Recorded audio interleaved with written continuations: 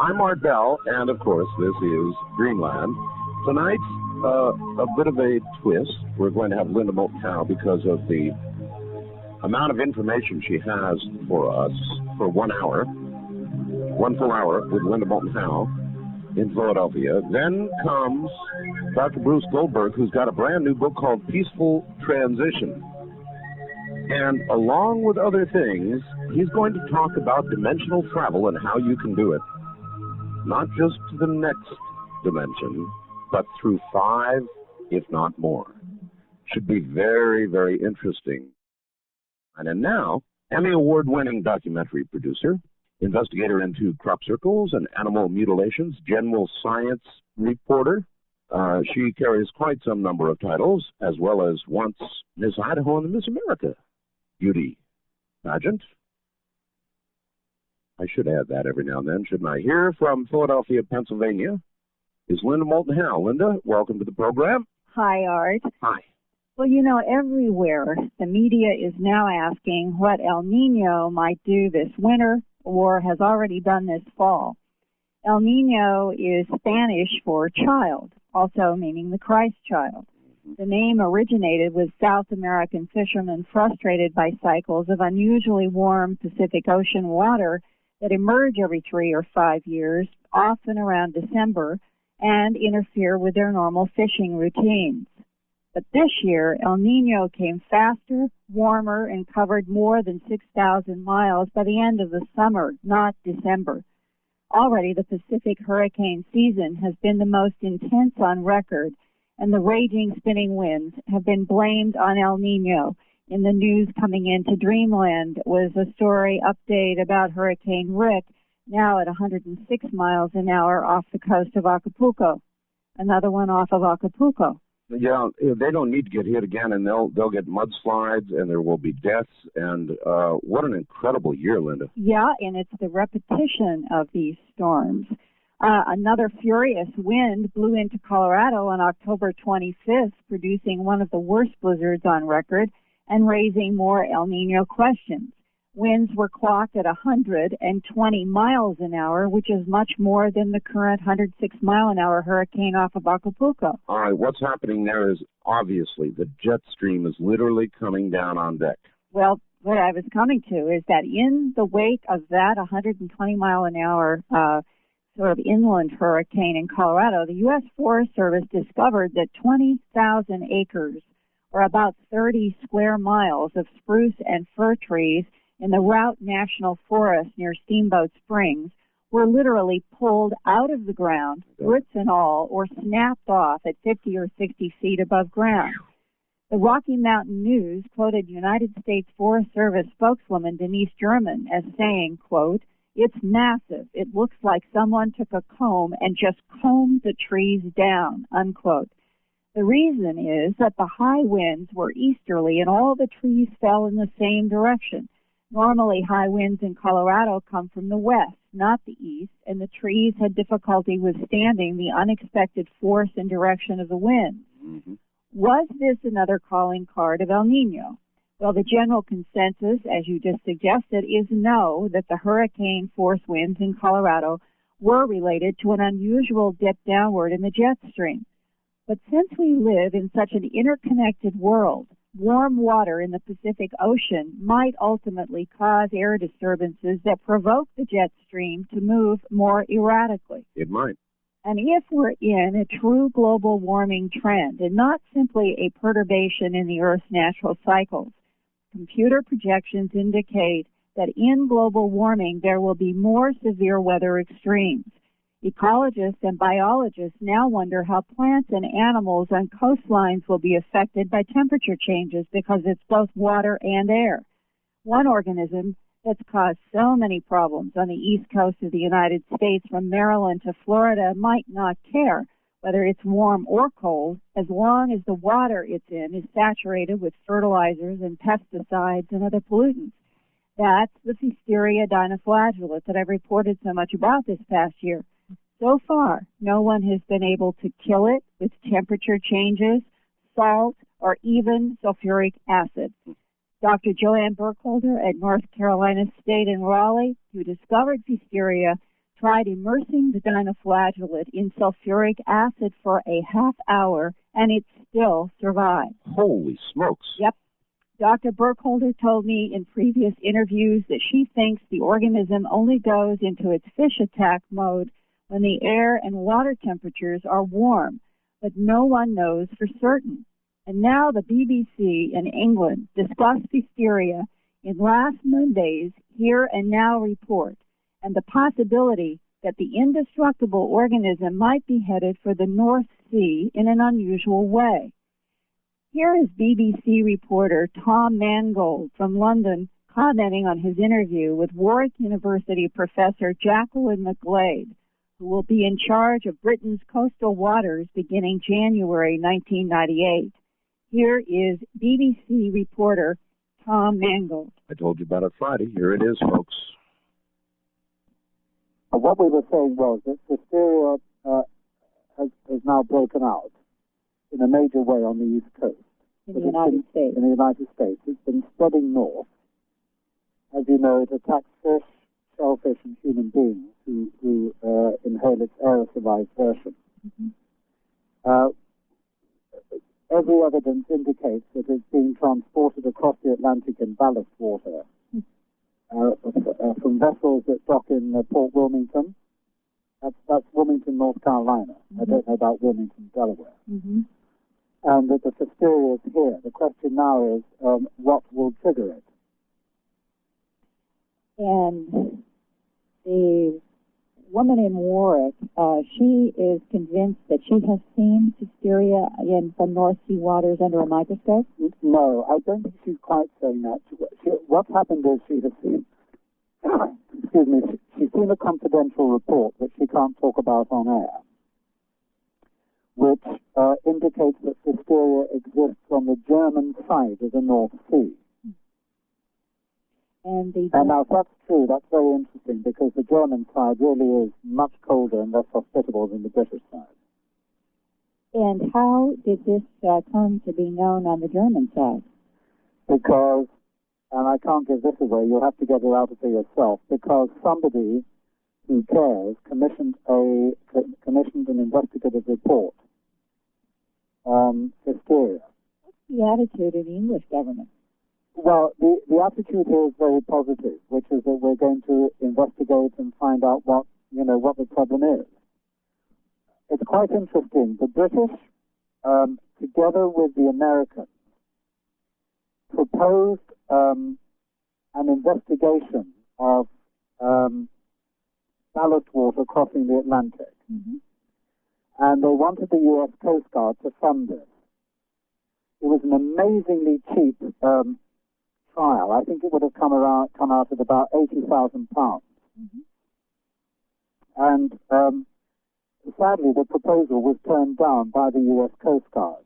Why? Well, I don't know. You'll have to ask them, really. But it would have been a clinical trial to establish how much Pfiesteria crosses the Atlantic, whether there's anything in the ballast water process that kills it. The answer is, I think they're almost certain there's nothing. Mm-hmm. And the extent of the danger, not only but the spread of Pfiesteria around the United States coastal shores. Because once you've established that these vessels are picking up Pfiesteria and dumping it in the other ports, then you can immediately begin action to stop them taking in ballast water in the estuarine waters. And in those areas of the United States that one could technically call infected areas, you could then say, fine, ballast water must be exchanged out at sea, where we know there are no Pfiesteria. Now, Art, I have talked with the producer of that particular program because the professor was out of town the last 3 days, so I was not able to talk with her directly. The producer of that Here and Now report told me tonight that he thought that she had found or isolated the cyst version of the Pfiesteria in some North Sea water, and I will report on that in a future program when I've been able to interview her directly. But this would be quite a step if, in fact, they have found the cyst version, because remember, Dr. Burkholder said that she felt that the cyst, we'll call it the stage, or there's 21 cycles in the stage that Pfiesteria can go into. And when it's in this cyst, it's almost like a little stone. And it can float, it can drop down into mud, and no one knows how long it can stay in that form before it hits the kind of nutrient-rich waters that seems to provoke it into action. So that is a story to follow up, as well as the Coast Guard. This seems to me like an extremely intelligent and legitimate research project to see if the ballast water in ships moving up and down the coast of the United States, where we know Pfiesteria has been and in and out of the Chesapeake Bay and North Carolina and so forth, and that these ships cross the Atlantic and they go into the North Sea, into England and to other places, and even go to Australia. Could ships be transporting the Pfiesteria around the world? And if so, will we see it begin to have outbreaks in other parts of this planet? That is what the professor in England now wants to study this coming year officially for the British government. Linda, I want to ask you two questions. Both are soliciting an opinion from you. The Pfiesteria thing is very scary. Is it possible, in your opinion, that Pfiesteria could ultimately, under the right conditions, infect, I'll use that word, the whole world's oceans? Could that happen? Well, see, so far, Dr. Burkholder in her research has said that she feels it is only in we'll call it an attack mode, when it's not this peaceful algae. The attack mode when it is in warm temperatures that are filled with nutrients that we would relate to pesticides and fertilizers. Now, in these other stages, if it floats, it could float literally through the oceans, I suppose, but no one has ever looked for it. And this is going to be the very first time in the North Sea and around the coast of England that anyone will actually look for the Pfiesteria dinoflagellate in whatever form, cyst form or other form. And this is a professor that I would like to follow up with when she is back. All right, I was trying to listen between the lines, and it was as though he couldn't quite tell us everything and was referring us to someone else. One place we don't want to see Pfiesteria is in the very warm El Niño heated waters in the west. That would not be a good place for it, particularly off the coast of Mexico, which regularly dumps a lot of stuff into the water. Well, one thing working in our favor is that even in the lab, when they had water that had Pfiesteria in it, if they took something and stirred that water up, the Pfiesteria seemed to back away from being, whether it was in its algae form or the amoeba form, and wanted to turn back into the cyst, as if agitated water itself may have some inhibiting effect on this dinoflagellate, and we are clearly working with something that is a mystery and unknown. But I think what's important about the BBC's focus in this program last week about ballast water, that even Australia had a real problem because Japanese ships in the last few years were transferring ballast water into Australian harbors, not purposely, but this happened, and they ended up with an organism in Australia that could only be found in Japan. And there was a Dr. Gustafson who did a tracking, trying to find out how this disease was getting into the waters in Australia, and there was only one way, in the ballast water of the Japanese ships leaving Japan. All right. Linda, one other question, an opinion question before the bottom of the hour. In view of the reports you've had tonight, would it be your opinion that we are undergoing a cyclical climate change, or that we are at the beginning point of a permanent climate change? I think we are in a very serious time of damage everywhere we look, and that scientists are not sure what's happening. And after the bottom of the hour, I'm coming back with an extremely important interview that I did Friday with a scientist in Georgia who is now so concerned that not only are we losing sea turtles and that there are the Pfiesteria problem, but that in the last 2 years there has been a rapid expansion of disease that is hurting coral and the coral reefs in Florida at a rapid rate. And this, in this interview with him, is the discussion of the bigger issues that I think are facing all of us. All right. Well, it's the $64 trillion question, and even that might underrate it. All right. It is the bottom of the hour. My guest this hour, with an expanded report, really, is Linda Moulton Howe from Philadelphia. Coming up at the top of the hour, or after the top of the hour, it's Dr. Bruce Goldberg, and we will travel dimensionally. I'm Art Bell. This is Dreamland. This is Dreamland with Art Bell. Now again, here's Art. Once again, here I am, an expanded report underway from Linda Moulton Howe. And I think one of the most important questions we face right now on Earth is we can all feel and see the changes. And the question is, are they a little hiccup?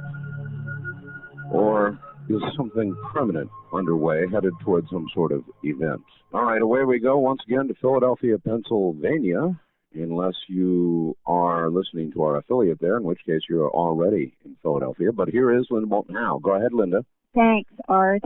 Well, Joanne Burkholder's discovery of Pfiesteria and her struggle to convince the North Carolina political system and the health system that there was a serious problem was a kind of David and Goliath story. And Robert De Niro's Tribeca Productions with New Line Cinema has now bought up the feature film rights to tell the story.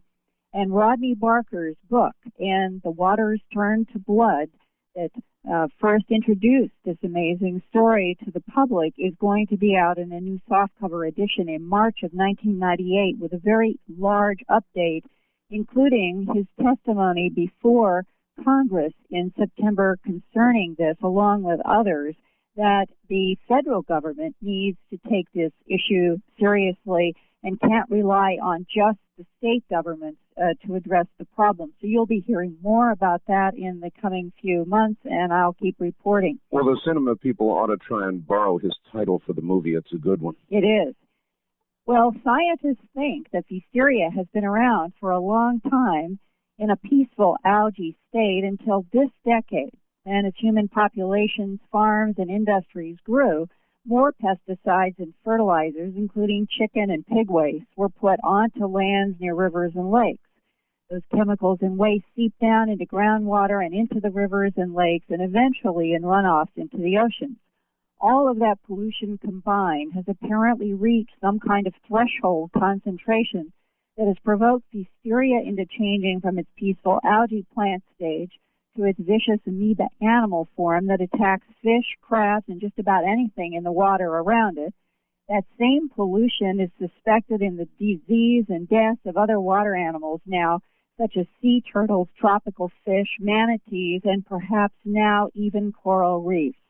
Dr. James W. Porter, professor of ecology and marine sciences at the University of Georgia in Athens, spoke this weekend at Wellesley and Smith Colleges in Boston about his research into rapidly spreading and mysterious diseases among coral reefs from Key Largo to Key West, Florida.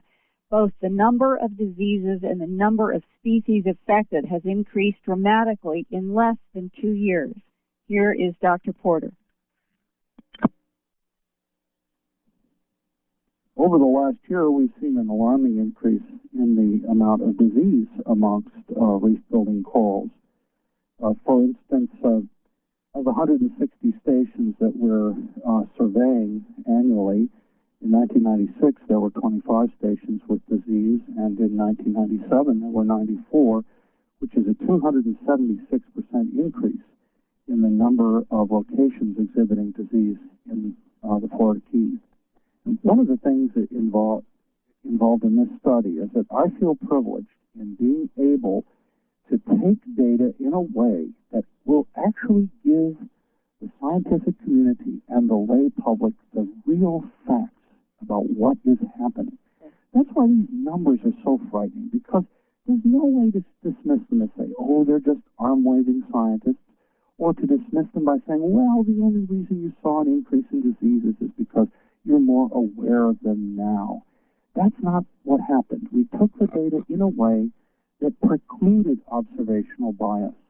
And after we did that, and after we worked so hard, those were the hard numbers that we came up with. Over a 270% increase in disease. And that's in the number of places exhibiting disease. You know, the numbers that I haven't given you yet are about the number of species exhibiting disease are equally frightening. In 1996, we were only finding 9 of 44 species exhibiting disease. But by 1997, there are 28 species of the 44 that we're monitoring. That's a 211% increase in the number of species exhibiting disease. So the disease is spreading and the number that it is affecting is increasing as well. Exactly. And we need to find out whether those increases are continuing, and if we possibly can, what the causes for those increases are. Is it possible that all the coral could be wiped out? That's very unlikely. Most natural populations of organisms contain at least some that are resistant to whatever diseases are coming through.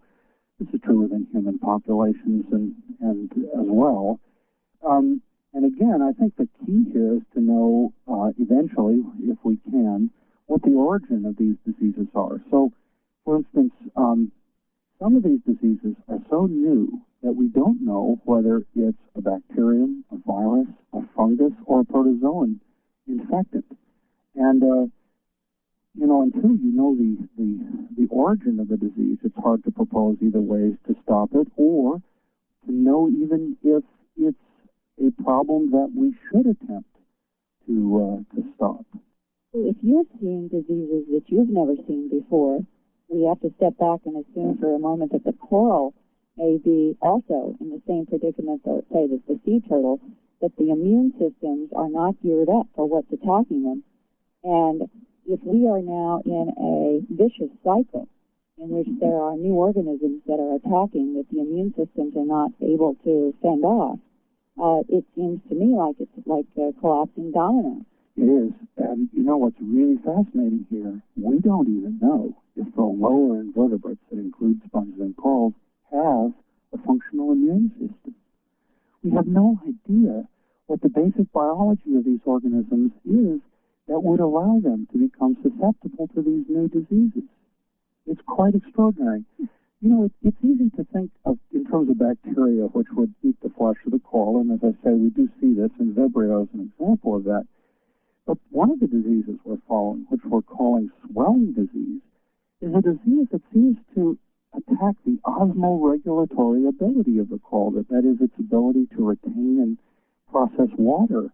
We don't know of any disease that does anything like this with vertebrates. We're dealing with new classes of problems, which we, as biologists, are unprepared to solve.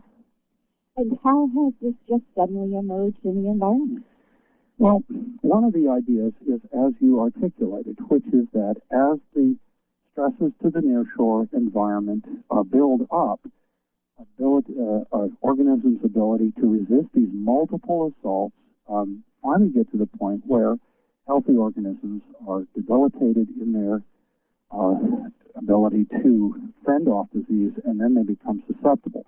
I'm not suggesting, of course, here that the diseases, these new diseases that we're seeing, are new to the planet. I think they've been here for a while, but they were in such low level that they've never been seen before. And now, all of a sudden, they're finding that environmental conditions favor their expression.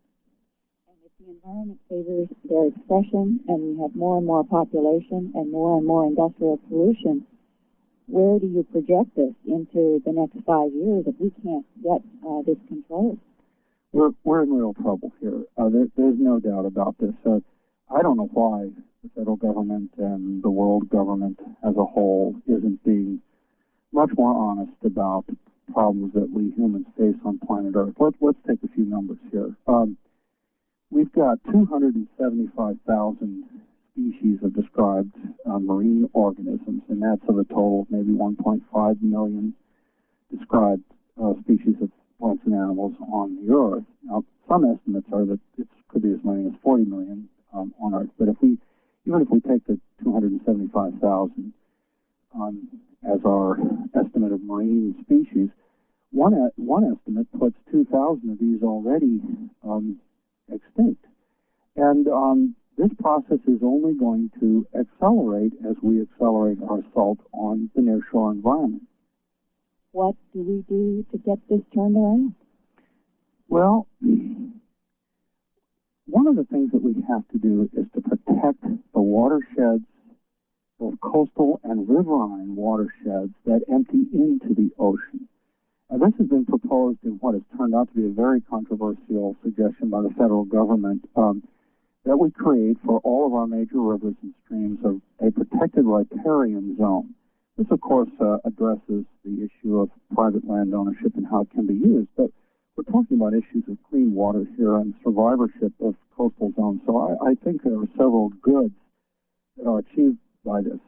I mean, we put guardrails on our highways. Why don't we put natural guardrails on our rivers? It's an excellent question to look at what happened in the state of North Carolina. They are still fighting the issue of even acknowledging that Pfiesteria exists and is a major problem.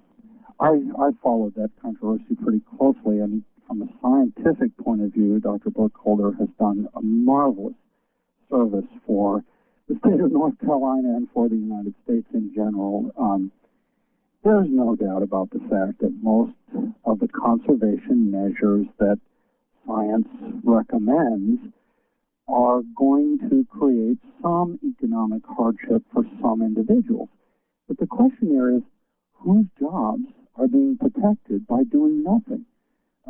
The fishermen in North Carolina particularly are amongst the most proactive in saying, these are estuaries where we have fished for generations.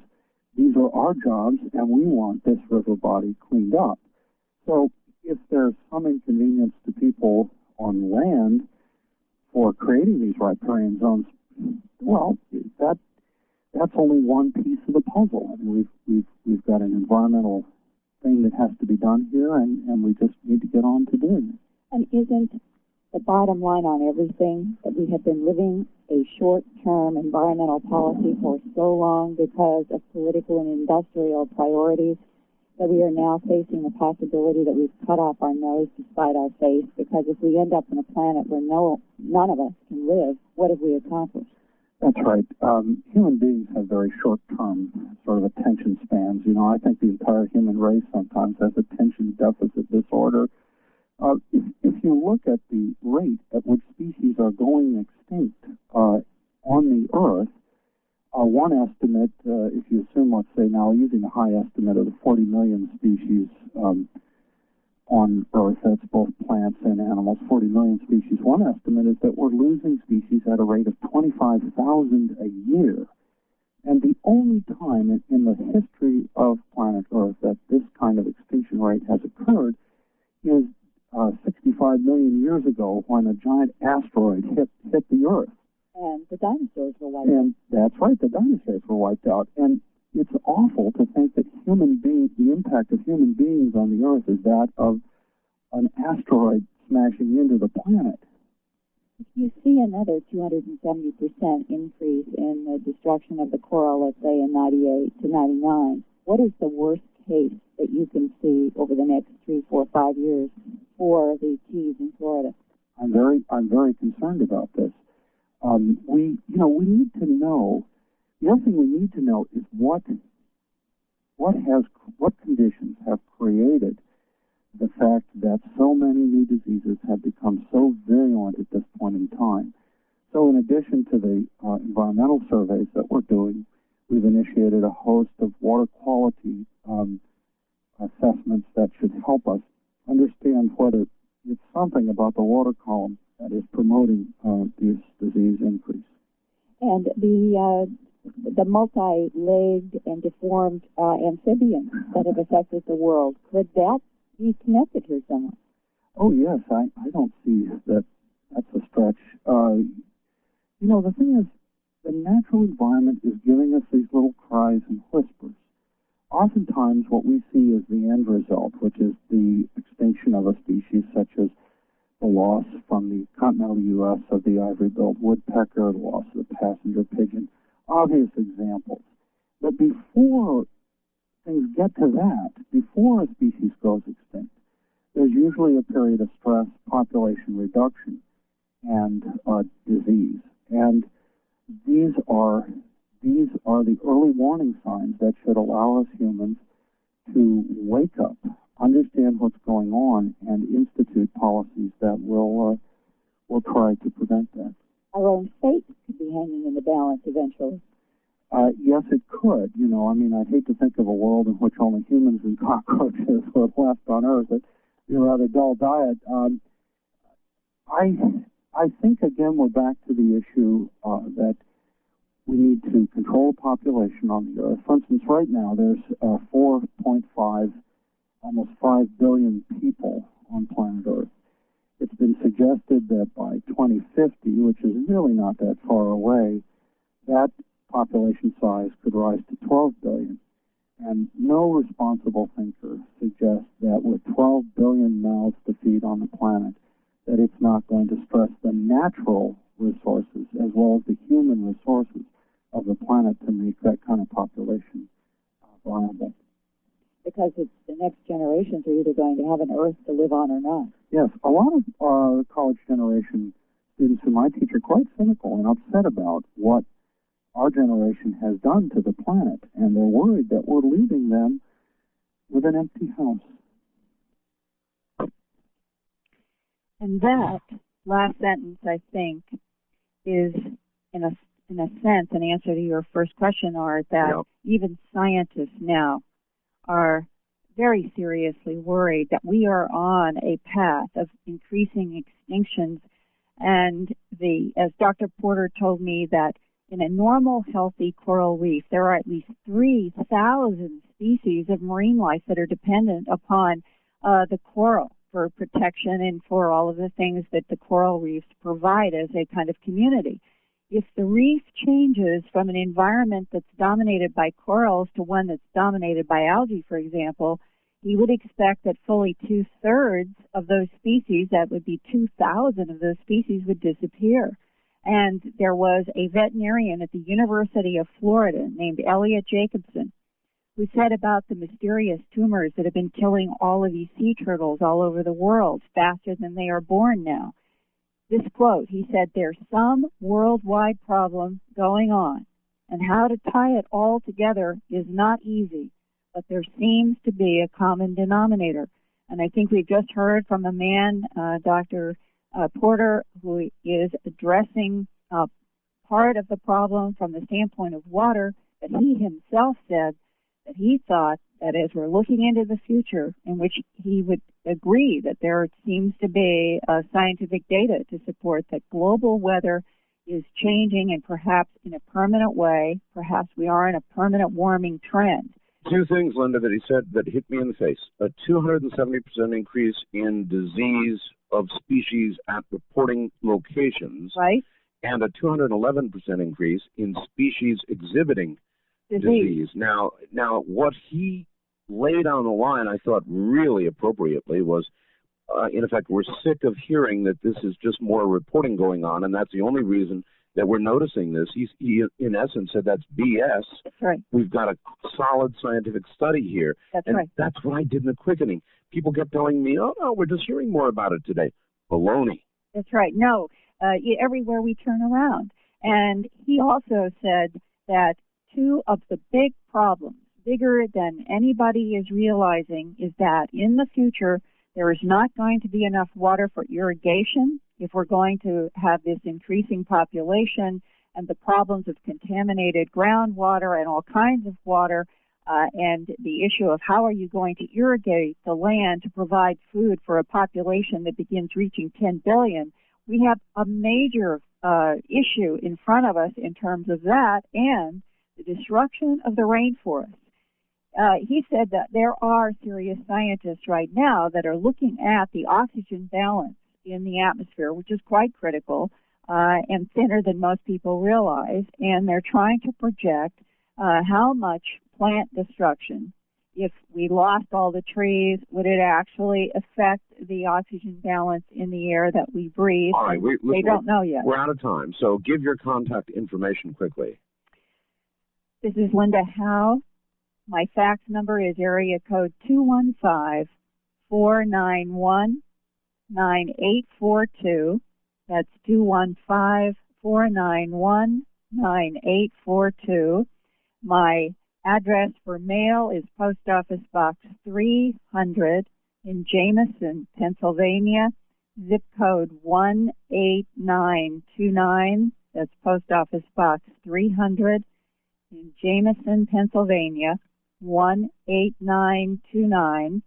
And for those of you interested in the books and documentaries that I have done on everything from crop circles to animal mutilations, there's a credit card number, 800-864-7991. That's 800-864-7991. And Art, thanks. I thought this was great to be able to share. This is only a percentage of some of the stories this week. Very, very, very important report, and we will develop the other stories that you and I both know about by next week. Linda, thank you. Thank you, Art. That's Linda Moulton Howe, and we'll be back with Dr. Bruce Goldberg in a moment. This is Dreamland with Art Bell. Now, here again is Art. Here again, I am. Good morning. Old habit, hard habit to break. Most of the shows are in the morning. This one's in the evening, morning in some places. Coming up in a moment, Dr. Bruce Goldberg, who has been a guest here on Dreamland before with regard to regression, because he's done around 11,000 of them. Hypnotic regression into past lives and future lives. He's got a new book called Peaceful Transition. We're going to be talking about dimensional travel. Dr. Goldberg tonight. That should be very interesting. Well, if the interview you heard that Linda Moulton Howe did with Dr. Porter didn't scare the pants off you, then you've got to be just about brain dead. The statistics are real. Now, the weather temporarily or permanently is changing. There's a big storm about to whack Acapulco yet again, a hurricane here in the west. And it's obvious the storms are going to begin in the west. As a matter of fact, the first major winter storm is approaching the west coast as we speak. All right, now Dr. Bruce Goldberg, who has been with us before and is back, is a clinical hypnotherapist. He has regressed 11,000 individual patients. He wrote the international bestseller Past Lives, Future Lives, as well as Soul Healing and the Search for Grace. He has a new book entitled Peaceful Transition, and it billboards that you never need fear death again. And the good doctor says we can travel dimensionally. Here he is from Southern California. Dr. Goldberg, welcome. Well, Art, it's a pleasure to reincarnate with you again. Indeed.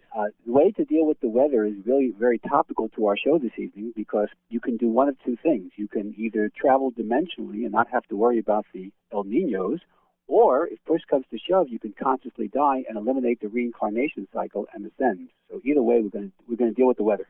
Very good. I suppose that's the fight or flight, is it? This would be the flight part of it. This would be what we call a big-time flight. This is dimensional flight.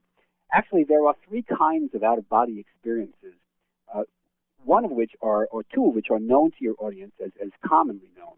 The first type, the one that gets the most publicity, would be, of course, the near-death experience.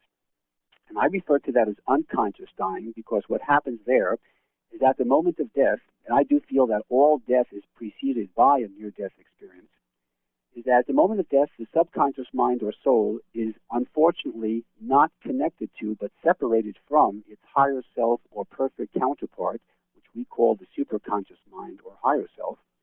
And therefore, it will go through a very traumatic process and have to reincarnate, and unfortunately not in necessarily the most spiritually evolved life. So near-death experiences are a form of unconscious dying. They are very peaceful, but they don't get you out of the karmic cycle. The second kind of out-of-body experience is what your listeners would be most familiar with, would be what we call the classic experiences. For example, all dreams. We dream for 3 hours a night, the REM cycle. Right. 3 hours a night of out-of-body experiences. That's been confirmed by everything from Krippner and Ulmer's work way back in the 50s and Maimonides all the way around the world. Then there's runner's hypnosis, people who do long-distance running. They feel the pain, and all of a sudden they lift out of their bodies. They'll flip out while they're running. Then there's the reverie states, prayer, religious services, etc. Drug-induced states. I don't recommend that one, of course, but that will do it. And then, of course, extreme stress. A lot of the old books you read about out-of-body experiences, the Muldoons and Oliver Foxes, etc., these were very ill people, sickly people who were constantly ill and therefore going out of the body. They were natural for that. However, you don't have to be ill to go out of the body. In fact, at least 80-85% of out-of-body experiences are with perfectly healthy people. Now, the third kind is the one that gets you out of the karmic cycle, and that's what peaceful transition is about, and that's called conscious dying, which is really the opposite of near-death experiences, because you can be trained to do this, where you can be trained to maintain a connection with the higher self, the superconscious mind, at the precise moment of death. And if you do that, I call that a conscious out-of-body experience, a COBE. And when you do that, you're merging with the white light. What the white light is the higher self. And when you do that, you can, as long as you're not too overly encumbered with karma, you can wipe the slate clean and then go on to what we call the soul plane, which is one dimension we'll be talking about tonight, and actually literally either ascend or stay around as a master or guide. All right, stay good and close to the phone for me. I want to ask a very basic question first. Sure. You're in essence saying it is possible with conscious dying to, in effect, short-circuit the otherwise karmic inevitability of endless reincarnations or many reincarnations for a karmic work-off. Is that about right? That's exactly what I'm saying. All right. Doctor, do you believe in God? Oh, I certainly do. You do? My work in regression and progression therapy has never been more empowering in reference to a monotheistic philosophy. Mm-hmm. How then, through some sort of human manipulation, even with the great mind that we have, can we in effect short-circuit what a creator apparently intended for us? Well, the Creator did not intend the karmic cycle. That's our problem. That's our free will. For example, the conscious dying technique I deal with is really, although I have my own paradigms and I've made it unique on certain levels and very what I call user-friendly, so anyone can do this, do this by tapes or by themselves. The scripts are all in the book about how to do this. This has been done since antiquity. We have the Tibetan Book of the Dead. We have the Egyptian Book of the Dead. We have the Christian masses, the Requiem masses, which really are conscious dying techniques. Yeah, but we've also got the Bible, and somewhere in it, it says we die but once. How do you react to that?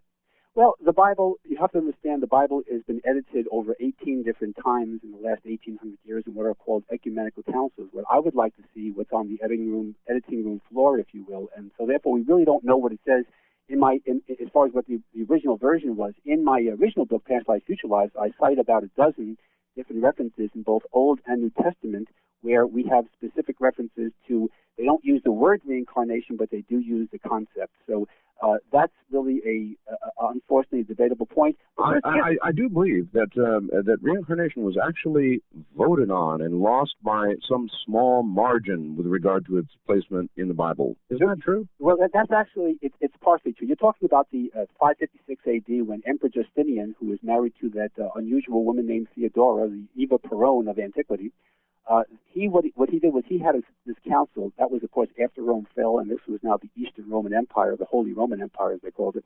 What happened was he had this vote of 186 to 6. Unfortunately, the only Western representatives in those days were the African bishops. So this was really what you call a stacked deck. The Pope at the time would not sign the anathemas, which was what he was talking about. He was imprisoned and eventually died because of that. So this was an emperor's viewpoint, not the Pope and not the Church per se. It was simply the act of one man for the Roman Empire.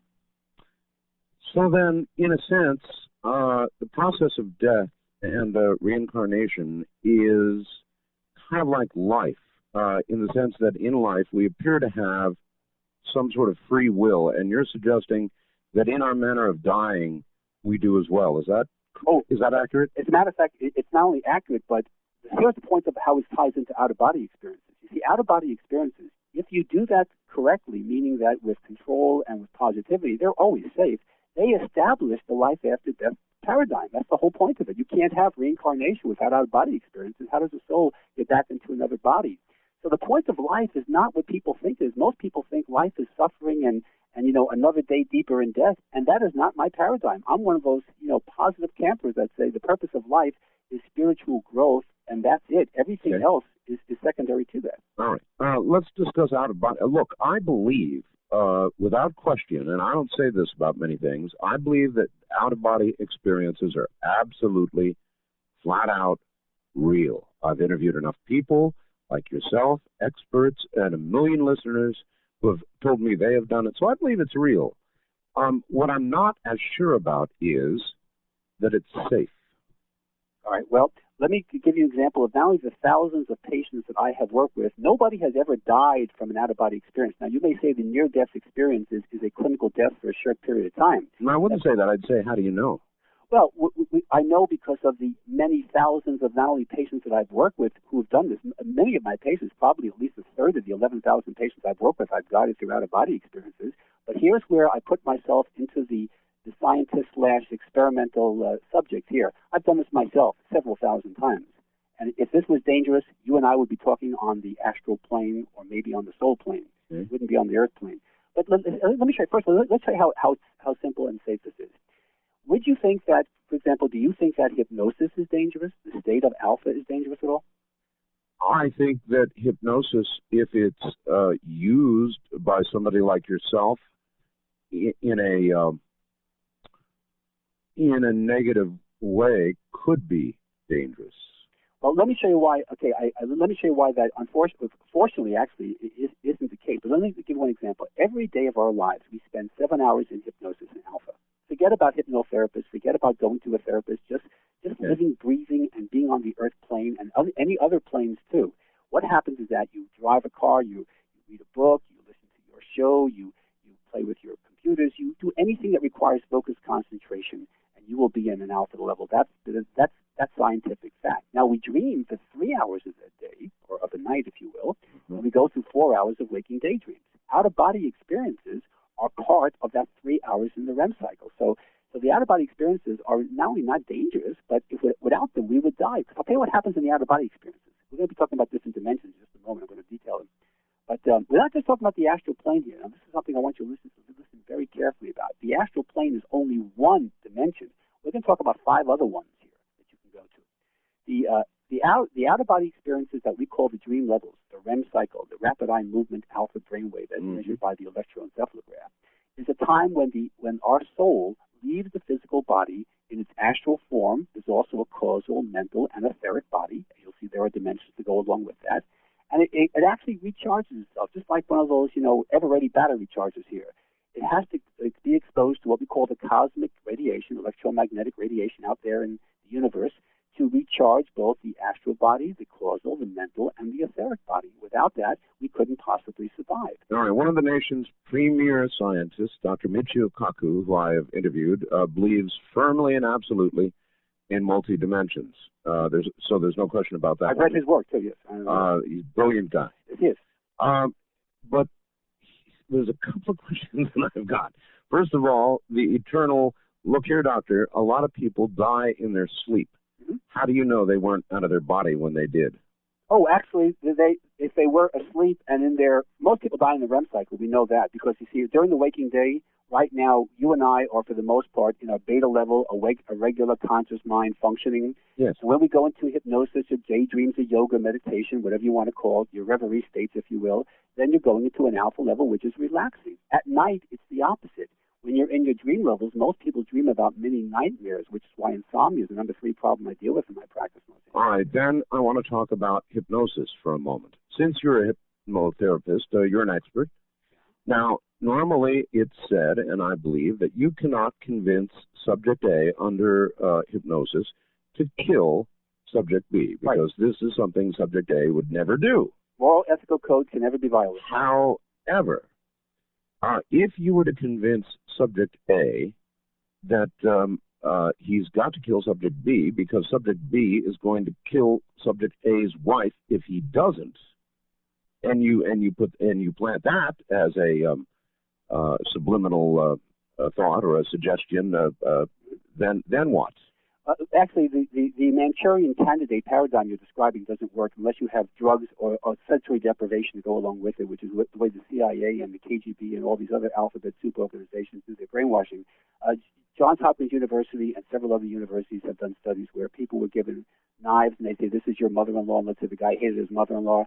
You really want it. She's ruined your marriage. She's ruined your life. She's emasculated you in front of your wife. And they still don't do it. You can't break the moral ethical code. The only way you can do that is with drugs, sodium pentothal or hallucinogenic drugs, and sensory deprivation, keeping them up all night for 3 or 4 weeks at a time. So in other words, it takes a whole combination of disciplines used in a wrong way. Everybody would buy every single commercial they've ever heard advertised. They would be bankrupt before they were 9 years old if there wasn't for that conscious mind proper defense mechanism as a screener here. So that's really what is the saving grace. But let's talk a little bit about these dimensions. Now, it's kind of interesting. You have people are familiar with the astral plane. Yes. What they may not be familiar with is the fact that there's 2 astral planes. Let's just for a second assume they're not. What? Give me the 101 on the astral plane. What is it? Astral plane is a dimension that we go to when we cross into spirit, clinically die. Your lost loved ones, including animals, by the way. Animals do go to the astral plane too. Oh, yes. Poltergeist and ghosts that people perceive, hopefully not the Amityville horror, but any kind of spirit manifestation they would see are really the astral entities, if you will, astral bodies. So the astral plane is what people would associate with. I call this astral voyaging. Just leaving the body at night in the dream levels and any of the experiences I mentioned. And a lot of the all of our psychic abilities, our psychic phenomena, telepathy, precognition, all these experiences of retrognition, all these things occur come from the astral plane. In fact, the astral plane has a museum up there. It's very interesting. I've been there myself, where you can actually, where all our inventors get their ideas, where the Edisons and the Da Vinci's and the great the Einsteins get their ideas from this astral museum, if you will. So the astral plane is the next step up the ladder, so to speak, from the physical plane. Okay. And then you said there are 2 levels of the astral plane. If you read about the old classic techniques, they talk about how a person would project or leave their body from the solar plexus region, the stomach region. Yes. If you don't do it because you're going to wind up in the lower astral plane. That's where demonics can hang out. That's where negative cartoon characters can hang out. It's not a fun place. It's like being in a biker's bar on a Friday night. It's not a fun place. Now, would you qualify that as scary but not dangerous, or do you want to back away from your earlier position and say you go there and there could be some danger? No, there's no danger. It's just a question of it's like having bad pizza. It's just you're just going to have you're not going to like the experience. You're going to have a nightmare. Most people have many nightmares when they sleep anyway. That's why people wake up with all due respect more neurotic than when they went to bed. I mean, what is demonic possession then, Doctor? Well, demonics are interesting. There is no devil per se, but there are demonics. Demonics are entities that have been around for, we think, about 15 billion years, give or take, and they just hang out there. They've never had a human form. Their purpose is to take over the earth and destroy the human race, but they can't do it. And we don't know why they can't. Is it God? Fine. But the point is that there are demonics out there who are really nasty creatures. They really don't do anything to us if you're protected. And all the techniques that I recommend, I use a white light protection. So you never have to worry about being possessed. You'll never be possessed by doing an out-of-body experience technique. In fact, the amount of possession cases that have actually been recorded in history, you could be in one hand and hold a whopper at the same time. They're very few and far between. Well, that of course might be true if you just look at those confirmed by the church. But if you try and imagine that a lot of people in mental institutions right now diagnosed as schizophrenic, not all of them by percentage may in fact be schizophrenic. There may be cases, and a lot of people think there are, in those institutions of demonic possession. I would say parallel universes, being trapped between parallel universes, explains most of these schizophrenics that aren't purely biochemical, and so would Fred Alan Wolf, the quantum physicist, and several others. So I would go along with that rather than demonic. If they were demonic, they would be spilling out split pea soup, and you'd hear some really nasty things happening.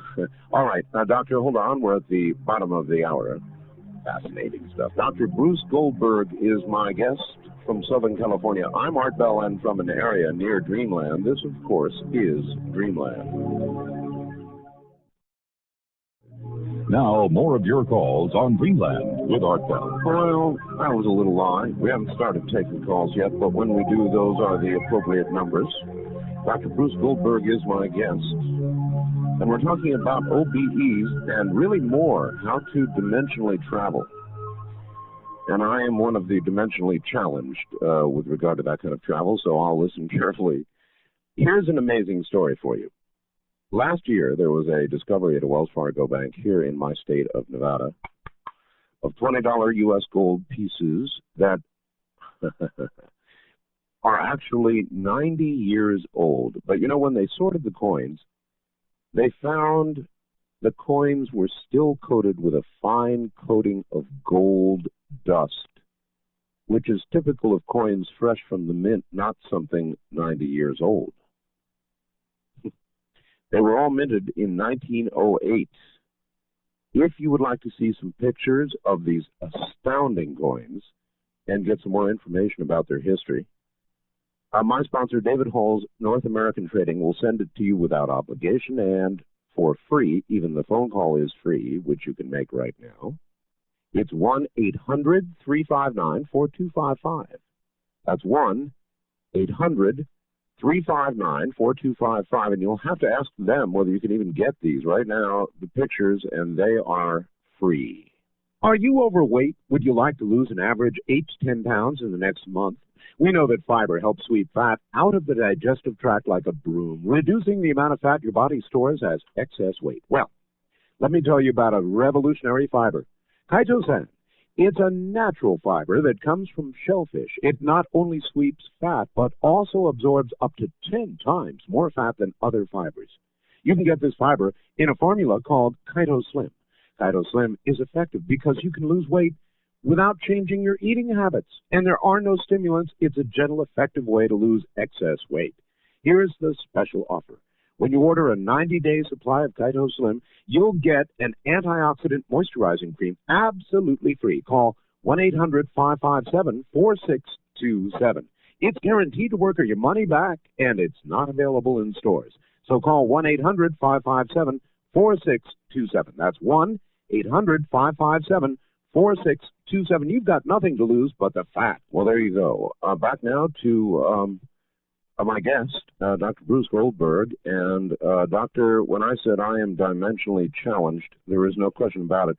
I've been scared to death of OBEs for a long time. I just can't make the leap. I can't make the jump. And I've been close. Well, I did send you one of my advanced out-of-body experience techniques. I know, I've got it. And I'm trying to motivate you to do this is the whole point of out-of-body experiences. Fear is the F word in spiritual growth. When you have fear, you eliminate your ability to grow. By the way, just for the paradigm, just so we understand what's going on here, there are 13 dimensions, or planes, as I call them. Mm-hmm. The Earth plane is, and this is important when you listen to the sounds that are characteristic of these planes, you'll see a very important weather analogy here. The Earth plane is characterized by the sound of thunder metaphysically. And it's a plane of, we call it the illusions of reality, the plane of space, time, matter, and energy. So this is the Earth or physical plane, the five senses, if you will. The astral plane that we were just discussing has a lower, what people would call the bardo state, the purgatory, if you will. Some people may refer to that as the hell state, the Swedenborg mystics of the 18th century and others. And then there's the lower astral plane, by the way, is a misty or foggy environment. You feel confused and bewildered when you go there. And there's a presence of very bizarre creatures. We've talked about demonics, but they're rare. Mm-hmm. It's just a bunch of cartoon creatures that you don't want to run into. The upper astral plane is the opposite. It's you feel very alert, very secure, peaceful, and happy. It's the Earth-like, beautiful environment with human inhabitants, and your telepathic, clairvoyant, and other precognitive abilities are maximized on the upper astral plane, which is what Swedenborg would have called the heaven, if you will. Then as you go beyond the astral plane, and by the way, the astral plane is characterized by the roar of the sea as its sound. The causal plane is the sound, or the sound of that is the tinkling of bells, and the causal plane is where our Akashic records are kept. These are the records and memories of all past, present, and future lives, and even parallel lives, and they're kept on what we call electromagnetic computer cards. They're not physical items, they're actual energy, and you have a choice of either reading them, if you will, when you go there, or actually having them appear as a hologram. And you'll see that hologram analogy is going to be discussed a little bit later on. We talk about time travel. That's how they communicate with us. So the causal plane is really the way where our Akashic records are stored, but you can access the Akashic records on what we call learning temples on any of the dimensions, including the earth plane. The next plane above the causal plane is what we call the mental plane. This is where a lot of the masters, the Jesuses, the Buddhas, etc., would hang out, so to speak. And when they were on the earth plane, they would go there and spend most of their time recharging. This is where the gods of most Orthodox religions are supposed to be located. This is the source of our moral teachings, ethics, and philosophy. Now, what's interesting is about how do you know you're on the mental plane, other than the sound of running water, which is its characteristic sound. You're floating around the mental plane, or a plane, and you look down and you see blue highways.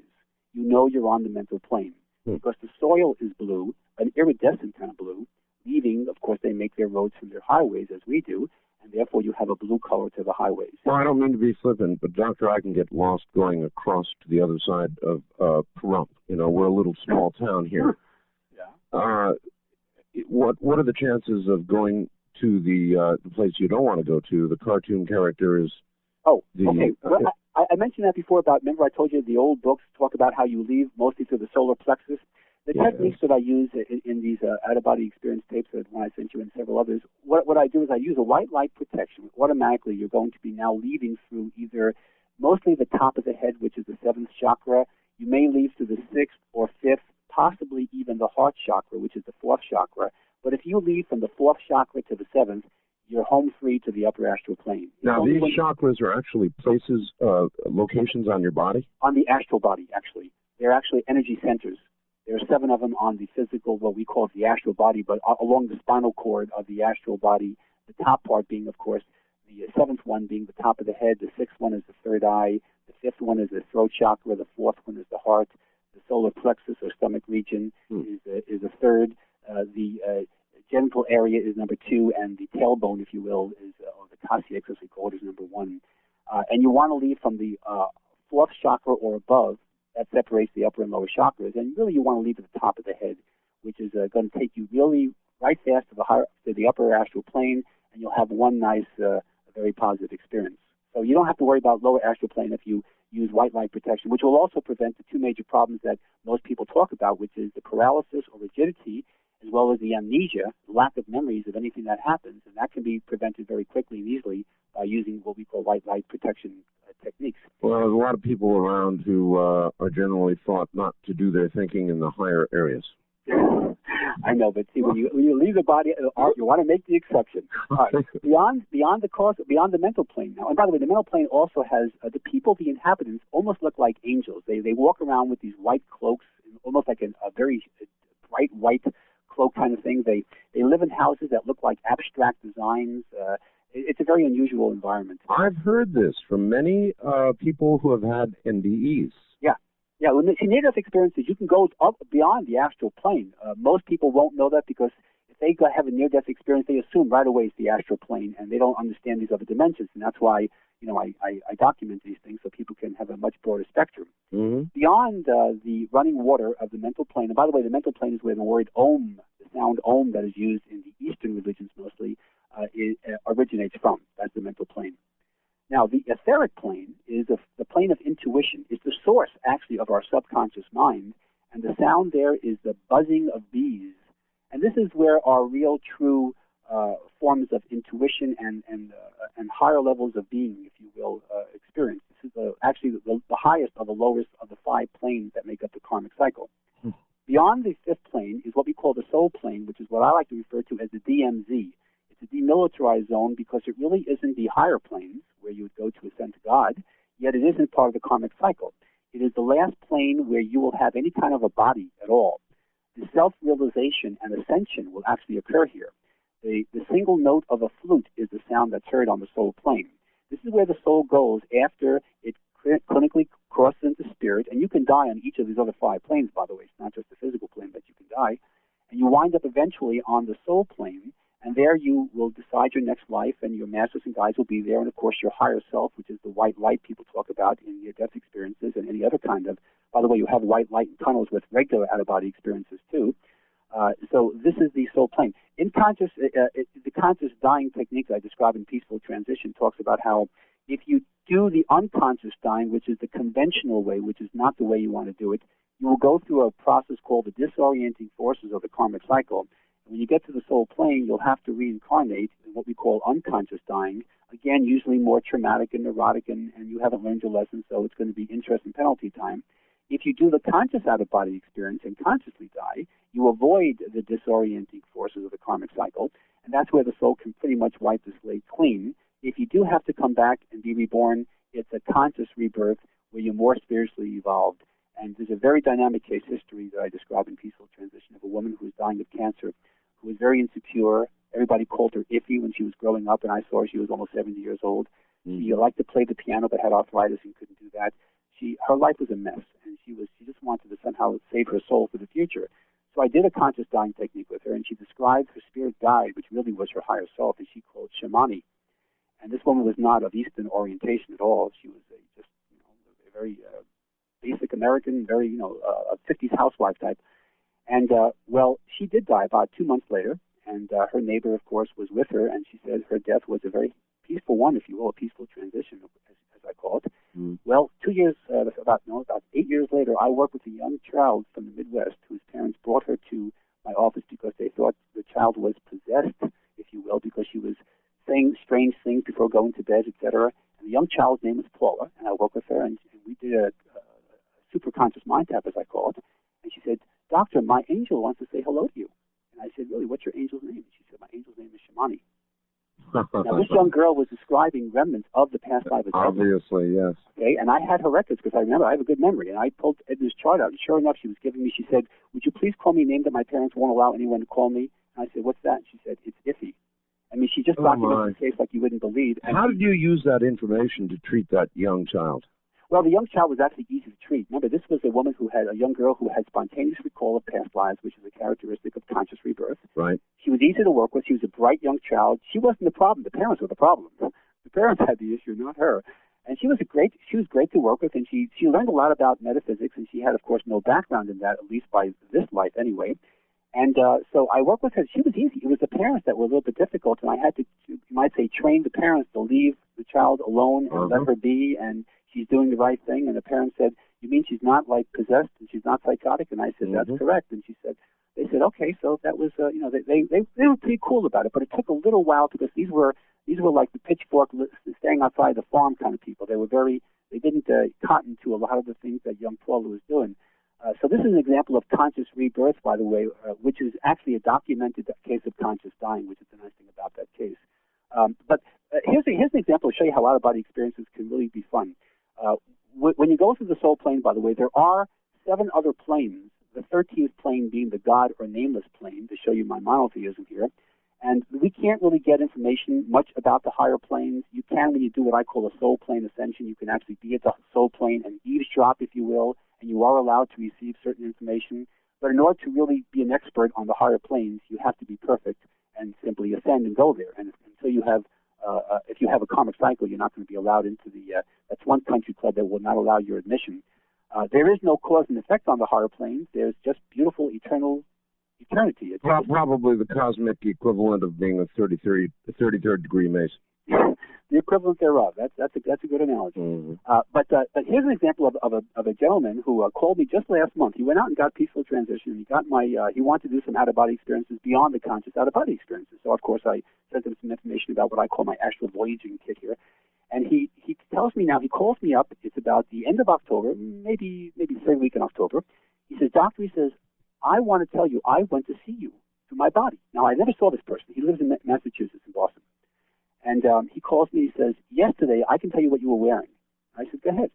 He said, "You were wearing a dark blue short-sleeve turtleneck shirt with gray, like a light kind of gray trousers, and you were treating a blonde petite woman wearing a light purple outfit," which is exactly true.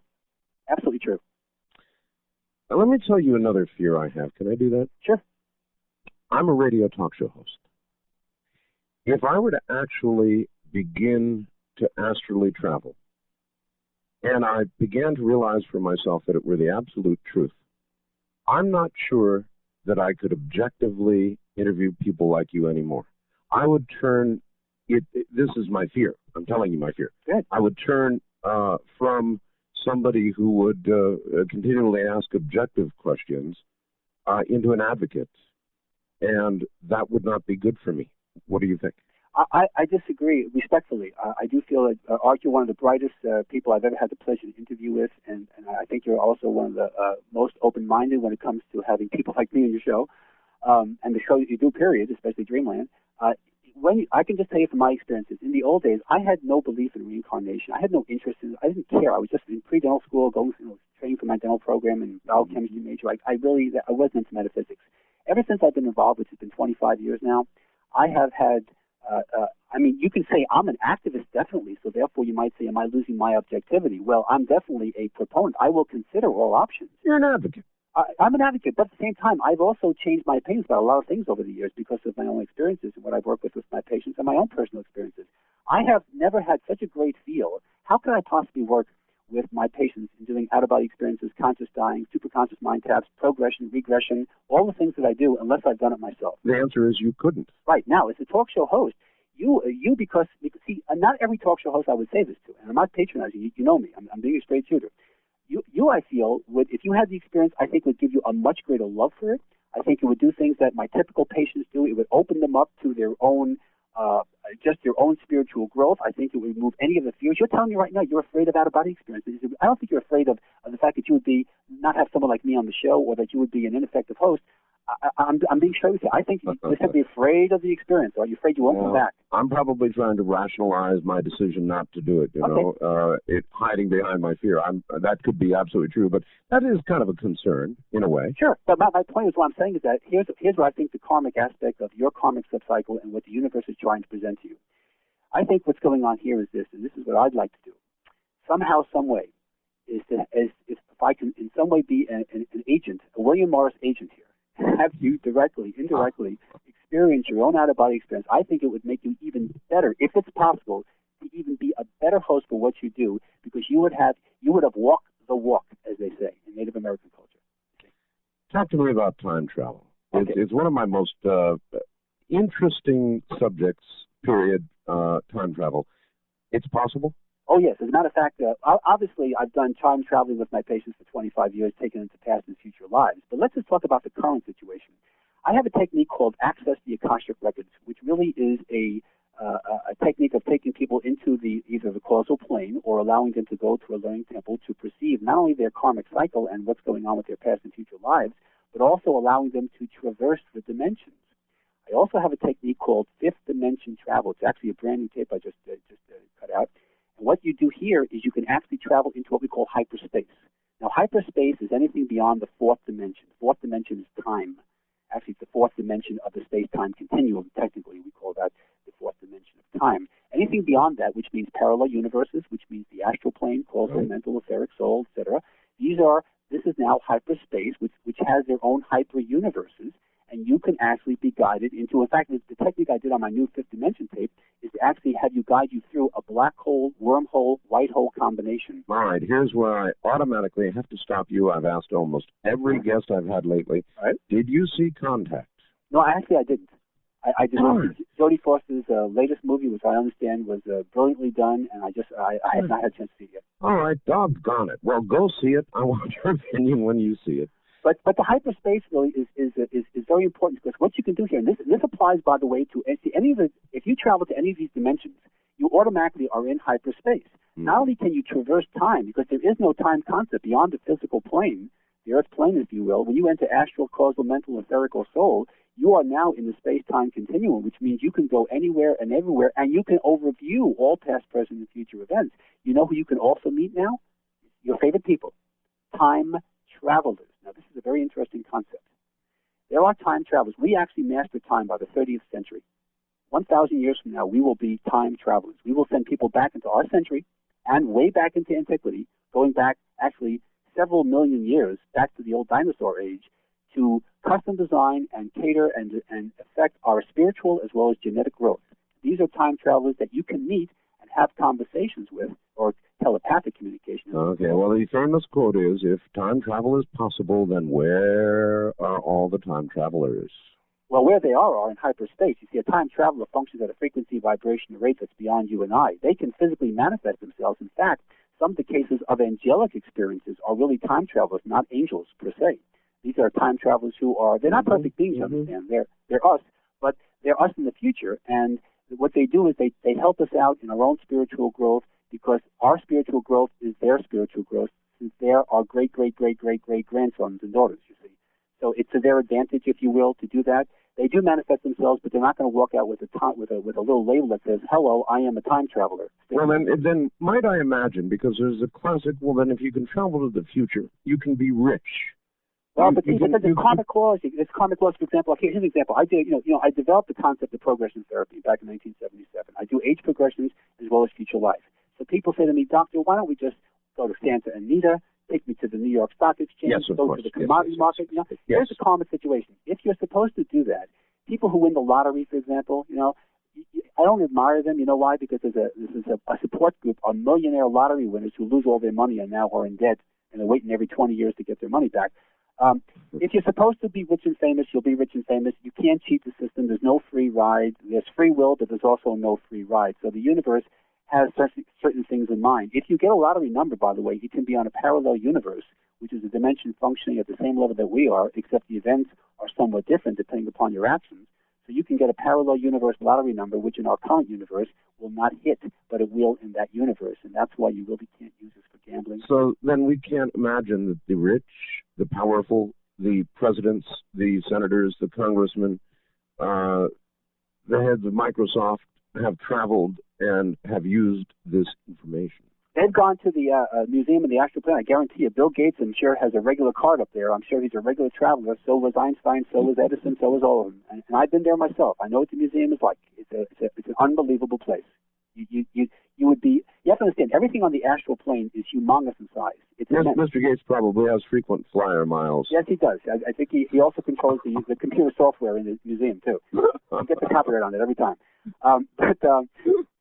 But my point is, the museum up there is, every building looks like a cathedral. In fact, our cathedrals, the medieval cathedrals that were built back in the Middle Ages, were really from the astral plane. In fact, a lot of things that we do today are really from the astral plane. The astral plane is the origin. All right, we're at the top of the hour, and when we get back, I want to ask you about altered states, which, of course, is what we're talking about here, and how to reach them, and whether or many other ways can be used to achieve them as well. Various chants. I could name many others, or one you might even make up, that would enable you to enter an altered state and begin to travel into these various universes. I guess universes, right? From an area near Dreamland, Area 51, this is Dreamland.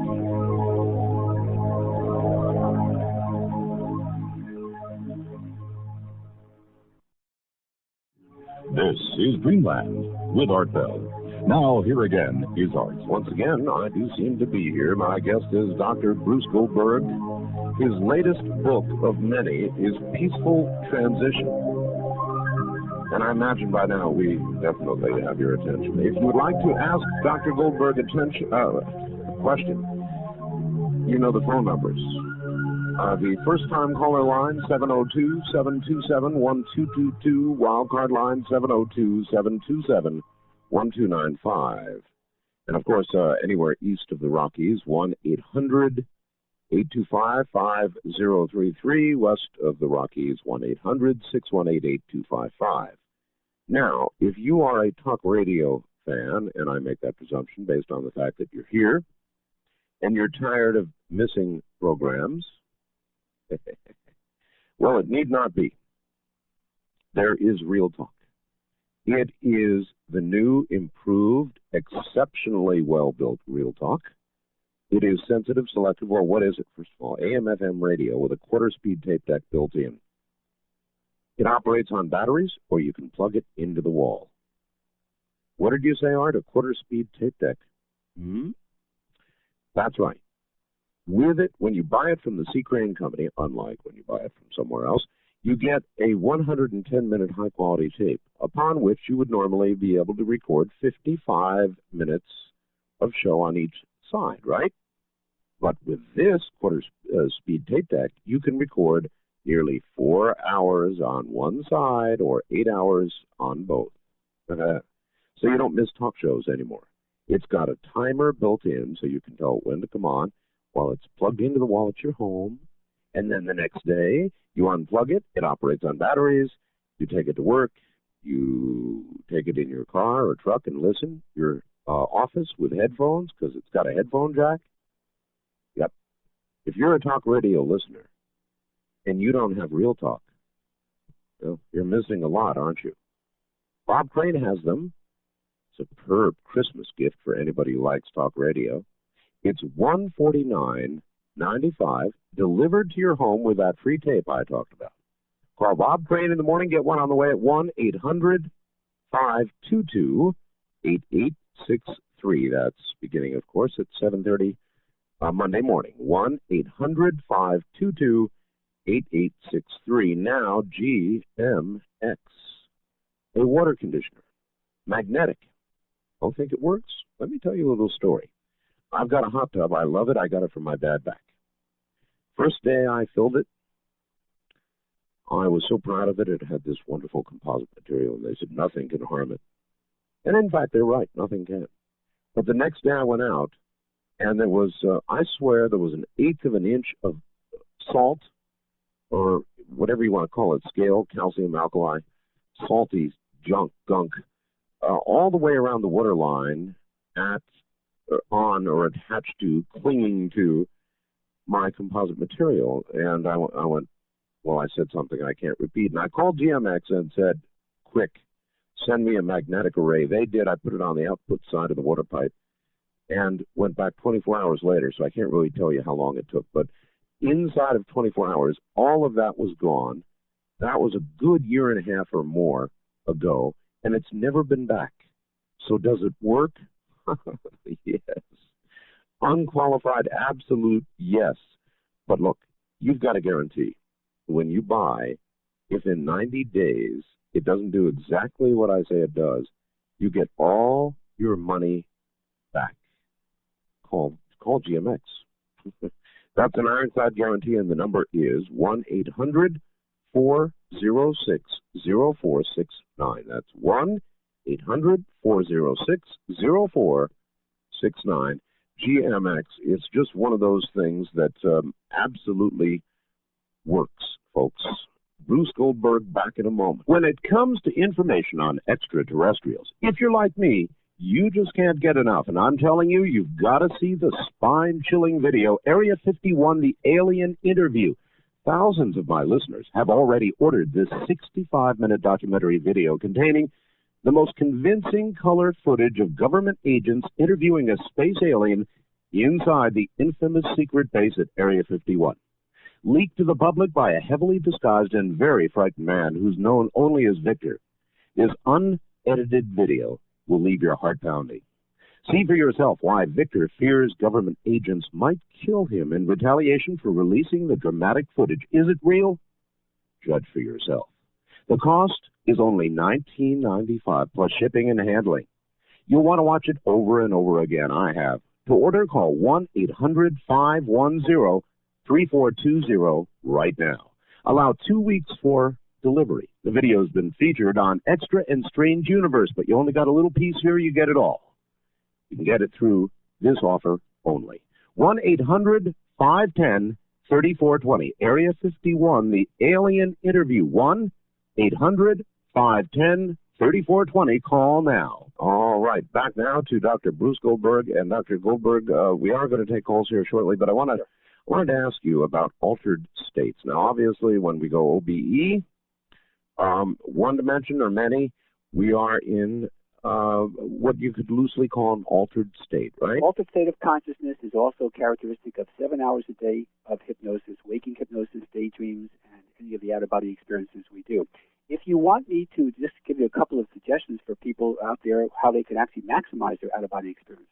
Sure, but I've got a specific question I want to ask first. Yeah, sure. And I began to develop it as we went into the news, and that is, you mentioned in the East they will use a Om. Yes. In other religions, there are chants, Aichur and Shoshu, Sokutai, Namyo Horenge. Would any chant that you would develop, any chant that you would make up and continually chant to attempt to reach an altered state of consciousness serve? Well, it would serve the person if it meant something to them. I don't think I don't think an Orthodox Jew would relate to a Christian or Buddhist chant. You see, you have to custom design your own chant. That was the question. Yeah, sure. It's a matter of simply what you relate to. Basically, if you're trying to do out-of-body experiences, the first thing you'd want to do is cut down on any food intake or even fast prior to your out-of-body experience attempt. You do not want to eat anything just prior to the actual attempt to leave the body. Really? Yeah. You want to eat, when you do eat that day, by the way, it's preferable to eat fruits and vegetables and avoiding meat at all costs. You also want to refrain from eating nuts of any kind, and especially peanuts, even though peanuts are actually on the pea family, but they do interfere with the out-of-body experience. Really? Yeah. They just cause digestive issues, and your body is too much focusing on that. However, there are some other things you can eat which are helpful. Carrots, liquids of all kinds will aid the out-of-body experience, and interestingly enough, raw eggs. So maybe Rocky does very well with the out-of-body experience. You want to completely abstain, absolutely, at all costs, from alcohol, tobacco, and recreational drugs. Absolutely. Really? Yes. You're only going to interfere with it, and you're not going to do your spiritual growth any good by doing that. Warm weather very much favors astral voyaging. That's why the summertime people do this a lot. And if you're doing it at any time of the year, keep your room a few degrees above room temperature. It's good advice for any hypnotic level, but definitely for out-of-body experiences. Never attempt astral projection during a thunderstorm. It's not dangerous because the thunderstorm is the sound of the earth plane. You're sort of like making it impossible to leave the body because you're going to be stuck here with that sound identifying you with the earth plane or the physical plane. All right, here's a skeptic.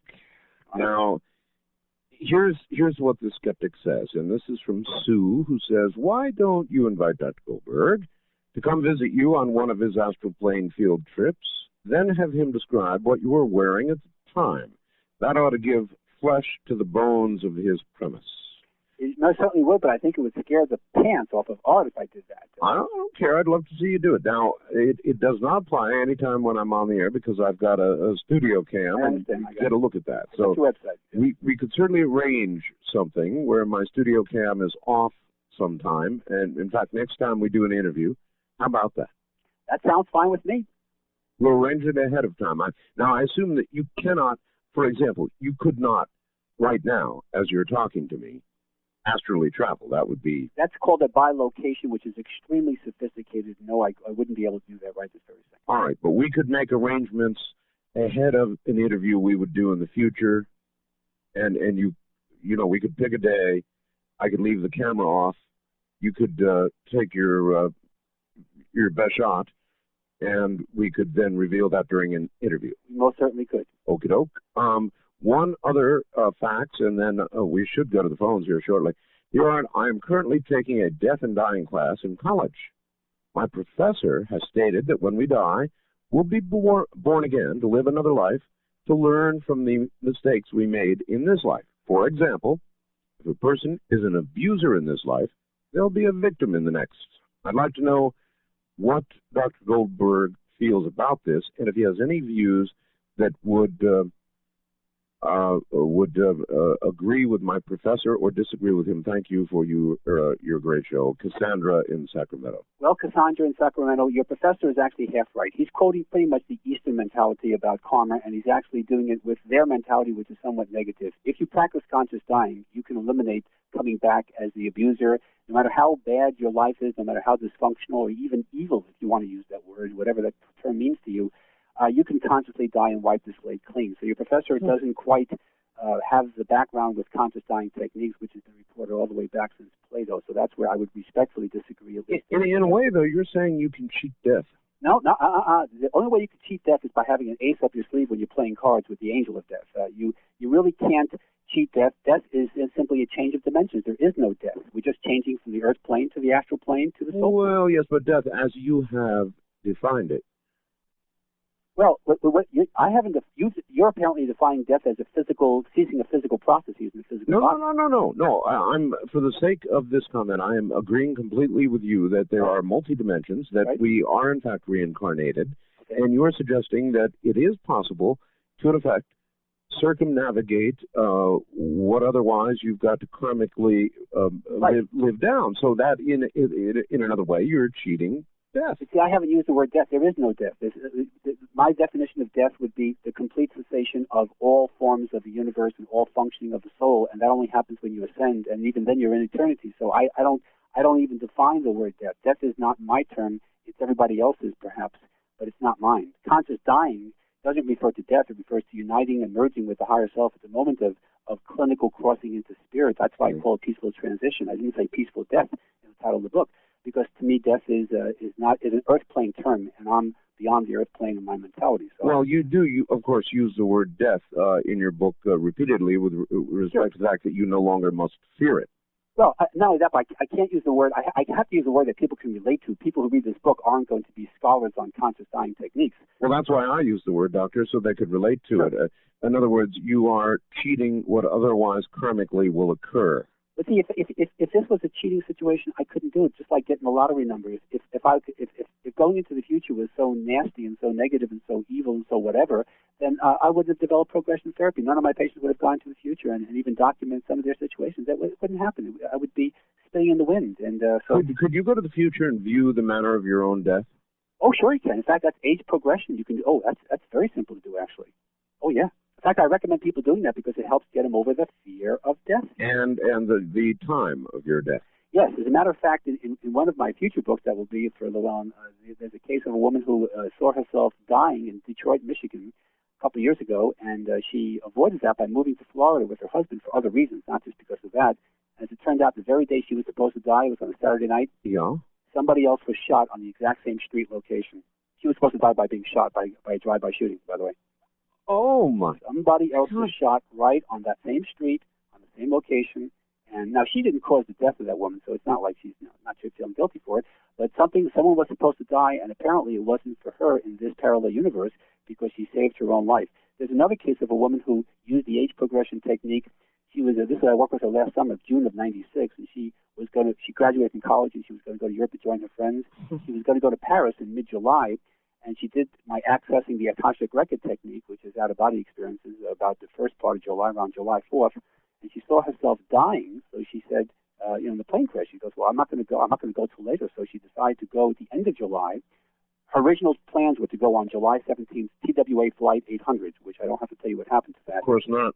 230 people died, and she would have been 231, but she didn't because she was able to avoid and save her own life. So it's an interesting technique. Doctor, how does saving your own skin in this manner vary from the apparent karmic no-no of using information on the stock market or the lottery or whatever else? Because if the woman in Detroit, for example, or the woman from New York City, one who saved her life in the TW accident, if they were supposed to die and they somehow cheated death, they would die anyway. When your number is up, that's why I have no fear of death. When my number is up, and it's not going to be up for a long time, then your number is up, and it's not a question of number being up. You're simply going to change into another dimension, and just like wearing a new suit. No, but you just in essence told us you can change the numbers. In other words, you gave us, in fact, an example. Right, but you can't become immortal. I don't have immortality as a technique. Right. At least on the earth plane. The soul is immortal, of course, but where our human body is going to fertilize somebody's lawn eventually, no matter what you do, no matter how you slice it. I mean, but let me just complete a few thoughts so we can go to the calls. Sure. See, some of the other techniques or some of the other recommendations for maximizing the out-of-body experiences is, in addition to having the warm room that I mentioned so that you can keep yourself, maximize the experiences, you want to wear loose clothing or none at all. Go bare. Make your initial attempts in complete darkness or very dim light. You don't want to have glaring lights on. Make sure there is dead silence, and do this alone. This is not a party. Do this absolutely alone. You'll be much better off and maximize your attention here. Time your trials late at night, right before going to bed normally. And in my, by the way, I have an Astral travel workbook which gives about a dozen techniques. I sent you a copy of. Many of those early ones are for right before going to bed because it's a natural experience and it's a lot easier for people to do that. And they can do lucid dreaming techniques, and then I advance them on to some other things too, so they can go beyond that. And basically, those are the simple techniques that will help you to do this very nicely, and always get yourself into a comfortable position. Here's another little cute little thing. Never lie on your left side, ever. always lie on your right side if you don't want to lie on your back or your stomach. Now, the reason for that is nobody knows. It goes back to the ancient Egyptians. It goes back to the shamans. For some reason, the left side is a no-no for metaphysical experiences. Really? Yeah, really, absolutely. There's actual, it's interesting. In a book, a new book I'm doing. It's about, deals with Egypt. It actually deals with time travel too. It'll be out next July, called Time Travelers from Our Future. And in this book, I show a picture that was in the Egyptian Book of the Dead of Osiris, and you can't see his left hand. He's doing an out-of-body experience. It's called the 37-degree technique. And you can't see his left hand because the Egyptians, in their mystery school mentality of never give people the real truth, always hide it because we want to keep our secrets. That's why they call it the mystery school. And you can't see his left hand. The left side, for some reason, was just a metaphysical no-no. It was like using thunder. It's like trying to do an out-of-body experience in a thunderstorm. The thunder will keep you down because it symbolizes the earth plane. You just don't do it. Doctor, they never found bodies in the pyramids. I know, because they were not tombs. They were actually. What do you think the pyramids? Oh, I absolutely know, and I'm not trying to be arrogant about it. An absolute answer. Absolute answer. What they were actual ascension vehicles for shooting the soul of the pharaoh to join Osiris in the Syrian system up there, and Isis in the equivalent in the Orient Belt. They were simply a way of, literally like a cannon, to shoot their soul directly at. I'm sure you're familiar with John Anthony West's work and Graham Hancock's and the Orient Belt and the Three Pyramids. You bet I am. Listen, Doctor, I got to lie on the sarcophagus in the Great Pyramid. Oh, God. Just a couple of months ago. It was the most incredible experience of my whole life. And I have yet to find all the words to be able to even just try and describe to my audience what I felt. There are not yet words for it. I'm going to keep trying to come up with them. But that's an amazing, amazing place. Well, not only that, but there are no hieroglyphics in the Great Pyramid either. And, right. And all the burial tombs, if you look at the Chakras and all the other Egyptian pharaohs prior to Chephren, by the way, didn't build the pyramids, at least not those anyway. They all have hieroglyphics. By the way, do you know when the three pyramids were built? At least they were initially started? Great argument about that, but 10,450 BC. Well, okay. They weren't complete. They were completed in 2500 BC under Chephren. I'll grant you that, but they were started actually, and that I would deal with they were actually under the supervision of both extraterrestrials and time travelers. The pharaohs really had nothing to do with the building of the pyramid. All right. There's a lot of people on the line. Let's see if we can field a question, too, before the bottom of the hour. First-time caller line, you're on the air with Dr. Bruce Goldberg. Hello? Hi. Hi, where are you? I'm in Winnipeg right now. I beg your pardon? Calling from Winnipeg, Manitoba. Oh, Manitoba. All right. I'd just like to ask him a few questions on astral traveling. Fire away. From an early age of 2 years old, my first conscious memories were actually being out of the body, I'd actually see myself. Right. From where I've been positioned. Okay. But throughout my life, I've been experiencing a lot of spiritual things too. Mm-hmm. I've had spirits visit me and take me places and show me things and help me with the solutions for these things.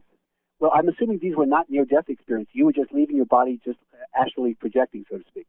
Yes. Okay. Now, between the ages of 2 and 5, are you familiar with the work of Professor Ian Stevenson from the University of Virginia? No, but I could be. Right. Well, he wrote a book called 20 Cases Suggestive Reincarnation back in the early 60s. He reports how he would have spontaneous recall of children who would not use hypnosis about their past lives between the ages of about 2.5 and 5. When you were 2 years old, and up until about the age of 5, sometimes 6, you are at your most psychic level. That's before the society tends to get to you with guilt and all the usual things that people do when they enter first grade. So that time you were just simply, the soul leaves the body a lot as a child. You can be out of the body 14, 15, 16 hours a day. Not uncommon. So you were doing your own natural out-of-body experiences. And it sounds like you have a lot of natural abilities because you're talking about these spiritual experiences. It sounds like you are a natural for this. So I would recommend, in fact, this is for your listeners too, Art. If they write to my office, I will send all of your listeners who write a sample of one of my out-of-body experience simple self-hypnosis exercises, and I'd love to send you one.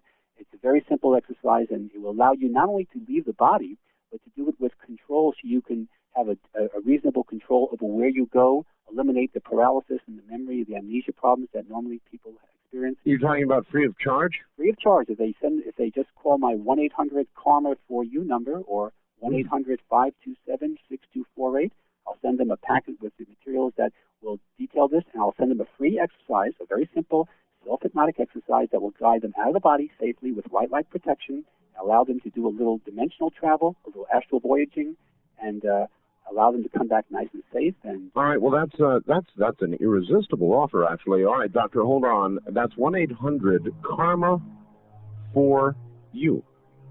1-800-KARMA-4-U. It's free. Can't go wrong.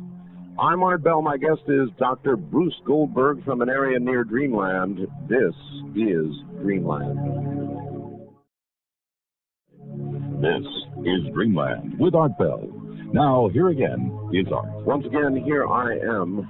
Top of the morning. There I go again. Evening, and in some cases, I suppose, morning. At any rate, top of the day to you, whatever time it happens to be when you're hearing this. Dr. Bruce Goldberg will be right back. Again, his number is 1-800-KARMA-4-U. The offer is free. He'll tell you about it again in a moment. All right, the offer you're making, doctor, is so incredible that I want to have you repeat it. You're willing to send out for free to people what now? What I'm going to send them is a self-hypnotic exercise. This is an exercise where they will take them out of the body, preceded by a white light protection. And it will give them instructions so they can enter into hyperspace and go into the astral plane, upper astral plane, or causal, mental, etheric, or even soul plane. And, of course, with that, I'll send them a complete packet which will give them details about some of the materials of other tapes or books that they will want to read about. And there's written material to show them how to use it. Very simple, very explanatory, and for your listeners, it is the least I can do. They can call that number. They can also, by the way, if they're interested, they can email me at my karma4u@webtv.net. And my website is also linked up to yours. They can just click on my name on the homepage, or they can go to the previous page and look under G. Right. Look me up, and they can click on to me there. And for a couple of things too, your Art Bell Chat Club in Los Angeles. I'm going to be giving a talk on December 7th on Pearl Harbor Day. To the Art Bell Chat Club in Woodland Hills, which is where the location will be, at the Mandarin Wok in Woodland Hills, a Chinese restaurant. How do they find out about that? Well, they can call Roger Lockwood, who is your representative in Los Angeles, at area code 213-965-5537, and he'll handle all the reservations for December 7th. I will be demonstrating at that talk, by the way, all three kinds of out-of-body experiences. You'll actually see people going through, including a woman who consciously died. She actually did die, but you'll see how she describes her last moments. Very interesting. All right, that's all good information. East of the Rock, call us toll-free at 1-800-618-8255. Okay, John, we're going to have to eliminate that. I'm sorry, my friend. You're not allowed to use your last name. So I'm sorry. Let's just say you are John from Utica, New York. Okay, I'm John from Utica. I enjoyed the show, Art. I'm a first-time caller, and it's kind of new to the show. But I wanted to ask the doctor a question and make a request for you, and I'll get off the air. Sure. Go ahead. Doc, can you elaborate more on how fasting may initiate an altered state? Because I believe I may have had one when I went on a 5-day fast. Okay. Very good. I want you to comment on your subjective experiences, but when you fast, what you're doing is you're eliminating all the usual problems. The reason why meat is a no-no is because meat takes like 3 weeks to digest. You see? Right. It causes too many problems with all the juices and the enzymes floating around. When you fast, what you're doing is you're using up now all the free sugar in the body goes fast. Then you start to metabolize the fat, and what you're doing now is cleansing the system. It's detoxifying the system. Absolutely. And what happens, because people aren't used to that, because they're used to eating every 5 minutes, what happens is that it becomes an unusual experience, and it puts them into an altered state, chemically, biochemically, if you will. Right. I believe I had kind of a oneness of spirit after 5 days, and I almost felt very euphoric, not out of body, but a very peaceful and happy state of mind. Right. Now, that's an altered state. You don't have to physically see yourself floating around with a silver cord attached, if you will. We didn't discuss the silver cord, but that's relevant too. But you have to turn around to see it because it's attached to the back of the astral head. But what you're doing is the idea of this peace. This is the whole point of out-of-body experiences, to be one with the universe, at one-ment, atonement, if you will. Sure. When you merge with that higher self, because the higher self is really overviewing that out-of-body experience or altered state, you're in that level where you now are, as Art might describe as cheating death, but in reality what you're doing is spiritually cleansing your awareness and actually growing spiritually and eliminating those little lessons that keep us reincarnating. Right. I just had one request for Art. I really love your show, and like I said, I'm new to it. I just discovered the AM dial. But I'm a big fan of Betty Eadie. I was wondering if you did interview her, and if you did, is there a way I can obtain an audio tape? You know, I never have interviewed Betty Eadie, but that is probably an interview we're going to do, so hang tough. Okay, because I met her 3 times, and I just like to, I've talked to her spiritually about things of this matter and cellular memory. And all right, well, then hang tough, because I guarantee it is an interview coming up. West of the Rockies, you're on the air with Dr. Bruce Goldberg. Hello. Hi, this is Nancy from Salt Lake. Hi, Nancy. I would like to ask Dr. Goldberg, for years I have heard that Charles Darwin, in addition to writing one volume called Evolution of the Species, also wrote other volumes, as some people say a 13-book set, some people say 16, on evolution of the light body, evolution of the ethereal body, evolution of the astral body. He was apparently one of the early theosophists in this country, or England, I've forgotten which. But those books have apparently been out of print for 100 years, and I'm sure they'd be tedious to read. But was it possible that he was seeing the bodies in these various states, but not seeing the planes or levels of the universe? Well, that's a good question. I'm really not familiar with the books that he wrote. I know it took Darwin a long time to publish his Origin of Species because of all the political pressure and scientific pressure. So I think publishing a book about light bodies, which is what the Easterners refer to as the astral body, would have probably scientifically got him into more hot water than the Origin of Species did in the 1850s. Basically, what he was doing was what C.W. Ledbetter and all the other theosophists did. He was doing a psychic reading, if you will, of the astral body and looking upon the chakras and doing that if he's coming up with that. Like I say, I'm not familiar with the fact that he wrote that, but if he did that, that's how the theosophists did that. They were using out-of-body experience, astral projection, if you will, and going beyond that to perceive these. That's why they call them the light bodies, because when you leave the physical body, you're traveling on the astral plane, a lot of souls don't look like human beings. They look like blue lights. That's why they call them light bodies. All right, Doctor, here's somebody who comes after you in email. I'm sick and tired of hearing so-called experts say there is no danger in out-of-body travel. I can tell you from personal experience and that of others that the dangers are out there and they're real. For example, one time an entity tricked me into thinking that I was dead, so I left my body and cut the umbilical cord. It is only through divine intervention that I am here in my body and not possessed by an evil beast. Okay, well, let me answer that question in 2 ways. Number one is that if you really cut the umbilical cord he's referring to is the silver cord, which is pulsating. It's our consciousness. If you really cut it, he wouldn't be emailing you from the earth plane. He'd be somewhere in the astral plane. Well, he said that only through divine intervention. Okay, well, okay. I'll give him the benefit of the doubt. But here's the real bottom line. If you use a white light protection, which I guarantee you he did not use, and if you leave the physical body through the 4th to the 7th chakra, you'll never run into a demonic entity because you'll be in the upper astral plane. What he did was either a spontaneous out-of-body experience or playing with a technique in the old days where they did not do white light protection and they did not leave through the upper chakras. They left through the lower ones, 1, 2, or 3, and if you do that, you're going to run to the lower astral plane. The fact that he's emailing us, he can say divine intervention all he wants, and I respect his right to say that. I just don't agree with him. And obviously, if you use the white light protection and these techniques, you'll never have a problem. I have thousands of people doing this. All right, good enough. First-time caller line, you're on the air with Dr. Goldberg. Good evening. Hello? Hello, where are you? Oh, I'm from Alberta, Canada. Okay.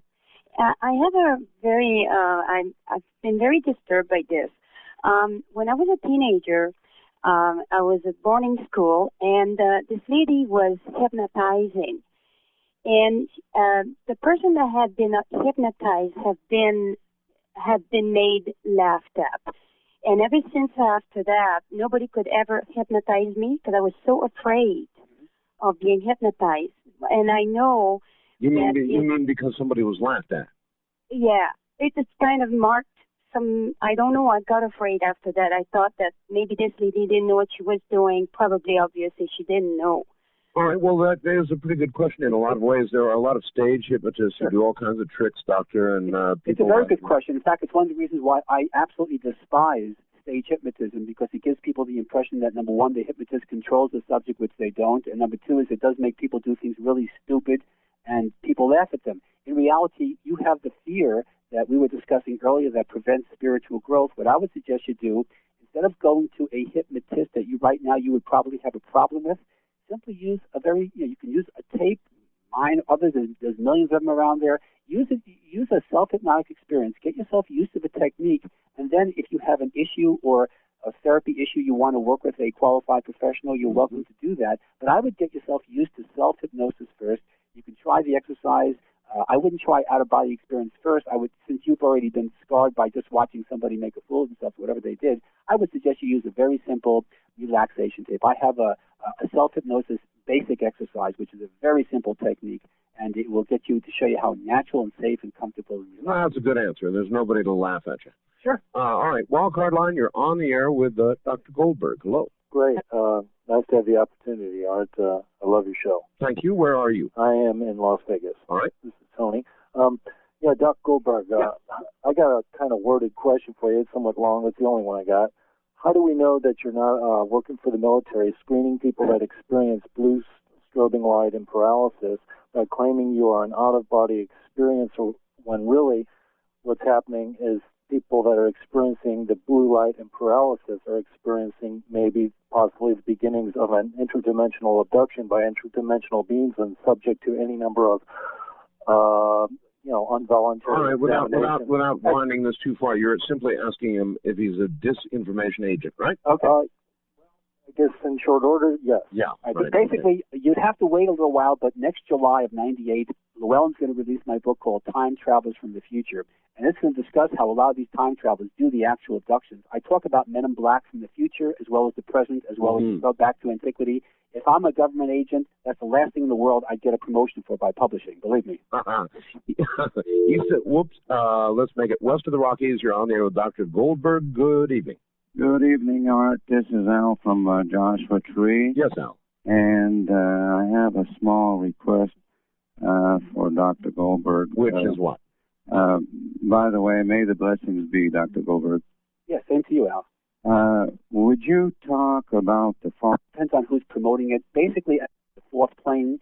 And on the fourth plane, the gods of Orthodox religion, tomatoes issue.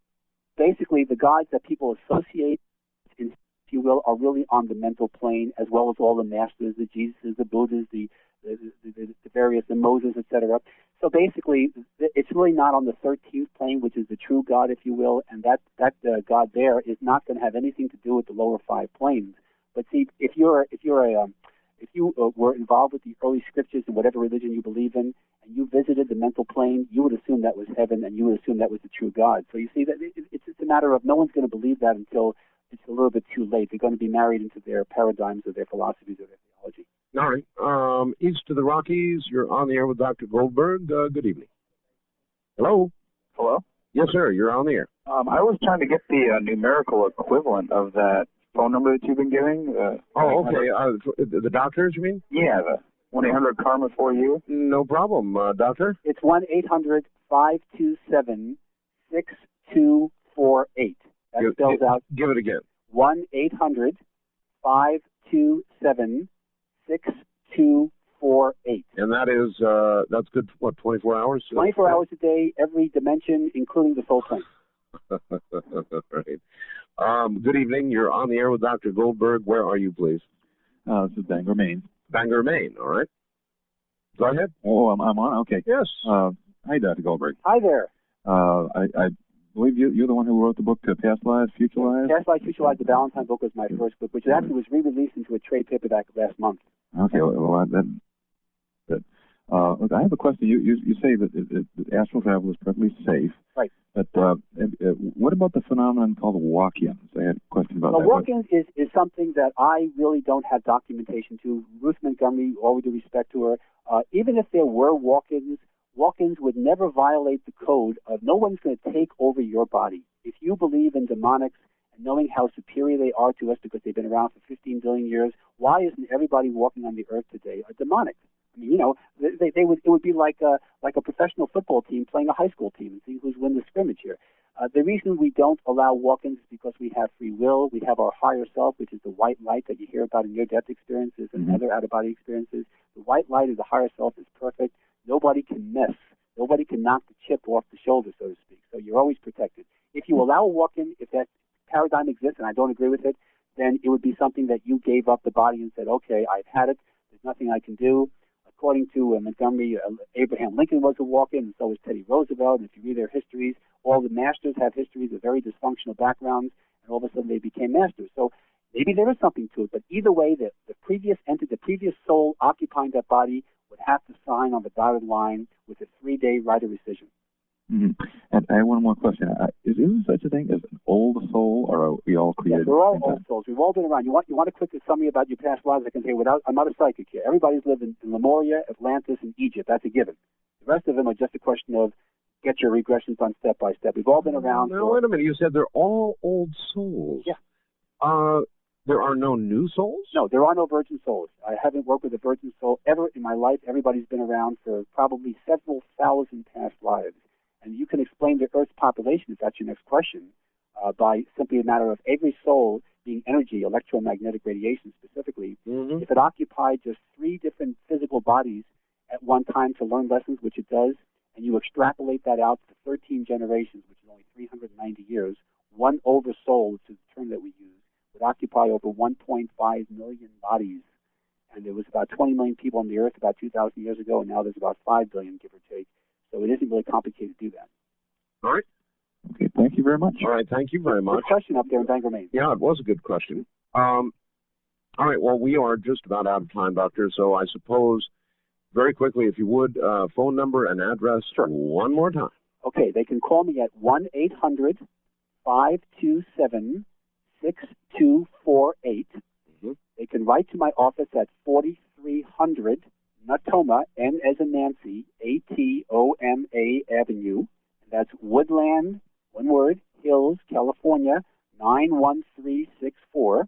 They can email me at karma4u@webtv.net, and they can click onto my website from yours or under the previous guest on the G or under your homepage currently, and I'll be happy to send them a free packet with the out-of-body experience exercise and a listing of other materials. And you're going to be at the Art Bell Chat Club, too. If they want to know about that, give that number one more time. You call Roger Lockwood at area code 213-965-5537. And if they click onto my website, there'll be a posting of all the books and tapes and the speaking engagements in the future I'll be doing all the way to 98. All right, my friend, we're out of time. Thank you, Doctor. Till next time, take care. That is indeed quite a man, Dr. Bruce Goldberg. That's it for tonight. From the high desert, we are flat out of time. I'm Art Bell. Good night.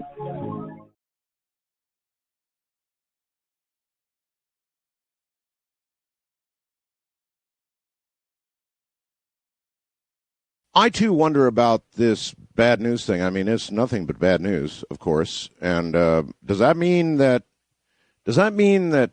good news, there is good news, but it's not fit to print? I've often wondered about that. Anyway, you be the judge as you listen. Vienna. Ukrainian presidential candidate Viktor Yushchenko was poisoned with dioxin, according to doctors Saturday, adding that the highly toxic chemical could have been put in the opposition leader's soup, producing severe disfigurement and partial paralysis of his face. It's awful. I've seen it. It's absolutely awful. Yushchenko was in satisfactory condition, was expected to be released from a Vienna private clinic Sunday or perhaps Monday, and he'll go right back on the campaign trail in the Ukraine. So the pictures are incredible, just incredible what they did to this man. And he's not the only one suspected of being poisoned either, by the way. Yasser Arafat's nephew said that on Saturday his uncle may have died, quote, unnatural, unquote, death. A statement certain to renew speculation among Palestinians and the rest of the Arab world, maybe the rest of the world, that suggests that perhaps the Israelis did it. Of course, they deny it. Nasser al-Kidwa, who is also Palestinian envoy to the UN, made the comments after he handed over a 558-page medical a dossier to Palestinian officials in Ramallah. No diagnosis or reason has been given for Arafat's death, coming from the French. And it is suggested perhaps that's why he went to the French, because they would refuse steadfastly to ever report the cause of death. Insurgents pressed their attack on U.S. troops and Iraq's security forces Saturday, killed 5 Iraqi police officers, wounded 14 American soldiers in what seems to be just a relentless effort to take these elections, the coming elections, off, derail them. We'll see. President Bush will make air pollution a top priority in Congress early next year, starting with an aggressive push to build support for his pollution-cutting plan, according to senior administration officials. At the same time, the administration will hold off no later than March on a rule to cut pollution from power plants and such. So they're beginning to notice, and well they should, because the news that is not carried by the mainstream press is the news I'll have in a moment, and it suggests a very great deal indeed is going on.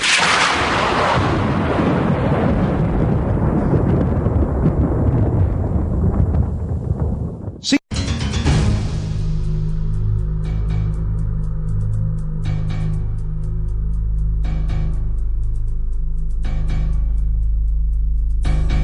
By the way, in a moment, a few moments, actually next hour, we're going to have Dr. Brian Weiss on.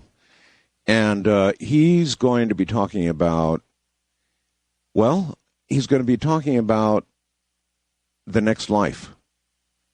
What happens after we die. And Stuart in Toronto, Canada, Fast Blast me. You can do that, by the way, up on the website. Go to Fast Blast and fire me a question. Art, I'd be really grateful if you could answer this. Afterlife.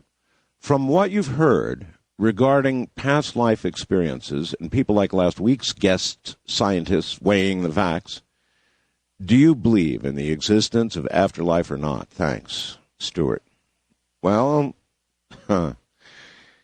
hard question, Stuart. I'll tell you, I think I lean toward believing there is indeed an afterlife for a lot of reasons, most having to do with all the interviews I've done with very rock-solid people, like tonight's guest, I might add. I mean, if you're trying to figure the whole question out yourself, you might want to listen tonight, because that's exactly what we're going to talk about.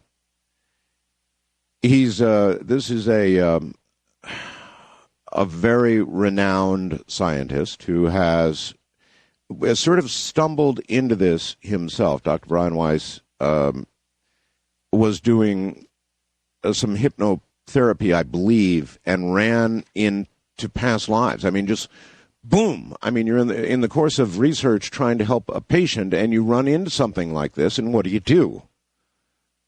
Do you ignore it, or do you begin to explore it, as any scientist should, and figure out what in the heck is going on?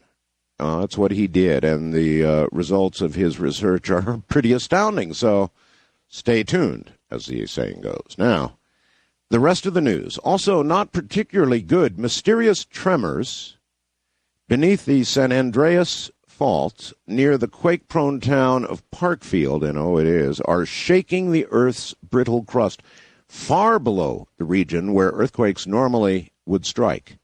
This is very deep stuff, folks, and scientists say they cannot understand what's happening or what the motions might mean.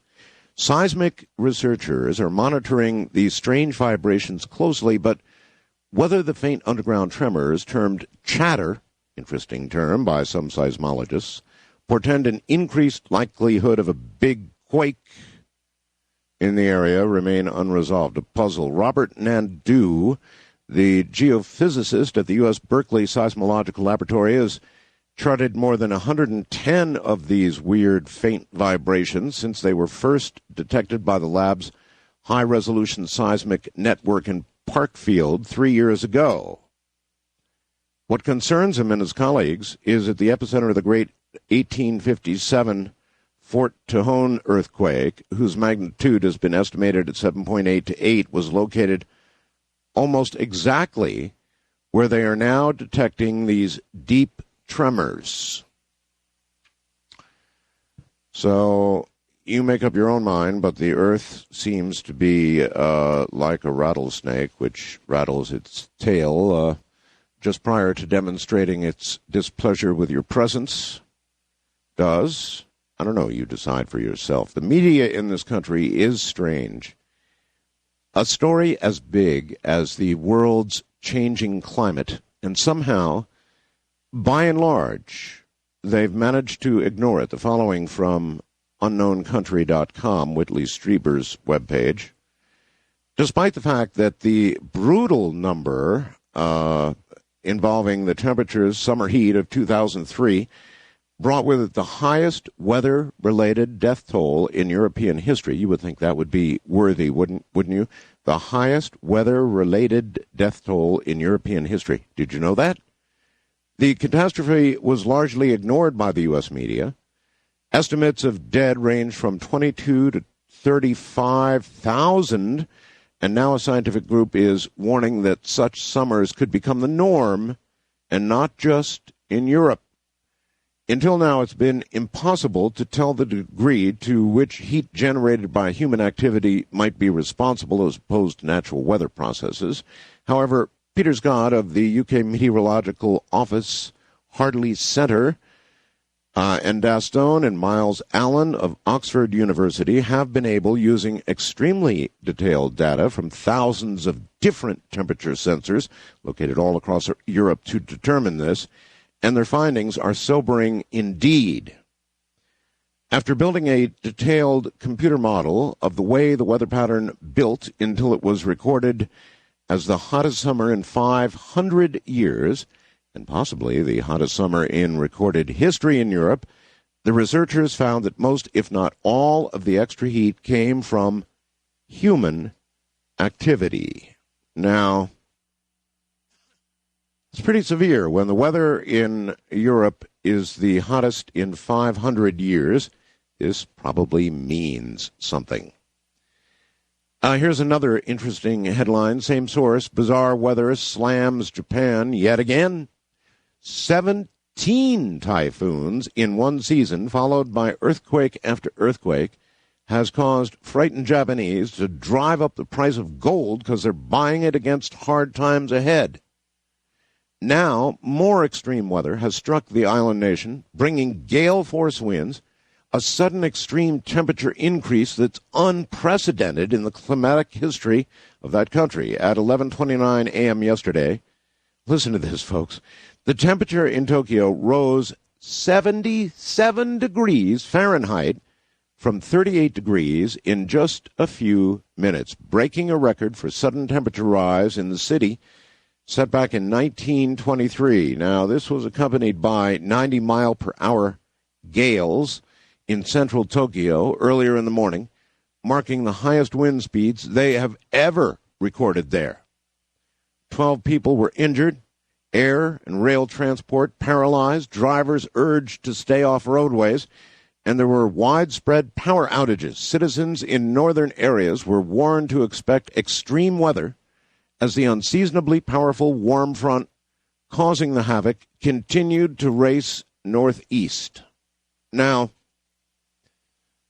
whether you believe that man's hand is involved in all of this, or you just believe it's a natural cyclical change that we're experiencing, I think you would agree with me, wouldn't you? And you might want to pipe up on this, that the Earth's weather it's changing radically and quickly. Now, you don't have to agree that it's because of greenhouse gases. I personally don't think it matters what you believe, but if you agree that it is changing, then shouldn't we begin doing something about it now? I mean, perhaps fairly extreme measures, beginning to shift the agricultural centers, planning for what's going to happen. I wonder if our government at its very highest levels is beginning to get reports suggesting that all of this indeed may be underway, and what our government, in secret, because that's how they do their work, is preparing for it. I don't know. I just know I read these reports, and it seems conclusive to me. Now, sure enough, Brokaw, and, well, Brokaw's gone, but all of the network, speaking heads are just not talking about this stuff. Doesn't mean it's not happening. Doesn't mean that you shouldn't be considering it, but the mass media, for some reason, is under-reporting or not reporting what's going on around us. Pretty serious, I would say. All right, we are about to do open lines. And that means anything you want to talk about is okay. Any subject you would like to bring up is in bounds. So if you've got something you would like to get on the air and share with the rest of the audience, now would be the time, and you know the numbers. They are ever so slightly different on the weekends. We'll have an announcement here at the bottom of the hour. East of the Rockies, you're on the air. Hi. Hi, this is Marcus from Kansas City. Yo, Marcus. Hey, I am so blessed to get through to you, Art. Blessed to have you. I just have it tonight, I guess. Hey, I'd like to, can I say a quick story? It's the star today. It's about 30 words long. You want me to read it or just brief it? The Star? It's a story, a weird news story about a physicist in Texas. Yeah, okay, go ahead. In November, the Federation of American Scientists revealed the existence of a recent U.S. Air Force paid study of psychic teleportation prepared by true-believing Nevada physicist Eric Davis, who wrote that moving oneself from location to location through mind power is quite real and can be controlled, unquote. Well, that was it. And I thought that was really interesting that this real scientist, I wonder if you've heard of this guy. Extremely interesting. I heard, but I've heard of the story. Thank you very much. Psychic teleportation. Now, they're not talking about remote viewing. They're not talking about leaving the body, as it were. I mean, some sort of out-of-body experience. They're talking about actual physical teleportation achieved through the power of the mind. And that is a fairly radical statement, I would say, for any scientist to make, and absolutely fascinating, and one has to wonder, certainly would save a lot on airfare and such, wouldn't it? And that hassle you have to go through when you fly. West of the Rockies, you're on the air. Hi, Art. Hello. I remember you saying some time back that George Norrie was thinking about not screening his phone calls.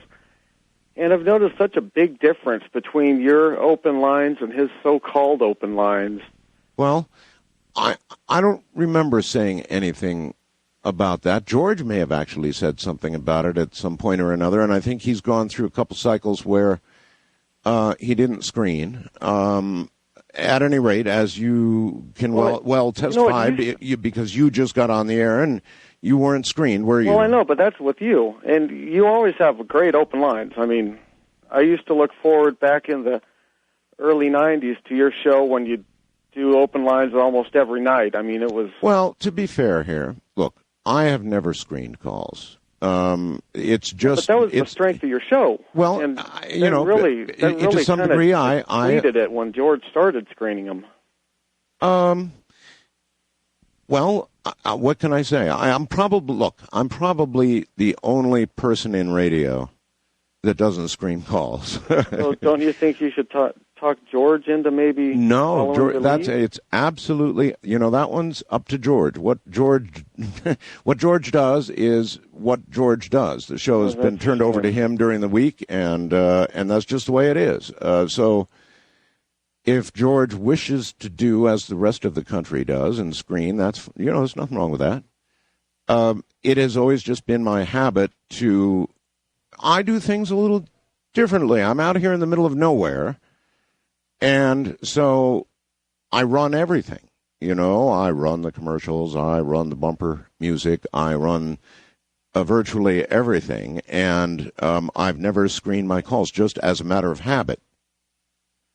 So there you are. But what George does is thoroughly up to George. And to be honest, what I do is the absolute exception to what most every other talk show host around the world does. I mean, it is the norm to have them screened. I have just always felt, what the hell? Just go to what's next. First-time caller line. In this case, you are next. Hello. Hi, this is Rob from Chattanooga. Hello, Rob. I have listened to your show quite a bit. This is actually the first time I'm calling. Yes, sir. We are. I'm going to share some information that I received through my father roundabout. All right. But he worked for an aerospace company and is now retired, but did actually talk quite a bit about some of the secret things that are going on. Okay, like what? Well, some of the aerospace things out there that often are reported as UFOs that it's kind of interesting sometimes to hear about. For example, an aircraft that is triangular in shape, virtually silent, that can hover and hit above Mach 1 in nearly instantaneous motion. Things like that. Yes, I've seen one of those. Thank you very much. And quite a few people have. And it's pretty interesting to hear some of the sightings of them. Well, yes, indeed. Many people have. But there is no record that I'm aware of anything that's even a black project that, has sort of made the circulation of, hey, this is real out there, kind of like the F-117 before we got to see it for real. Well, it was in service 5 years before they said it was. So that's, you're probably not hearing about that today because they did their mock test flights. Well, maybe you can tell me a little about it then. Wait a minute. What system of propulsion does this thing use? It's a completely new type of system, and it's rumored that it came from potentially Area 51, something of that nature. But it's okay. So you don't have I don't have specifics. I've heard enough about it and heard enough and been told what to be able to look for in some of these when you get UFO sightings and things like that, to find out that it's technology that has been worked on now for roughly 10 years that people are coming out with UFO sightings on. Well, that would make sense. Listen, if you also in the weather, though. The weather. Yes, you speak of the strangeness of the weather. Yes. And I think what we have done is we have all but opened Pandora's box. Tale of a weather system, something that's located here in central United States, that they do to help morph the wave currents of weather to push storms off of the East Coast. All right, sir. Thank you very much. It sure is. Good day to you, everybody, whatever time of day it is. John in Post Falls, Idaho, blasts away at me. Come on, Art. We're getting tired of all this global warming crap. The Earth is cycling, and we can't do anything about it. You're just pushing your book and your fictional movie. Well, no. I wrote that book along with Whitley because it's what I believe is happening. The movie was just sort of a side benefit of that.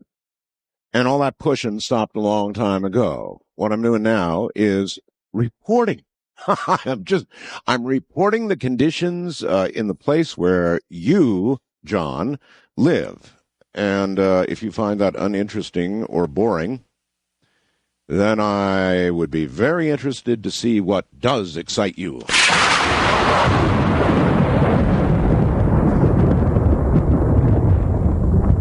Folks.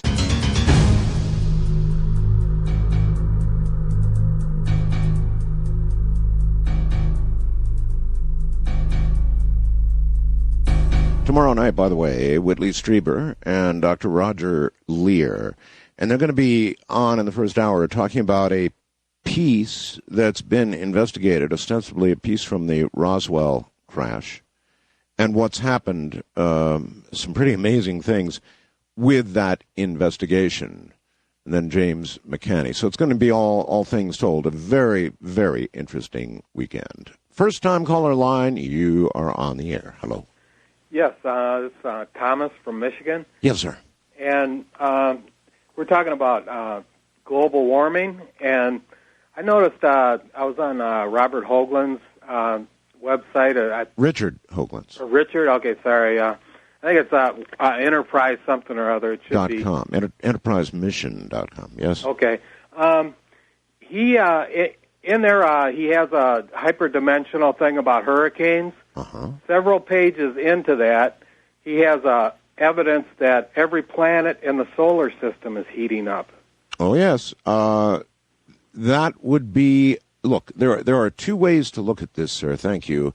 One is that our sun has increased emissions. That would cause the heating of all the planets exposed to the sun. Another entirely possible scenario is that each of these planets, for some reason, perhaps even a hyperdimensional reason, I don't know, are in fact heating up. But there's evidence that things are melting away, what there is on Mars right now, and that they may all be heating up. So, yeah. Okay, that was, I just wanted to mention it. All right, well, mention it you did. Either way, it's going on. And I don't, again, it doesn't matter what model you follow, a hyperdimensional one, a sort of a man's hand one, or just a cyclical one. What's the diff? The fact of the matter is it's changing. And in order to adapt, and that is what we have to do, adapt. You see, it's really positive stuff I'm talking about here. I'm talking about living, adapting to what's going to happen, whether we like it or not. That means growing crops where they will grow. That means, if necessary, moving people where it might become uninhabitable to places where it might. Moving them from places that might be underwater to places above ground. That kind of thing. Wildcard line, you're on the air. Hello. Art, an honor to speak to you once again. And to you. Where are you, sir? This is Matt, the security guard in Tampa. Yes. This is a story my niece told me. It sounds like a really bad sci-fi movie, but it's the truth. There was a couple that went to Mexico and picked up some souvenirs, brought them back home. One of these souvenirs was a cactus. So they're sitting at the house. One day they look at the cactus, and it starts to throb. The cactus begins to throb. Right. And they thought, this is rather abnormal behavior for a cactus, so they called a local nursery. Yes. The guy at the nursery totally freaked out, said, get out of the house now. And then he called 911. Fire department shows up. These guys go in with level 1 chemical suits. What? Yeah. Oh, man. Okay. All right, and here's this is this cactus, I mean, when you say throbbing, do you mean like getting bigger? Like it's breathing. Oh, man. Okay. Yes, I guess. They put the cactus in a chemical barrel, put the lid on it, take it out of town. Uh-huh. The thing explodes with millions and millions of little-bitty tarantulas. Tarantulas? Yes. Apparently, mommy tarantula goes in and makes a nest in the cactus and has all little baby tarantulas, and then when they start... Oh, my God. Can you imagine if that had gone off anywhere near anybody? They would have ruined their whole weekend. Exploding tarantula-filled cactuses. That's a new one, sir. Thanks, Art. You're very welcome. That's absolutely a new one. Can you imagine looking over at the corner of your room or just outside your house where you had carefully planted some big cactus, and it began throbbing? And, well, I guess now, having heard this, you would obviously know what's coming next. What a nightmare. Oh, east of the Rockies, you're on the air. Hello. Hello, Art. Hi. I was going to call you last hour on this, and you turned right into the topic I was going to mention. It's really strange. When I used to live in Alaska, we had things happen there, and because Alaska's in a media black hole, never got reported, and we had a serial killer who did things in a strange way with an aircraft. It's never happened in the U.S. before, and maybe anywhere. Right. Never got reported. We had a volcano erupt, ash fall in Anchorage, never got reported. There was a big hurricane in Florida at the time, so that's kind of understandable. Florida, a lot more population. But, our media is telling us that we've only warmed up by 1 degree in 100 years. Don't worry. Some places in Alaska have warmed 9 degrees in the last 35 years. It's not reported except CBS News. And so, and I always lived I lived in Colorado, in Denver, and never owned a gun or fired a gun in her life, and they know it. She just happened to be in a car with the man who had killed a cop, and the guy killed himself, so they had to target her as the scapegoat, and everybody knows it. She can't get a pardon, no publicity in that nationally. If that had happened in L.A., it would be a big cause. All the celebrities would actually, are you aware, let's go back to all the trees that are dying in parts of Alaska, and some of the strangest things going on. I know I lived in Alaska in Anchorage for 3 years. Yes. And it's not just Alaska, sir. It's the rest of the world. Art, I have a conclusion to this, and I wanted to ask your opinion of this, just to ponder it. I've often thought since 9/11, if 9/11 had not occurred in such a photogenic way, in such a horrible photogenic way, in such a, something we thought could not happen with buildings falling, if it not had occurred in the media center of New York, if it had occurred in Alaska or North Dakota or somewhere, but if an equal number of people had died in a less visual fashion in a non-media place, what would have been the reaction? And I don't know the answer to that, and I would like your view on that. Well, all right. Things occur in the third world, for example.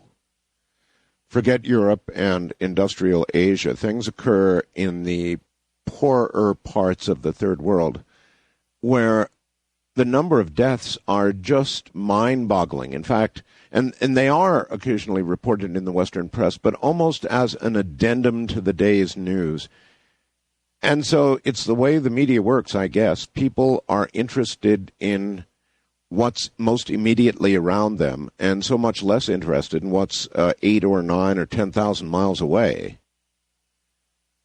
So maybe it's just a function of pretty much I don't care, or the newspapers, radio stations, television.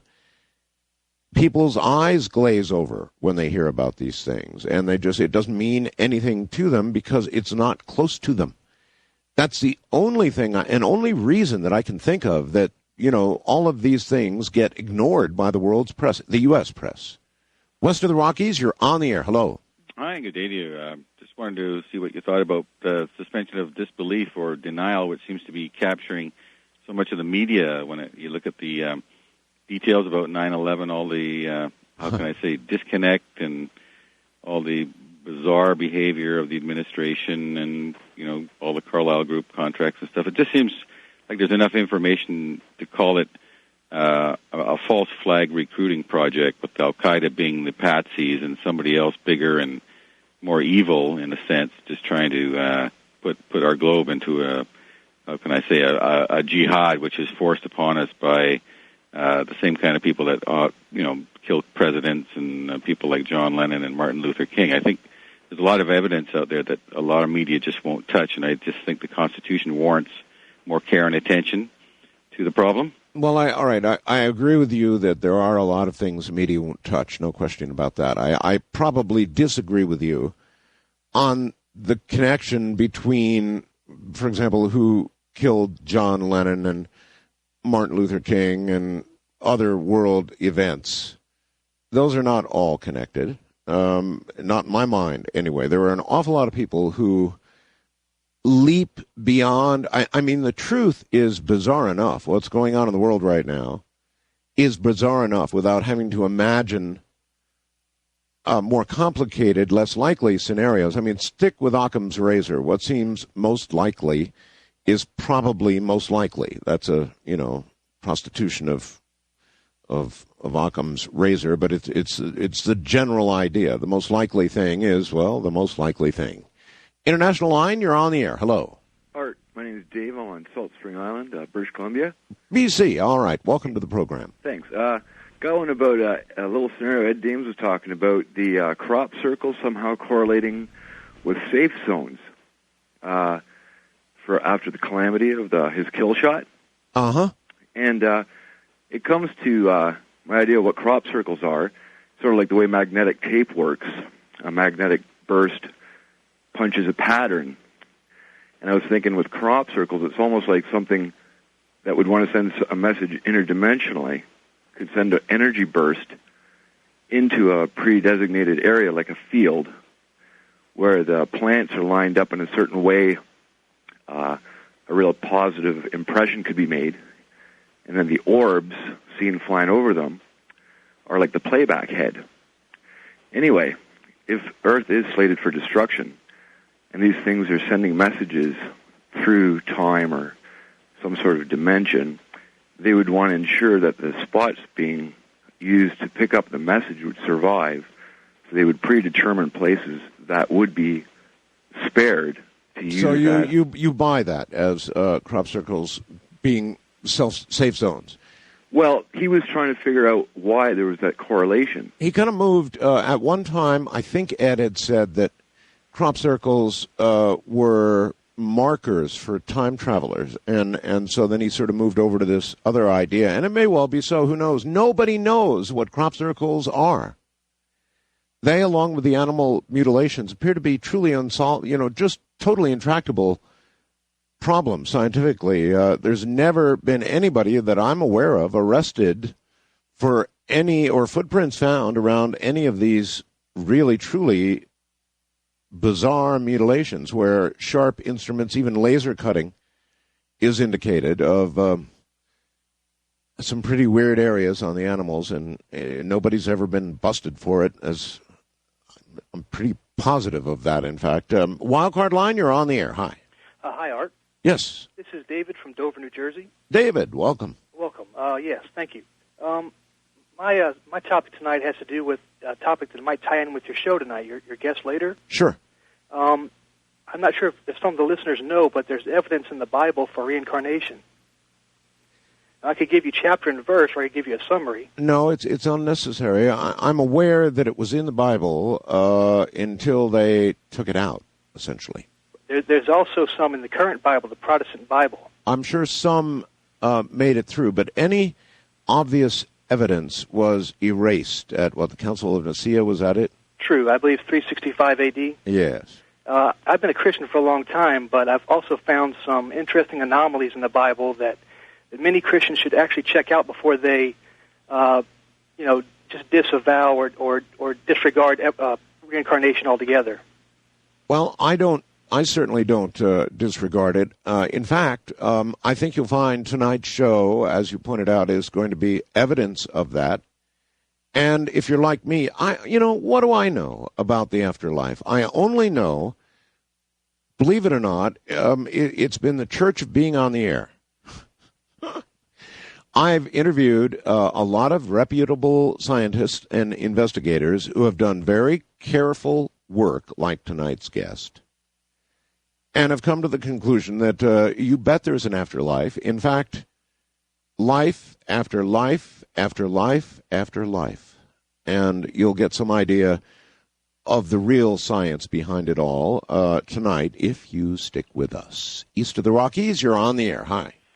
Hi, Art. This is Todd. I'm listening to you in Motley, Minnesota tonight. It's a whopping 31 degrees here today. Uh-huh. In the past, you had talked about a gentleman who had apparently water in his fuel tank, and he put some pills in it and drove away. Well, I was talking to my dad a few weeks ago, and they used to make acetylene gas by putting crystals in water way back in the 40s and the 50s. Well, that got me to thinking, because acetylene's a lot like methane gas. What if he was doing something like that? I suppose it's certainly possible. Instead of being a big secret and all that, it probably was something very simple. Mm-hmm. Alchemy of some sort. I don't know. There may have been all sorts of science that was once known by some of mankind that has been forgotten or simply died with those who understood how to do it. You never know. West of the Rockies, you're on the air. Hi. Hello? Hello? Hello? Is this Art? That would be me. Art, this is Bruce in Tempe, Arizona. Bruce, you're going to have to yell at me. You're not very strong. Okay. Go ahead. Is that better? Yeah, get good and close to the phone and yell at me. Okay. I was wondering if you know anything about the Geminid meteor shower tomorrow night. No, I don't. Other than, I guess I've heard it may not be as spectacular as previous years. What have you heard? Well, I saw it last year, and it was, I love to watch the meteor shower, so I try to watch every one. Yes. And I saw it last year, and there were meteors coming from all over the sky. They weren't just from one particular area. And it was like the best meteor shower I saw all year. Well, that's amazing. Most of the meteor showers, with the exception of one over the last several years, have been kind of a disappointment to me. I mean, I've got very clear skies here in the desert near Death Valley, very clear skies, very low humidity as a general rule, and you can go out during a meteor shower and see the best of it. Well, I've got to tell you, every time I've gone out lately, I've been kind of disappointed. There have not been anywhere near.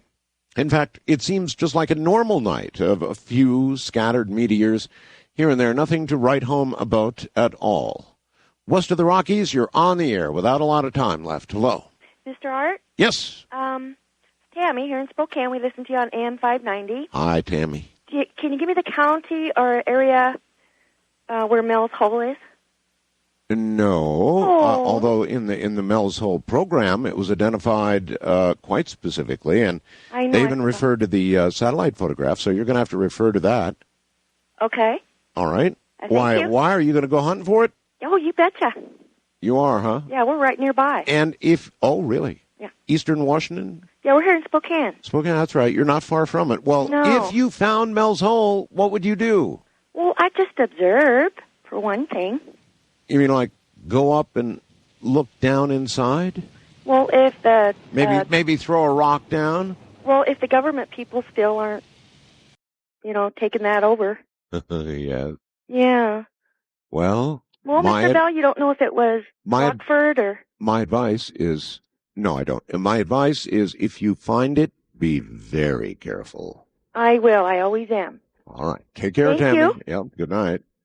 Coming up, we'll examine the probability of an afterlife with a man who's studied the subject scientifically, Dr. Brian Weiss. From the high desert, I'm Art Bell. Can you imagine being a scientist, a psychotherapist, regressing a patient or using hypnosis for treatment reasons, and instead of finding, the source of whatever ails the patient, running solidly into a patient's prior life or perhaps a time he spent in between lives? I mean, as a researcher, as a scientist, as a psychotherapist, you would have, or you should have, insatiable curiosity about such an event occurring. That's exactly the kind of person we're going to talk to tonight. As a traditional psychotherapist, Dr. Brian Weiss was astonished and skeptical when one of his patients began to recall past life traumas that seemed to hold the key to her recurring nightmares and anxiety attacks, ostensibly the reason for her being there. His skepticism was eroded, however, when she began to channel messages from the space between lives, which contained remarkable revelations about Dr. Weiss's family and his own dead son. Using past life therapy, he was able to cure the patient and then embark on a new, more meaningful phase of his own career. Dr. Weiss is the author of several top-selling books based on his experience as a psychiatrist and healer.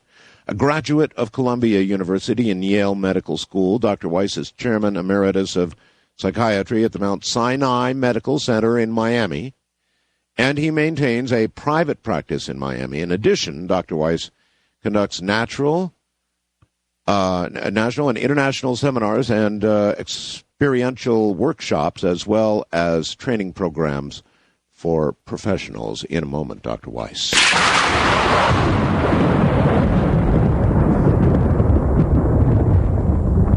Folks,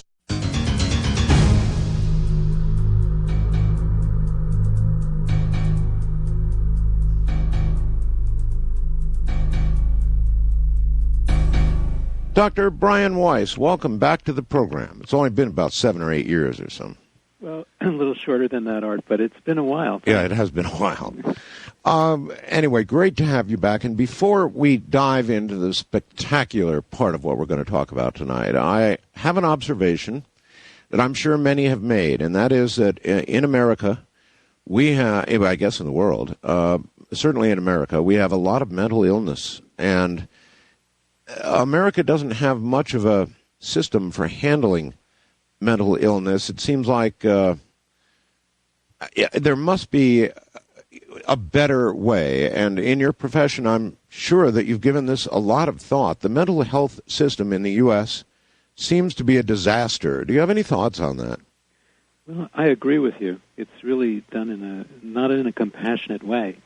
And it's relied too much now on medication. Everything is turned towards that. As a matter of fact, many of the younger psychiatrists are very dissatisfied because a lot of them went into the field looking to talk with patients, to get to understand them, to help them, to relate at a deeper level. And now they're reduced to just handing out medications all the time without really getting to know them because they won't get reimbursed if they spend more than 10 or 15 minutes with a patient. So it really is in a state of disarray. It needs to change. It's not good for the doctors either. Doctor, is there any way of your knowing whether mental illness is becoming a larger problem in America in terms of the numbers afflicted, or is it stable at a certain percentage of the population? And any thoughts? Well, it really depends what illnesses we're speaking about. Probably schizophrenia is relatively stable, although I think some people have been overdiagnosed. But the incidence of stress-related diseases, depression, anxiety, panic attacks, post-traumatic stress disorder, these are going up because the world is getting to be so much more stressful, and we've lost a lot of our support systems. So when you have to really break it down by illness. The numbers of bipolar people, for example. That seems to be going up. I think for a couple of reasons. One, it's better recognized now. It's diagnosed more often. Before, people used to be just shuttled off to addicts. You know, the top story, I don't mean drug addicts, but addicts in a house. I understand. It would be hidden there. People would be lost in asylums. And so what's happening now is diagnostic skills have gotten better for that. But on the other hand, the pharmaceutical companies are so powerful and they make so many drugs for specific illnesses that these are probably getting overdiagnosed because the therapists think, well, now I have a treatment for it. How effective are they, these drugs? Some of them are. I mean, there's no question about it. For bipolar, lithium has been around for a long time, and some of the anticonvulsants are used now. But to just use the medicine without the talking therapy, without the increase of understanding that can come through that, I think is not good. It's got to be both in that case. I guess that's sort of an ongoing almost war between traditional physicians and drug companies and psychiatry in general, huh? It is. It's a very difficult situation for psychiatrists because they're kind of caught in the middle. And if they're intelligent, they usually get dissatisfied. They're not able to really relate and talk to their patients at a deeper level. The pharmaceutical companies are only interested in the drugs, and the government is interested in whatever's cheapest, which has nothing to do with necessarily the health of the patient. So there we are. All right. Well, I guess I can't imagine what it would be like to be trying to help out a patient, and for this I'd like to take you back to how this began for you, because I guess that's where an interview like this should begin. I mean, to me, it would be astounding to be treating somebody for, I don't know, some anxiety they have or whatever, and to bump into something completely unrecognizable in the middle of hypnotherapy or some such. Is that, I mean, how did it happen? Lay it out. It's kind of like you're saying, Art. I did not believe in past lives, and neither did the patient, who was a young woman in her late 20s, Catholic woman. And yet, when we were doing regression through hypnosis to go back to her childhood, to look for traumas that I felt might be causing her symptoms in the current time, she under hypnosis, started to remember a lifetime about 4,000 years ago.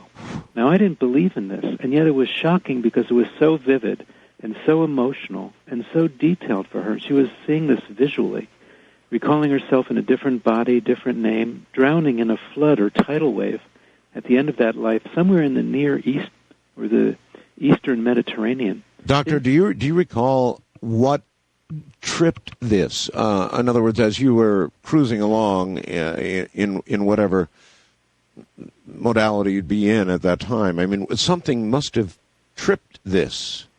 Absolutely. What happened was that the first time that we did this, she remembered some childhood traumas, but her symptoms remained severe. So the next week when she was in, I asked her to go back to the time when her symptoms first began, thinking she'd go back younger in childhood. But that statement, go back to the time when your symptoms first began, that was the trip. That her subconscious mind taking that literally. Got you. That's when it went back 4,000 years, because one of her symptoms was a fear of gagging or choking, and also a fear of water. And that's what her mind chose to focus upon. So when she drowned in that ancient lifetime, that caused the fear of gagging or choking because it disappeared after she had the memory. And so that was the key. Huh. That instruction. So she just followed the instruction, and since the primary cause of her current problem wasn't in this lifetime, away she went. Exactly. In how much? I mean, how strongly did you realize that you had moved from something that happened in her life to something that had happened in another life, and how do you go about exploring that once you're there? Well, I remember this vividly, even though it was, for me, 24 years ago, and more than 4,000 patients ago. But Catherine, the woman we were talking about, the woman from Many Lives, Many Masters, she was the first. So I remember being shocked, but also not believing it. I thought, this has got to be imagination or metaphor or fantasy. But why so vivid? Why so detailed? Why so much emotion, which we call catharsis, reacting with such emotion with the memory? Right. And why was she getting better? Because imagination doesn't do this. So it kind of came upon me almost gradually. There was a part of me that didn't believe it, and another part of me that knew that it didn't fit. It just didn't fit with imagination. Well, as a matter of curiosity, you said Catherine, the one we're talking about, is 4,000 patients ago. Yes. How often during a hypnotherapy session do you run into something like this? I mean, there are many psychiatrists across America that many of them do hypnosis. You would think that this might even be common if all we're talking about is common. And so you would think many psychiatrists would run into this or bump into this. Do they? And why don't they notice? More and more are. And I do trainings now. I train 100 to 200 therapists from all over the world every year now. But actually hypnosis, which is only a form of focusing the concentration, it's very safe.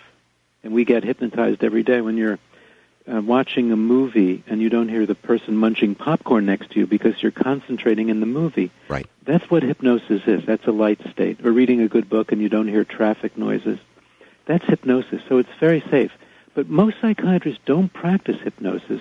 Most therapists haven't been. Hypnotherapists have been doing it more for smoking cessation or weight loss. Right. So they would just be reading a script. And they weren't asking these open-ended questions like, go back to the time when your symptoms first began, or let's go back into a past life, because it wasn't in their belief system. And so actually it was happening, but not as commonly as you might think. And then when it did happen, the psychiatrist or the psychotherapist, because many of these are not psychiatrists, would be afraid to talk about it because they didn't want to be considered weird or strange, and were very concerned about the professional reaction. So they didn't tell anyone, and they certainly didn't write about it. Well, isn't that understandable? I mean, you've been at it for a while now and published on this. How's the reaction been? Well, it took me 5 years to write Many Lives, Many Masters because I was concerned about that. Here I was chairman of the psychiatry department. Yes. I was professor of psychiatry at the University of Miami. Yes. This was very risky. So then I wrote it. I kept getting pushed to write it in a sense. It was helping my patients with grief. They were finding out about death and what happens after death and the space in between lifetimes. And so immediately there was a lot of support from individual therapists and doctors, also cardiologists and emergency room doctors and oncologists. Those who were dealing with death and dying had seen lots of these strange occurrences. But from the professional organizations like the American Psychiatric Association, there was a lot of negative feedback, and there was even a move to censure me, possibly to bring me up before the licensing board. Oh. But that never got anywhere, but just kind of deteriorated into chaos because I had been training many of the psychiatrists in Miami, and in psychopharmacology, that was one area of interest and work for me. Well, as you know, we've recently lost Professor Mack. Yes. And what he went through sounds an awful lot like what you almost went through. It was kind of like what John went through a little bit. I did a workshop with him in Boston some years ago because when he was regressing people to their abduction experiences, they were often remembering their past lives. So he called me up and said, Brian, I'm validating your work. And I would like you to do a conference with me up here in Boston. And so we did, and I was so sad to hear about his accident and his death. Yes. So he did, though. He picked up the phone and told you that he was validating your work through exploration of abductions, alleged abductions, and bumping into past lives. Yes, many of his patients were recalling past lives while he was doing his research, while he was regressing them to their abduction experience. And then he got in touch with me, and we shared our data. And he was very confirming. He had a harder time than I did, I think, because I was able to go before boards and tell them, look, patients are getting better, whether you believe in it or not. Maybe you could consider this past life thing Jungian, metaphoric. I don't, because I've seen so much. But if you want to consider it that way, that's fine with me. But patients are getting better. It's very safe. It's very effective. Maybe that's the reason it all went sliding by. I think so. Because it was effective no matter what you might think it was versus what they thought. Exactly. It really works. It's kind of like psychoanalysis. You go back with the patient. They're in a very relaxed state, except the arena is expanded. So instead of stopping at infancy or birth, we go back into in utero experiences and into past lives. And of course, in addition to being healing, now there's so many validated cases that it was very hard for the psychiatric boards to refute the clinical improvement and also the validation cases. Yes. So they just let it go to the side. Doctor, if you were to take 100 people off the street, have permission to attempt to look for past lives, how many would you guess would be successful? Well, when I do these big workshops, and not even one at a time, but all together, because hypnosis can be done with the eyes closed, and they're listening to my voice. About 2/3 will have a past life experience the first time. Oh. And if we did it more often, then it would get up to around 80%. That's a lot. That's a lot. That's a whole lot. Exactly. So, I guess if I were pursuing this and what had happened to you had happened to me, I would begin looking for what all scientists would, and that would be proof, some sort of proof of the things that were being said, some historical research or something that would prove what these people were saying was true. Of course, I look for that too, and usually the patient is tracking it down, and there's some incredible validation cases. And yet there was the other avenue that I was also exploring, and that was the therapeutic benefits, the healing, the people getting rid of symptoms. Of course. So they were both going on at the same time. Well, I'm sure that would be your primary job. Secondary, in researching all of this and trying to prove it so that you could write about it, it'd be very helpful to run into proof. Oh, exactly. And there's some cases, such as the case of Jenny Cakell, the British woman who found her past life children, because many of the people are reincarnated. Now I'm going to talk as if I believe in it, because I do. After 25 years of doing this, I've seen so much that I really do. But I understand that listeners may not yet. And of course, there's as you try it, as you experience it, you learn so much more. But Jenny, along with several other people, have found their children from past lives. So many have found their graves or records of their lives that they're recalling under hypnosis. Many people have been able to speak foreign languages that they've never learned, this ability called xenoglossy. And I can tell you in more detail some of these cases, but they're just amazing. Yes, I would be very interested in that. I struggle with the whole life after death thing. I think like everybody else. We had a caller in the first hour who mentioned reincarnation and said, look, it was is in the Bible, and to a much greater degree used to be in the Bible, but was kind of yanked out. Yes, I heard him, and I heard the question. You did? Wonderful. All right, stay right there, Doctor. Dr. Brian Weiss is my guest. Thousands, tens of thousands of patients, perhaps, and many, many lives. In fact, that resonates with the title of the book, Same Soul, Many Bodies. That's one of the books. We'll explore all of that, and you can make your own decision as the night progresses with Dr. Brian Weiss. And Dr. Brian Weiss, definitely exploring areas that you will not hear explored in the rest of the media. You just don't hear it. So here would be the place where you come, and so many do. Dr. Brian Weiss is a graduate of Columbia University and Yale Medical School. Not a lightweight, folks. Dr. Weiss, Chairman Emeritus of Psychiatry at Mount Sinai Medical Center in Miami, maintains a private practice as well in Miami. He'll be right back. Don't move. I think I'm much like many of you in that I really want to believe in an afterlife. After all, I'll be 60 years old in June, so I'm facing the prospect of my own mortality. So everybody doing that would want to believe in an afterlife. On the other hand, there is a pragmatic side of me that says, no, wait a minute, we don't really have any proof. And yet Dr. Weiss, a very learned man, just before the break, said he now believes in reincarnation. And that belief that's a very strong thing to say. You've obviously been convinced by what's happened to you, and I would very much be interested in some specifics, Doctor, the things that convinced you. Maybe they'll convince me, too. Well, let me tell you two stories, then, two case histories. One is a woman I saw from China, a surgeon trained in Western medicine. This was her first trip out of China. She came with an interpreter to my office in Miami. And we did a past life regression. She couldn't even say hello in English. Couldn't speak any English at all. That must have made, I would think, in the synergy between doctor and patient, that would make it doubly tough.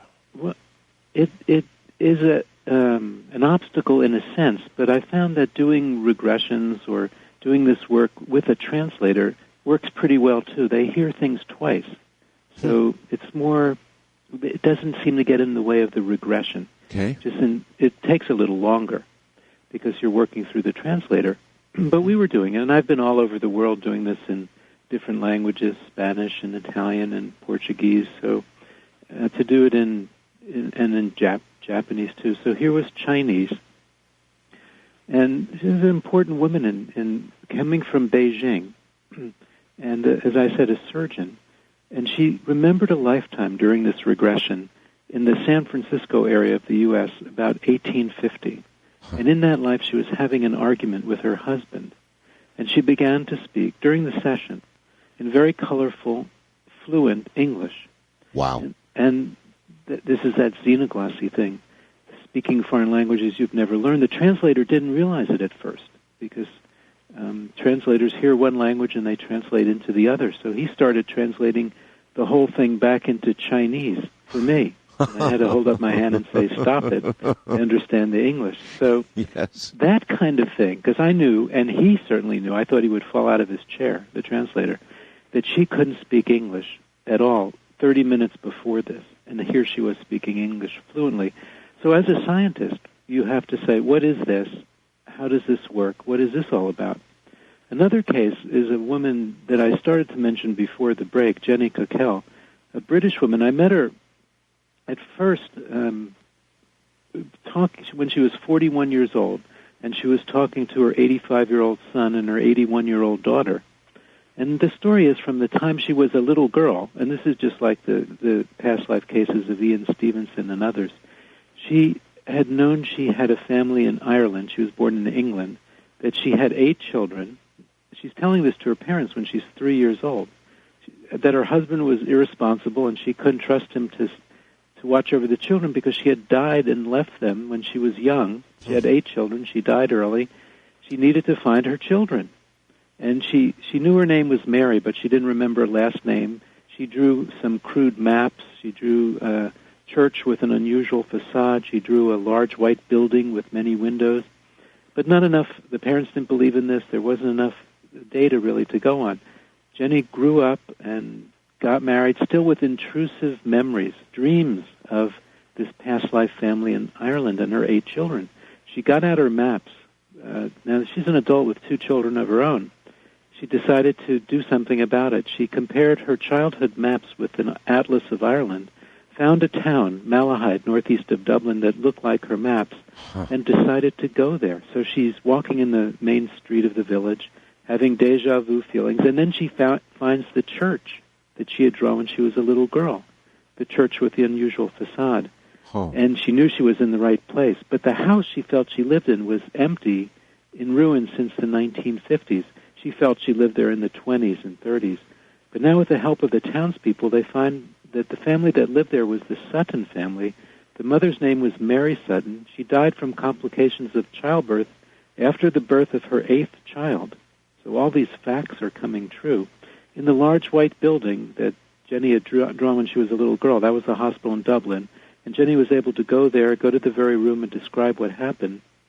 And the husband was irresponsible. Of the 8 children, they all grew up in orphanages, and 5 were still alive. So they open up the records.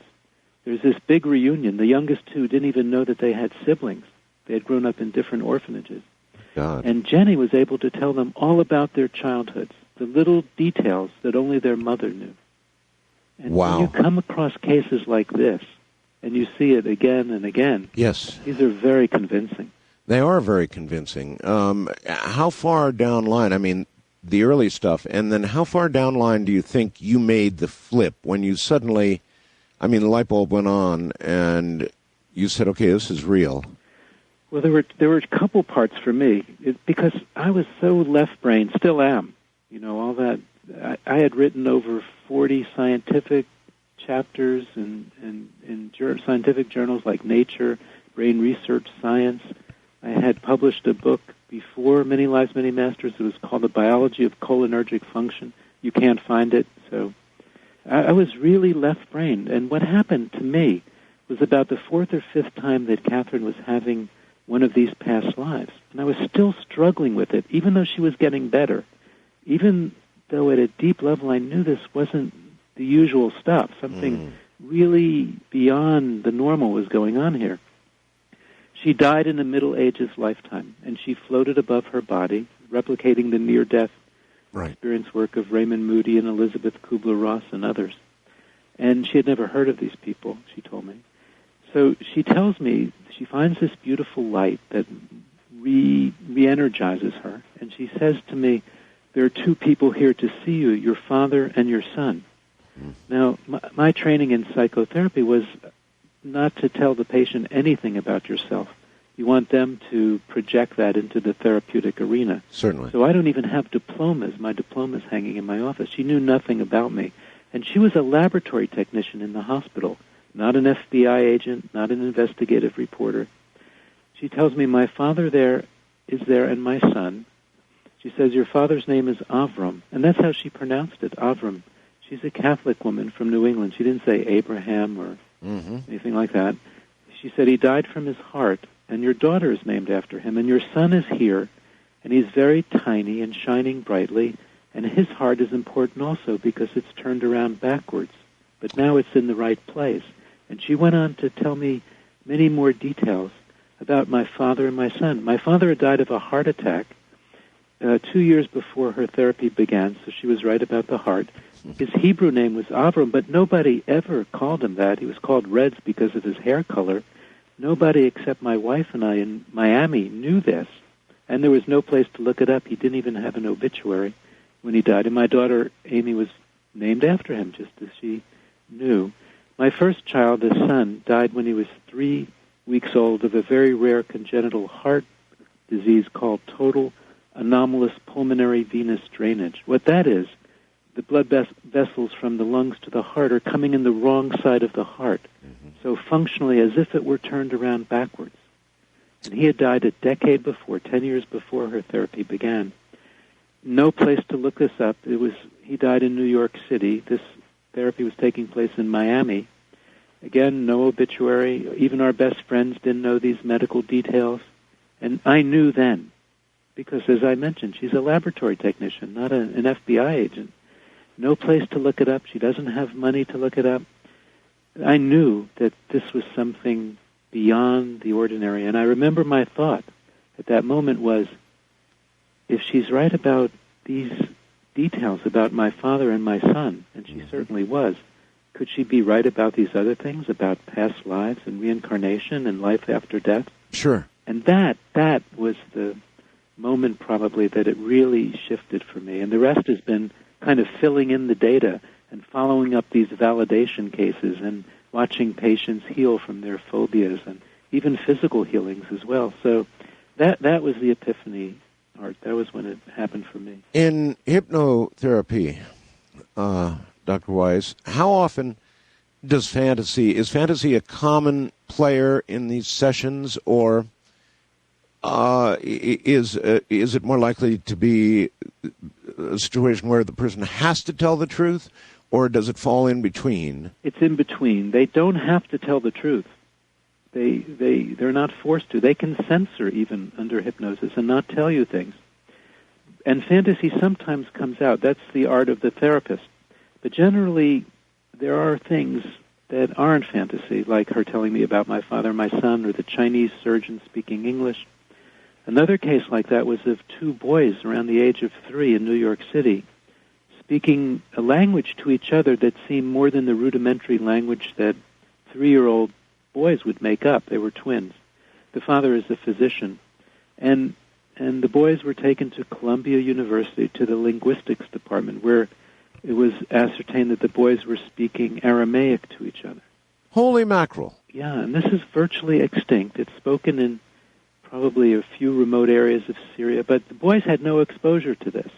The parents certainly had none. There's no cable channel that is in Aramaic in New York City. So right. When these things start adding up like this, you have to understand that, yes, imagination can be there, fantasy can be there, so can metaphor and symbol, but sometimes the truth is there too. As a psychiatrist listens to a patient, how does a psychiatrist delineate between the truth, fantasy? I mean, you have to be able to do that for obvious treatment reasons, I would think. Well, it helps. Sometimes it's hard to do that. You don't know. For example, I was seeing a woman who was under hypnosis and the regression therapy, remembering an ancient lifetime. She was in ancient Egypt, and she died in that lifetime being buried alive. She was a servant in the burial chamber.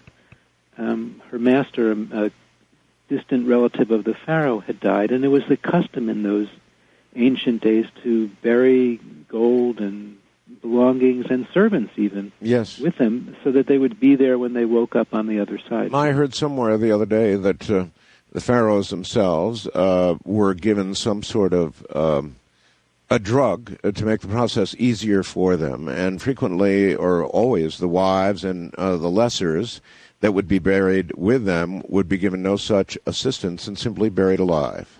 That's absolutely correct. That's my understanding too.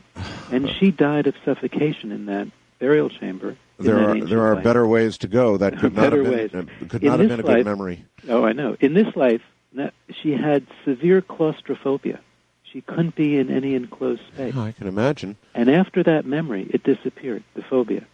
She could travel in airplanes. She could be in elevators. She can be in small places without any anxiety at all. Now, we can't prove it. And you can't say, well, this is fantasy, this is imagination, metaphor, or an actual memory.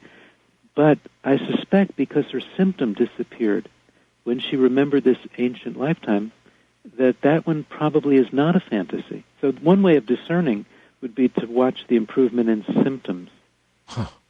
In other words, reality that was producing a painful side effect in this lifetime would be like striking the mother lode, and then the symptom would disappear. If it was fantasy being explored, then no effect. Right. That would be one way of distinguishing between the two. All right.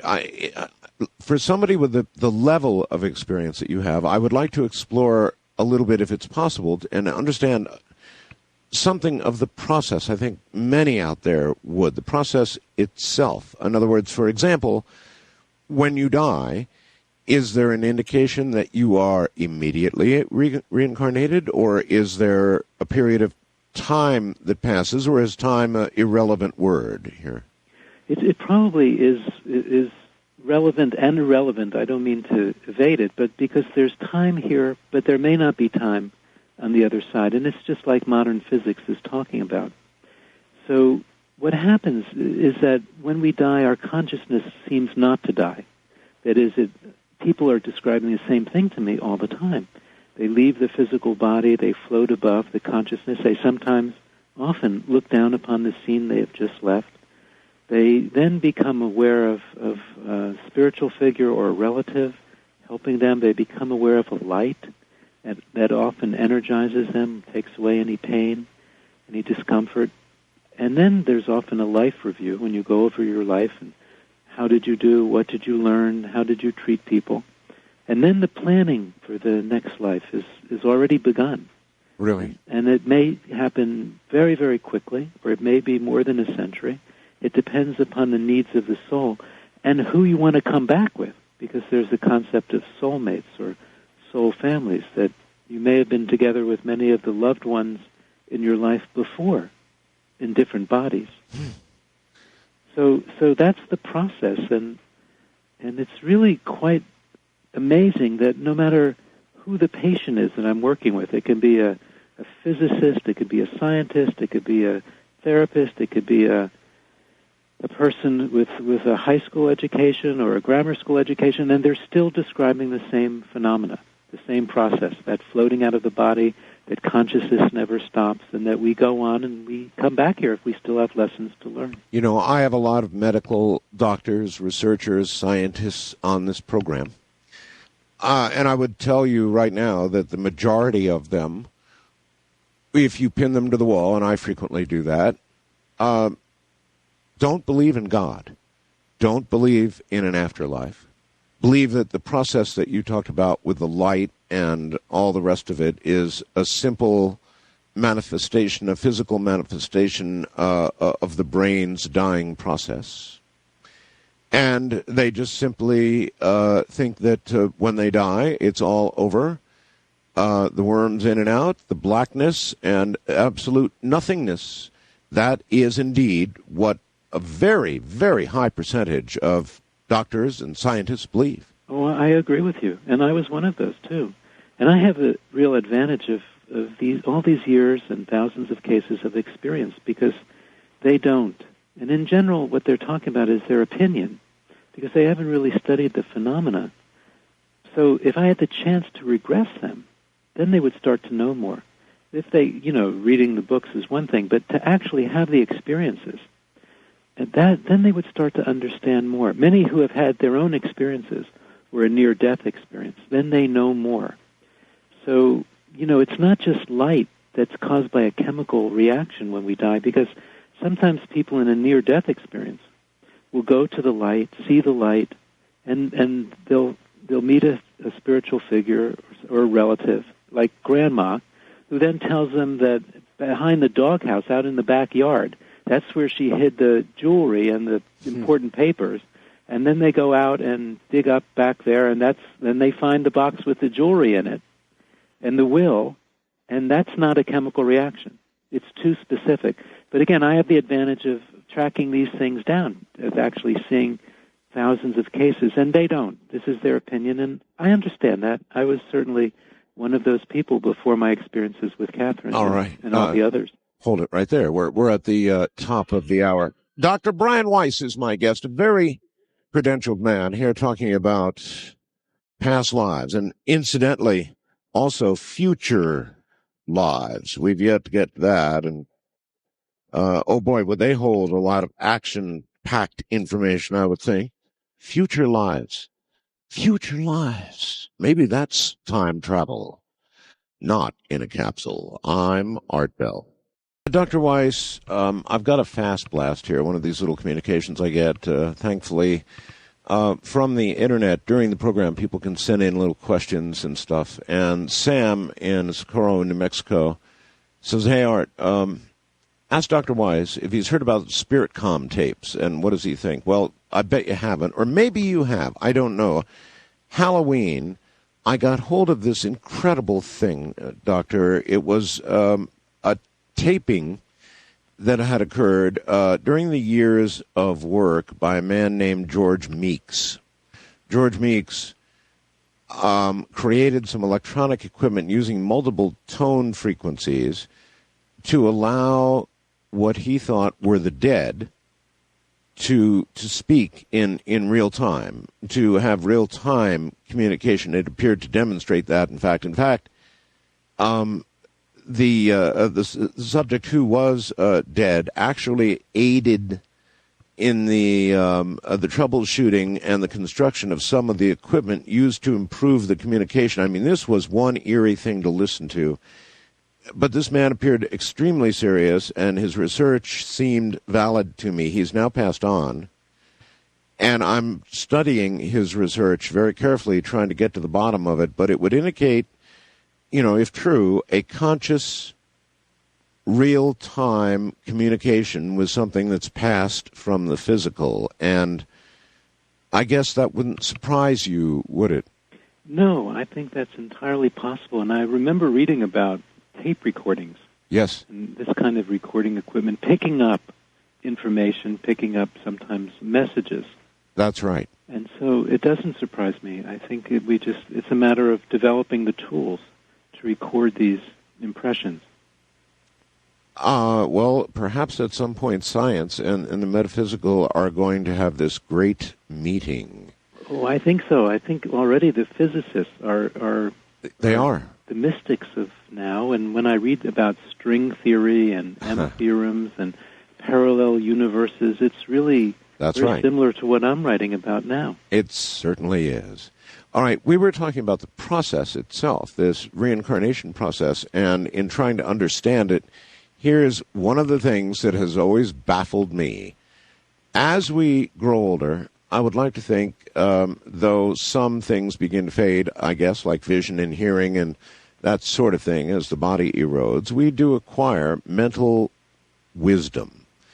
And, it's kind of like the school of hard knocks going through this life, and as you get older, you do acquire a certain wisdom just from having lived so long. Now, all of that would seem to go to waste if the nature of reincarnation mostly includes not remembering, recalling, or experiencing in this life whatever happened in another life, only having it hit you subconsciously and, I don't know, causing you to have a smoking habit or some other unsavory something.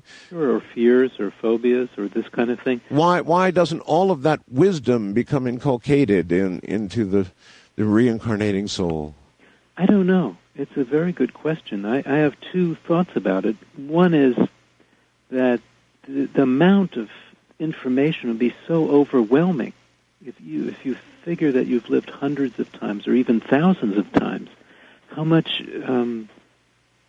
paralysis would set in when you met someone that you may have interacted with in the 17th century. You start remembering what they did to you and how you felt, and you'd never get anything done, especially with the people where you've had multiple lifetimes together. But I think the other reason, and I've asked this to my patients when they're in the deeper states, is why don't you remember? And the answer that comes back a lot is that this is a test. This is a school that we're in here, this earth. And we have to see, did we really learn the lessons? For example, are you nonviolent now? Because you know that spiritual beings, and this is who I think we really are a clue to our real nature, that we're beyond just physical beings. But, okay, spiritual beings are inherently nonviolent, and not because you were punished because of a violent lifetime in the 12th century. So did you really learn the lesson? And so, in a way, this is a test. And I think the other reason, it would just be too much to carry around all of those details and facts. But more and more people are remembering now, whether it's through regressions or spontaneously or deja vu or through dreams or traveling in Europe and you're in a city and you know your way around and where the old church used to be, and the secret room in the church, and yet it hasn't been there for the past 150 years. I think the consciousness is now expanding for whatever reasons, and more people are remembering their past lives.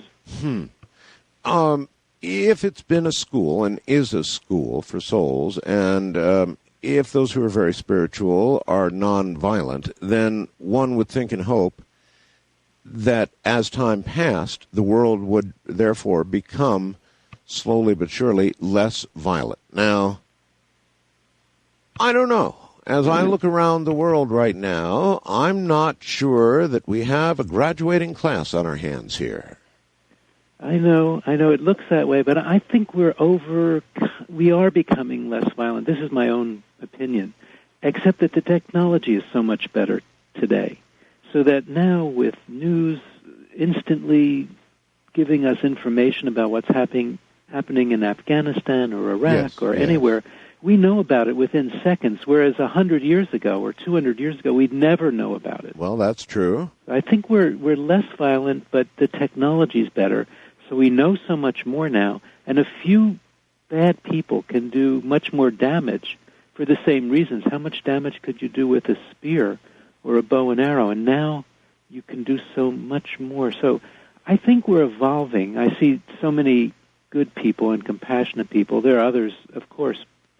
But I think the technology throws us a curveball there, so it appears much worse than it is because we know so much more now. I guess that's an acceptable explanation, just that the media tells us. They do tell us a majority of bad stuff. I was noting that earlier. I mean, that's just the nature, I guess, of the media.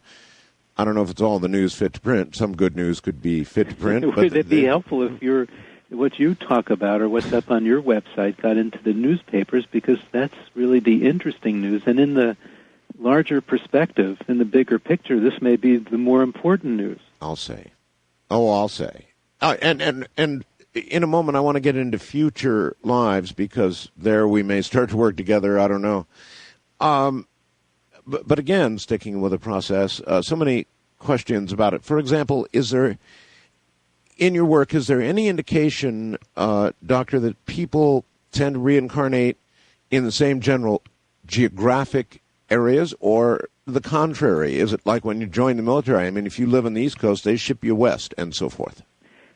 Well, it's a good question, too. I find that we tend to come around with a lot of the same people, the same souls. The relationships may change, so your grandmother may come back as your grandson or something like that, but geographically we are all over the place. Although I find most people in the Western Hemisphere have remembering past lives from the Western Hemisphere or Europe, and less so from the Far East. And when I was in Japan, they had more lifetimes in Asia, but there was a lot of taking of elective courses. It was like in college. You have a major, you have to take electives. So we've lived everywhere. We seem to change race, religion, sex, because we have to learn from all sides. So we may have a preference, and we may, all things being equal, be able to choose. But sometimes you have to take elective courses, too. By the way, there's another question that comes up all the time, and I'm sure a lot of your listeners are thinking about this one. How do the numbers fit if the population is larger than ever before on the planet? That was next on my list. It comes up. It's an important question. And if the population is so large now, where are the souls coming from? Yeah. And I remember asking this to an attorney patient who spoke very differently when he was in the deep state, and I've asked this to many others. And I remember his answer very clearly. It was, how like humans to think of yourself as the only people and the only place. In other words, there are many dimensions and places where souls exist, and this is just one small school, one small place. Well, if that's true, if that is true, then occasionally during past life research, you should bump into the utterly unrecognizable. I mean, aliens. Sometimes that happens. That's what I was talking about with John Mack. That sometimes in my work, and one caveat, mostly I've been working with patients with symptoms, being a psychiatrist, and they tend to come more from lifetimes here. So I see many more lives on this planet, A, because they're more recent, B, because they tend to produce symptoms. But I have had people coming from other places, and there's one person in this new book, Same Soul, Many Bodies, Patrick, who, in a regression, was, he was deeply under, went back to a lifetime 60,000 years ago on this planet and talked about his migration from a different planetary system or a different dimension. Oh boy, it must get so interesting. It gets wild, and I was thinking during the break that we have a couple of hours here, and it's fantastic, and much better than doing television shows where they give me 3 minutes and say, "Doctor, tell me all about your work." I know. And we still will only scratch the surface of it. Yes, but to be sitting there and realize suddenly that you're getting something from somewhere else in the universe must be, just incredible. I mean, I guess you can't give us exact details from sessions, but what kinds of things were said to lead you to conclude that that's what you were suddenly hearing? Well, sometimes it's very specific. I mean, I remember Patrick, and he was saying that he was born on another planet. He said it had no name, because who knows how the thought processes are. But he was part of a migration from his planet to Earth, and then he said, when we arrive, others greet us, descendants of beings from earlier migrations from different star systems. They're mixed among an evolving subspecies, human beings. Remember what he was saying. And then they had to stay here because their planet was dying. This one is new. And then he went into how they didn't have to actually come here. They didn't have to physically come here. Their souls could have been reincarnated into the humans around us, or into other beings from other worlds, but they were a proud people, proud of their knowledge and their technology and their heritage, so they decided to come physically and bring all of their knowledge with them and then to store it.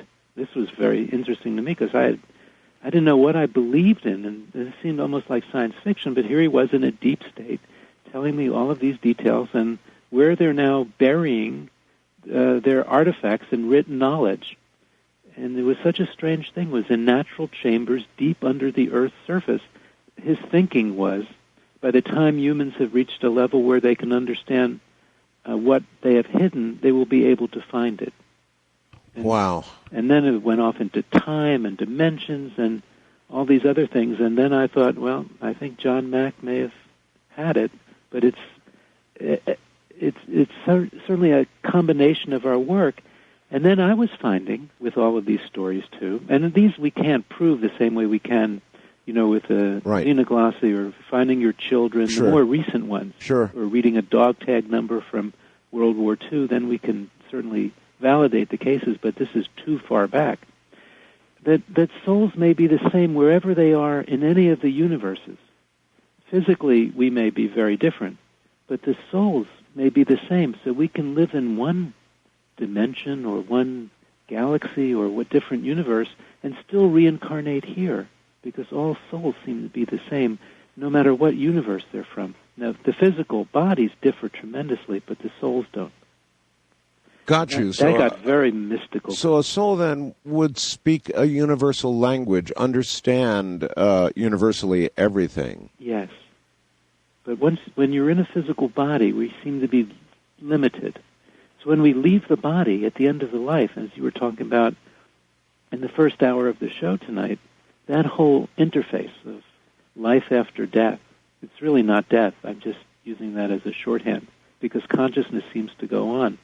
This is the same. And then I was finding, as I did work into the future, and writing about that in this book, that people going into future lives were kind of describing some of the same experiences as people who were leaving their bodies and going into higher dimensions.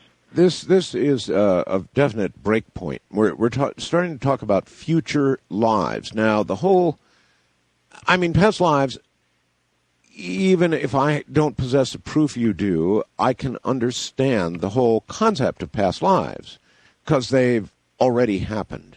But now we're making a leap into future lives. Yikes. Right, but this is something I've been doing now for some years, and even taking large groups of people into the future and then giving them questionnaires, because just as you were talking about in the first hour with global warming, I wanted to see, what's this planet going to be like in 100 years or 500 years or 1,000 years? Is there going to be a consensus among these large groups of people that I'm hypnotizing and then progressing into specific dates in the future, filling out questionnaires and looking for a consensus, and I found it. Well, it was amazing. Obviously, I very much want to hear about this. Do you have the kind of confidence in what you're going to talk about with respect to what you've learned about our future through, future lives? Do you have as much confidence in it as you do in your past life work? Maybe a degree less, because, as you said, it hasn't happened yet, although maybe it has happened, according to physicists and time. But we can't go validate it like with Jenny Kukel finding her children. And yet I'm getting about an 85% consensus on what the Earth will be like 1,000 years from now. That's very heavy. That's very heavy. Oh, my goodness. The Earth in 1,000 years. Have you looked at various timescales, beginning with a generation from now to whatever? 1,000 years is a long time. Well, I didn't want to take them in groups into their current life, because some people have anxiety about illness or death or this type of thing, of course. So I was taking them 100 years in the future, 500 years, and 1,000 years, those 3 dates. And I've done this now with about 5,000 people and given them questionnaires and had them describe their experiences and then even email me if they got too long. And it's just incredible. The consensus is most at 1,000 years, more than the others. Just before we dive into our own future, I guarantee you we're about to do that.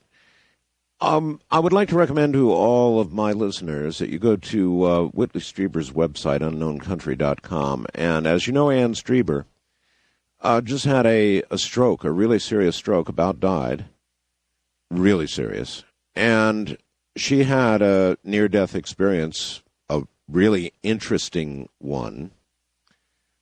She met her beloved cat, Co.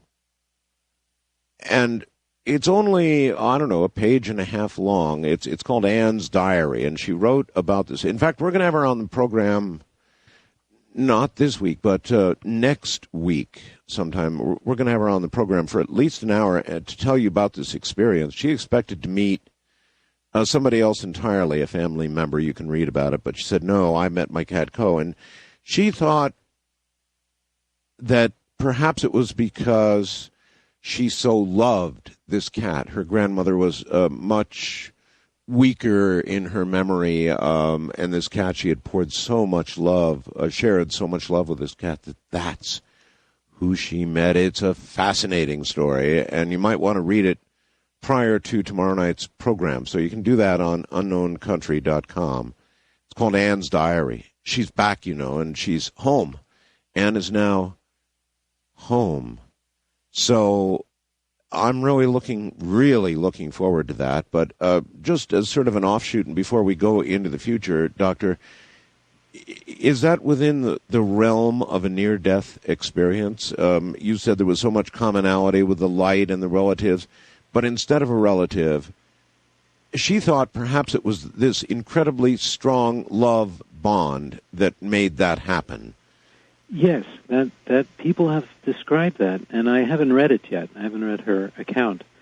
But meeting an animal, especially a cat that was beloved by her, the energy there, the animals have souls too, it appears, because they're always meeting us on the other side. And the message there is about love, because that's what it's all about. That's seemingly the ultimate lesson. So she has a near-death experience, meets her cat, which is telling her that life goes on. The cat's soul is there too. The cat is there, so people are there, same thing. And that the cat is greeting her because that's the love connection there. Is it stories like these that make you believe that animals have souls, something that I've, I look at my animals. I have 4 cats. We love them. And you look into their eyes, watch their behavior, live with them 24 hours a day, and you do become convinced that they have, everything is there. Jealousy, love, hate, like, dislike, all these things are, to some degree or another, can be observed in an animal, and other than consciousness of self, and we have no way of knowing about that one, all the other ingredients that we would attribute to a soul seem to be in these animals. Plus, they seem to be there in the near-death experience and the after-death experience, and people report on these, people like Anne who come back. And so that gives me the belief that animals have souls too, and that they go on. Their consciousness also goes on. And then it gets even more complicated because all of our energies seem to be connected. You said their consciousness. Yes. Now, I guess a main contention would be that is the one difference between human beings and animals, that we have consciousness, awareness of self. They don't. Well, I was thinking of consciousness as almost a synonym for soul. That it's awareness. They may not have consciousness of themselves, but they have consciousness.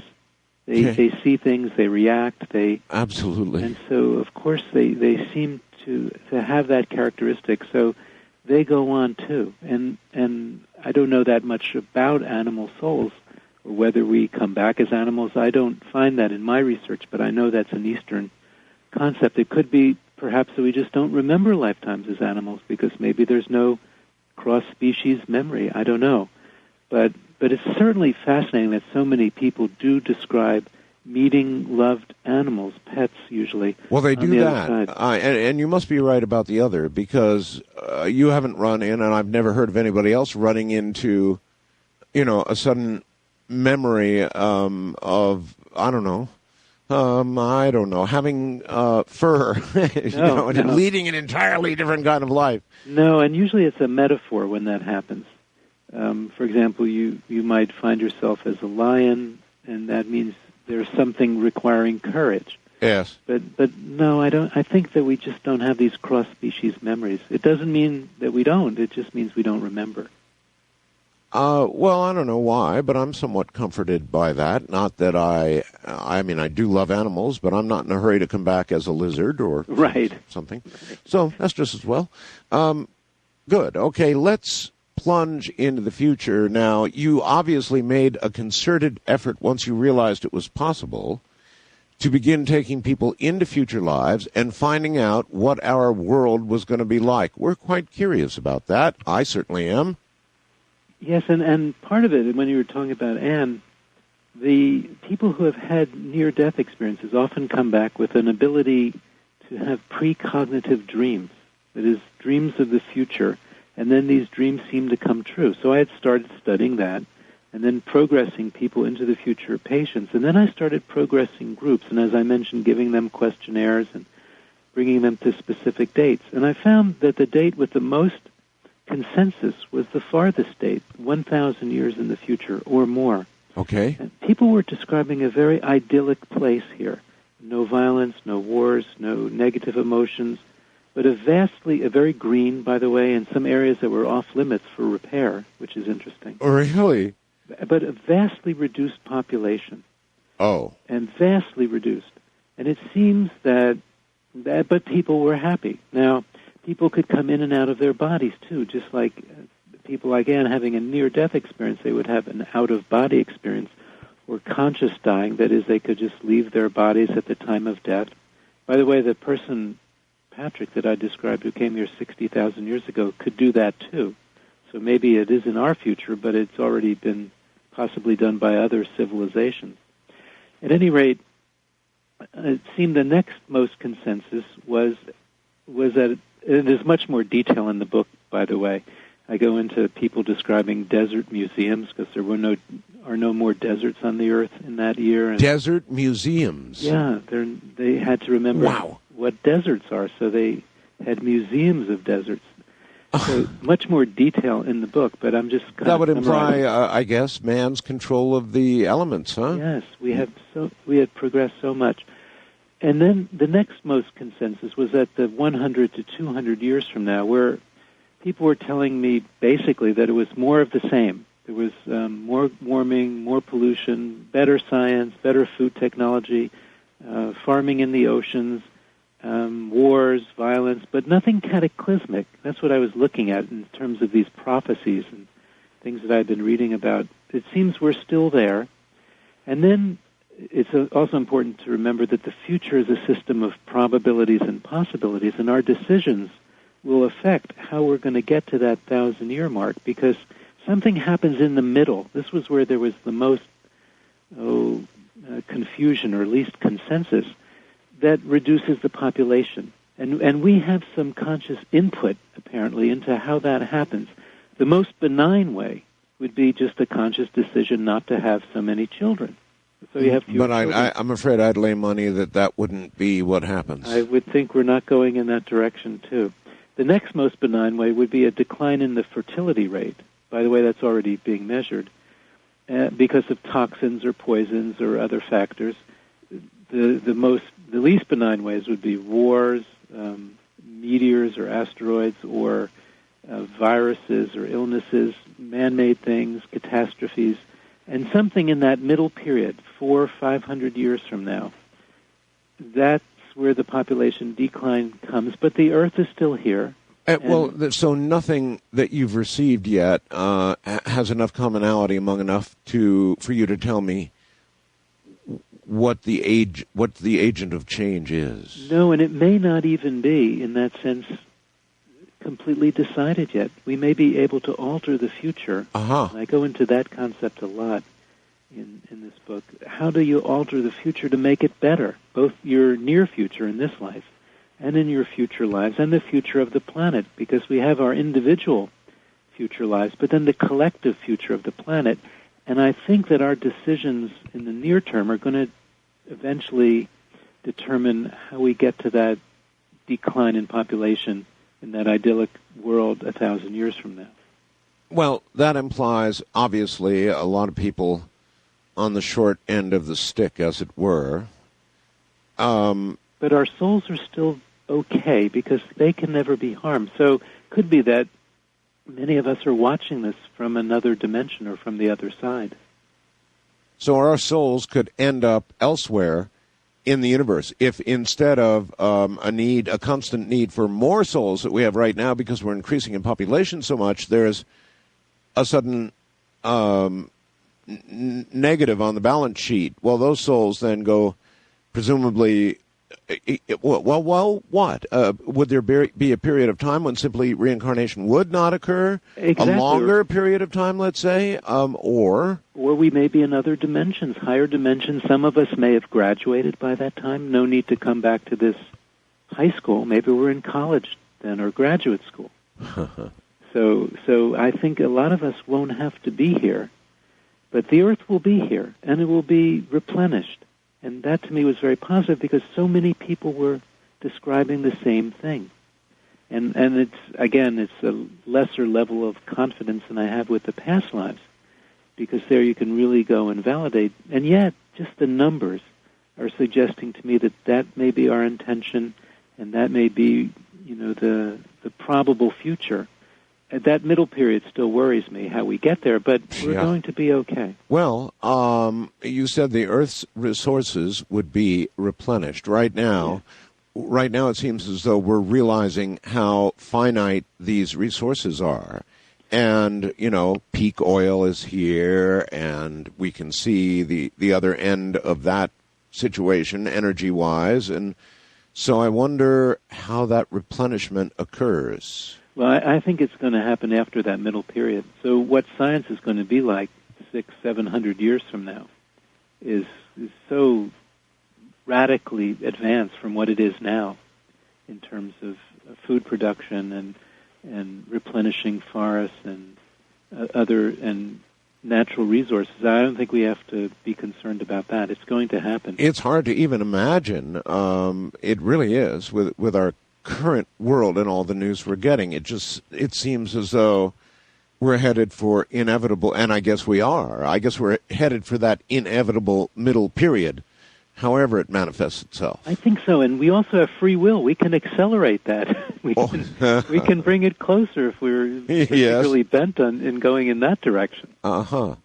Well, I guess it's going to happen one way or the other, right? So I think so. I don't want this to sound like fact. This is just my research in giving with individuals and with several thousand people, progressing them in groups and giving them questionnaires. But just the sheer consensus is telling me that we're headed in that direction. Well, in a sense, when you take somebody to a future life, and I'm curious how you do that, but when you take somebody to a future life, you're sort of traveling you are time traveling. Yes. Yes. And it's so fascinating because the process is not so different from taking people into a past life. Remember you and I talking 2 years ago about this little book I had done with the CD in it that people can use and have a regression right in their home. It's yes. very safe. Oh, yes. It mirrors of time. And that CD doesn't take people into the future, it takes people into the past. But yes, but I excuse me for interrupting. I can sort of envision how you would take somebody into the past, through their own conscious remembered life memories, this life, and then sliding them earlier and earlier and earlier and earlier. But I can't imagine the opposite process and how you push somebody from this life into a future life. Do you just command it to happen in hypnosis or what? There are many ways of doing it. For example, going into past lives, you can do it through a symptom, like when did you have this fear before, or where did the symptom begin? You could do it through an emotion. You can do it by putting people into a deeper state and then having them go through a door. The door may have a year on it. The year could be 1800, 1500. No kidding. It could be 2,000 years ago. It can be a time machine, and they press a button, which has a year on it, and go back in time. And their subconscious mind will travel back in that way.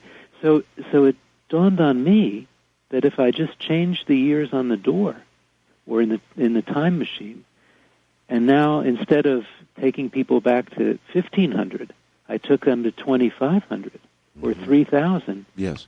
And it worked the same way. They would step out and they would be there.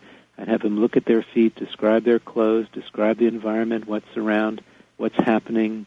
And so the process is really the same thing.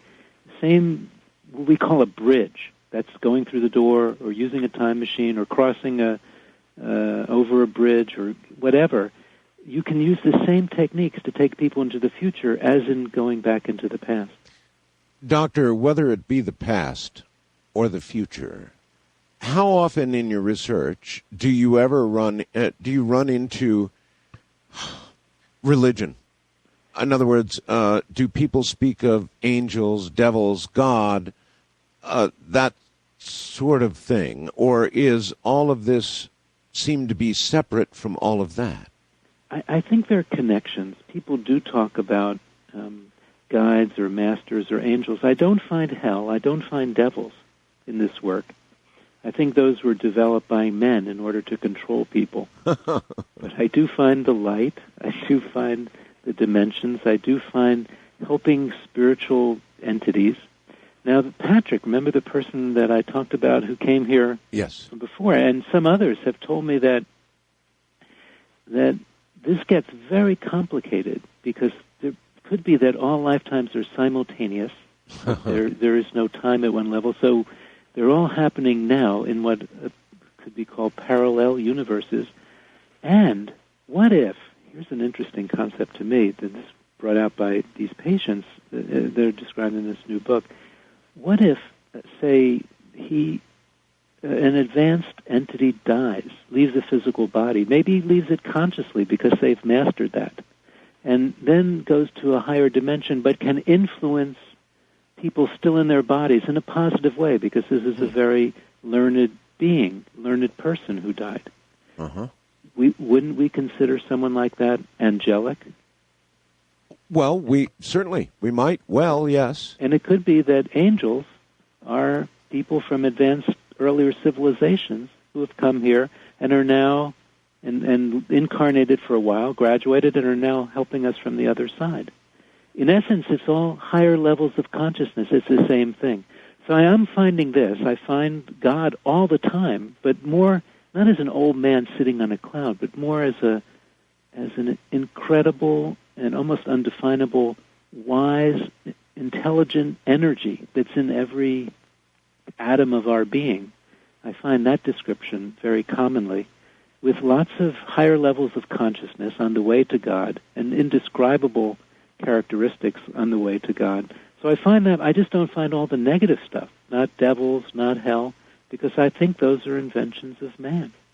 Well, all right, Dr. Weiss, Rob fast blast me from Diamond, Illinois, the following. Wow, that was the first description of something called God that makes sense to me. I'm wondering, and I have always wondered, if there's such a thing as getting off the reincarnation wheel, or, like it or not, are we stuck doing this until we get it right? Is that really the... I guess, is that the answer you'd give, that you are stuck with it and you could fail the fourth grade 100 times and you'd still have to keep going until you made it through? Right, but eventually you're going to make it through, and that's the key to it. We're all going to graduate, and there are other schools, other dimensions, so it's really not so onerous. It just means you get more than one chance to get it right, and then you graduate, you move on to the higher levels of consciousness, to the higher dimensions. Have you had any indication in your research, or would you not, of somebody who has made graduation? Oh, normally I'm seeing patients, so they didn't graduate. But they tell me, because sometimes, and I've studied mediums and people like that, I've studied consciousness, I want to know how people have these abilities. But in working with my patients, I find they're telling me that, the people have graduated, and I guess then they don't have to come back here, but they're helping us out from the other side, because at a deeper level, we're really all connected. There's this connecting energy. We're not so separate as we seem. So in the final analysis, we don't really graduate until everybody graduates. But there are others who are on the other side helping us out now, and that makes sense. That makes sense. I guess the Christian mystic Teilhard de Chardin put it the best way for me. He said, we are not human beings having a spiritual experience. We are spiritual beings having a human experience. So that's us. We have a human experience. Yeah, that's pretty good. Mm-hmm. Your books, what is your current book? The current book, the one that goes and talks about the future, is called Same Soul, Many Bodies. And that is out how long now? It came out in November. In November? Oh, it's a baby. It's a baby. It's 1 month. And I would presume Amazon.com is one source, and is it on bookshelves around? What's the deal? Yes, it's in bookstores. It's certainly in Amazon and online, and it's easy to get that way. But it's published by the Free Press, Simon & Schuster, so it's in all the bookstores also. And that book, the title, Same Soul, Many Bodies, comes from a quote from Plotinus, the Roman philosopher, because it has a double meaning to me. The meaning, of course, in past lives and future lives, is that it's the same soul, our soul, going into many bodies, coming back again and again. Is there any way to understand if the number of souls is finite, or are there new souls being created? You think? Oh, I'm sorry. You do think there are new ones? Yeah, that's the numbers thing again. The number of bodies keeps expanding here as the population increases. So souls are coming here from other dimensions, from other schools, however you want to describe it, and yet there's another mechanism too that's come up from time to time, and that's the concept of souls splitting and having more than one, being in more than one body at the same time. And that's the other meaning of Plotinus's quote. Maybe there's just one soul, same soul, many bodies, that's energizing all of our bodies, and that we're really connected, and there's one kind of master consciousness. And to me, it both exists, that we're individuated, we feel ourselves as individuals, and yet there's something that connects all of us also. So just like I'm talking to you now, I'm sitting in a chair. Yes. And I know this chair is solid, it's supporting my weight, but I also know that it's made up of atoms and subatomic particles and quarks and electrons, and so it's all energy also, and yet it's solid. And I think we're like that. We're separate, and yet we're all connected, and that's one of the great mysteries of our existence here. So many things we just flat don't understand yet, huh? Exactly, and yet there probably are advanced civilizations where they're further along this path. We're just one place, and I keep thinking about that attorney's quote, how like humans to think of yourselves as the only people and the only place. We're not alone here. How's your book been received? A lot of people like yourself will send out advance copies to other professionals to have a read and comment on before they go to the big publish. Do you do that? Yes, the book's been received pretty well. The future is more, it's harder for people to grasp. The case histories in this book, I think, are very good. And so it's at a clinical level, it's been received very well. Many Lives, Many Masters, the first book, that's now in 35 languages. It's all over the world. It's been huge in China and Japan and this country, all over Latin America. So there's already that audience for it. And so it's kind of the next step here. Sure. I would think that audience wouldn't have that difficult a time making the transition to the understanding that time is perhaps not the way we think of it in that linear way we all look at it, but very different indeed.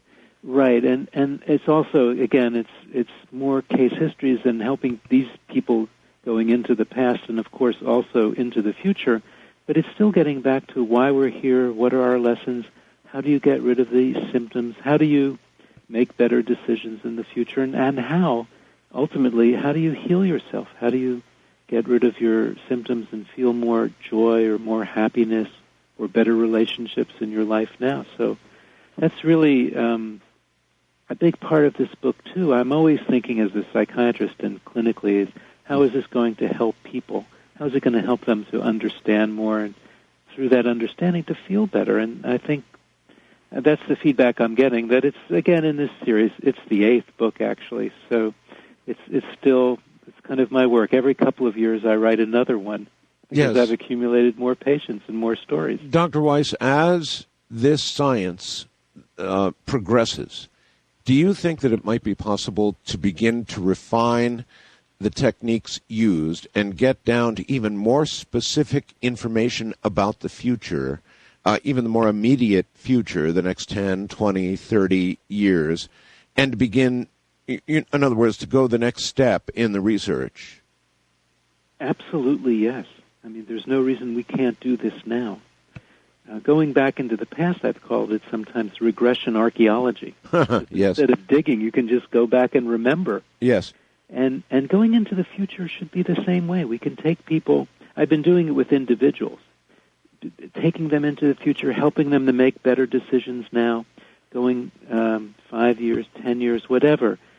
I've been reluctant to do that with groups because, as I mentioned, I don't want people to get nervous.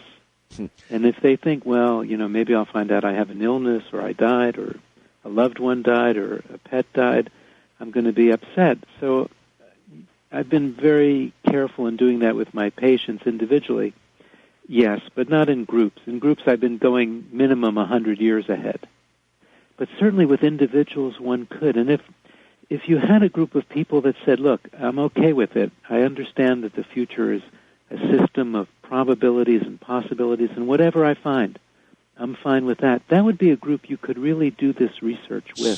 So you've limited yourself to 100 years and out for safety reasons. Right, for groups. That's understandable. But I'm taking individuals when they're in my office, and if they say it's okay, then we're going into their future of this life.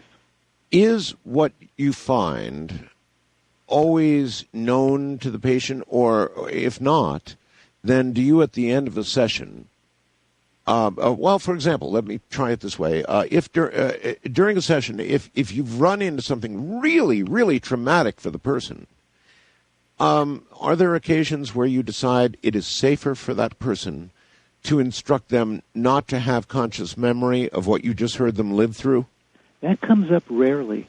Usually their subconscious wisdom is very protective. Certainly in going back into the past, and this has already happened, if they remember something that is traumatic, I'll have them float above and just watch it from a distance, detaching from it, because the lesson is very valuable.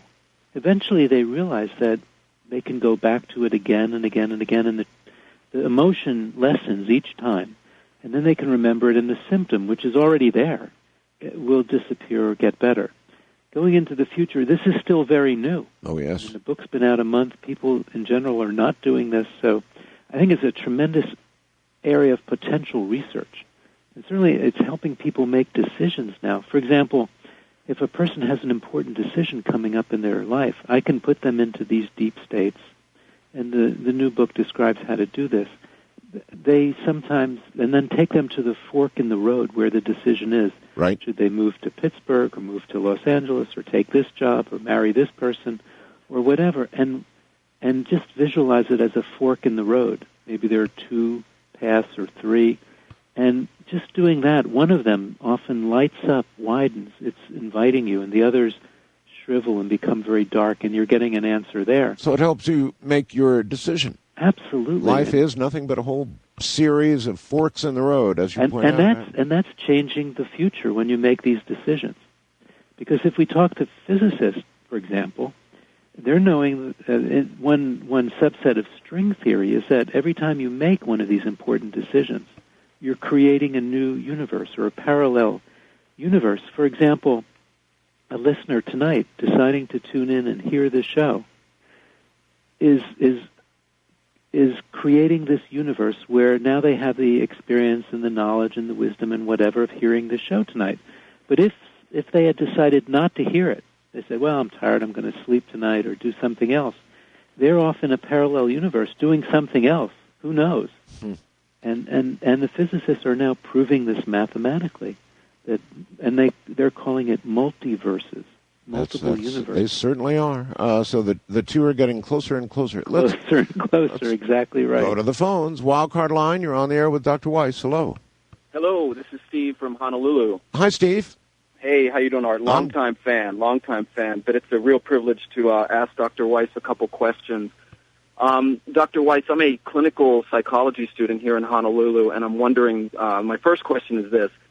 Do you do any training with students, or do you do any training with therapists in your techniques? And the second question is, I've done some work in my master's degree with adolescents who are struggling with schizophrenia, and I'm wondering what the relationship is between past life regression and schizophrenia, where this is sort of bleeding into their current frame of reference and not compartmentalized. And I'll listen offline, but thank you for taking my call. All right, schizophrenia. Sure. The first question was about trainings of professionals, and I do 2 of those a year. And he can find all the information on my website. It's already up there. It's brianweiss.com, and he can find it through your website. Okay. The show. And the second part is with schizophrenia. we haven't been working as much with schizophrenics because the technique, hypnosis, requires concentration. This research is just beginning now also. We found many people misdiagnosed. They were having clairvoyant experiences or actually clairaudient experiences, hearing voices, but they weren't schizophrenic. So we found that oftentimes this is different from a past life, though. Past life and schizophrenia don't find that so much, but I find that when we choose our parents, that you inherit the biological line of the parents, the genetic line. The evolution of the soul is a different line. So you may have been with them before, but once you decide to come back, then if there's a tendency towards schizophrenia or diabetes or hypertension or anything else, that's what you're going to have. But still, research with schizophrenics is new. We've been doing this mostly with phobias, anxiety, depression, and psychosomatic disorders and physical disorders. All right. Circling back to the other question about training, how many of those, what's the feedback been from those that you have trained? What have they gone on to do? Well, many of them go on to do this work, to introduce techniques of past life regression. It hasn't been progression yet. I've only done one training of that. But using these techniques, they then incorporate it into their practices. And you don't have to be a therapist to come to these. We don't restrict it to therapists anymore because that almost drove me crazy just to break through the closed mind, not the closed-mindedness, but the rigidity. So now we have about 2/3 therapists and 1/3 people who just want lots of experiences coming to these trainings. Oh, fair enough. That's a big piece of information for a lot of people out there. Oh, for sure. And they get experiences because then for 5 days, they're just having these regression experiences and now progression experiences. But the therapist will feel comfortable enough to take it back into their practices. And then I kind of supervise from a distance, and they're telling me about their results with patients, and it's been marvelous because I've trained about 2,000 therapists over the last 15 years since I started doing the training. So they see a dramatic increase in the success rate they're having? Yes. And it's also increasing the the number of people having regression experiences. So this is providing more validation and more safety because now we have lots of people who have undergone regression experiences. And I'm finding that it's not me. It's nothing magical with me.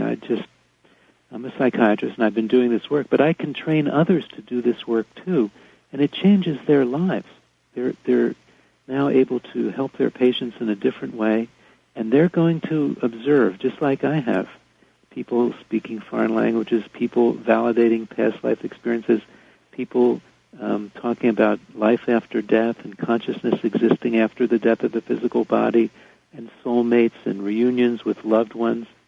And that's going to change the therapist's life as well as the patient. I would think, for me, for example, hearing somebody suddenly speak a foreign tongue fluently, obviously fluently, that'd probably do the trick for me. I mean, I'd then be inclined to do some research and see if there was any way that person had learned the language, and if not, that's pretty good stuff, Doctor. That's very good stuff, Art, and that's very dramatic when it happens. That does not happen so often. But when it does happen, it's very dramatic. And, when someone finds their grave, that's dramatic. Or someone finds their children from a past life, that's dramatic.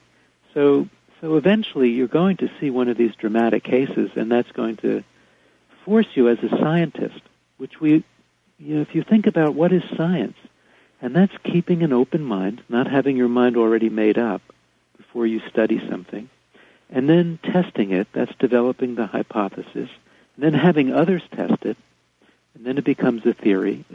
Science is really keeping the open mind. Well, Doctor, if it was such a good thing to know about our past lives or our future lives, then why wouldn't it be part of the natural process?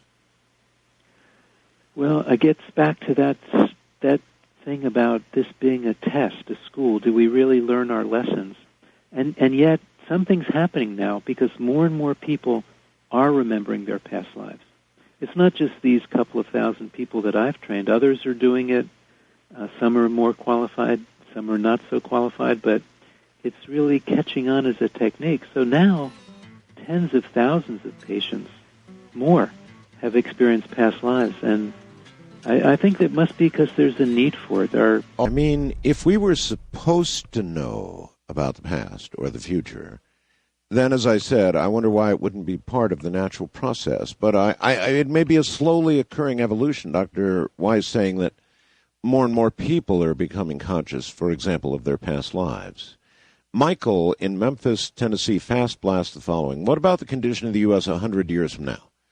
Tell us about any significant difference in, for example, our government structure or economic status with respect to the rest of the world. Now, my expectation is that you probably cannot answer such a detailed question, but that's why I asked you if the science continues to progress, eventually, I guess, we would get that kind of detailed information. That's your expectation, right, Doctor? Absolutely. We could ask those questions now. In progressing groups of people into the future, we can ask them specifically about government, about culture. One thing that I've noticed is boundaries changing, not so much in the U.S., but it's certainly in the Middle East and other places. People have talked about that.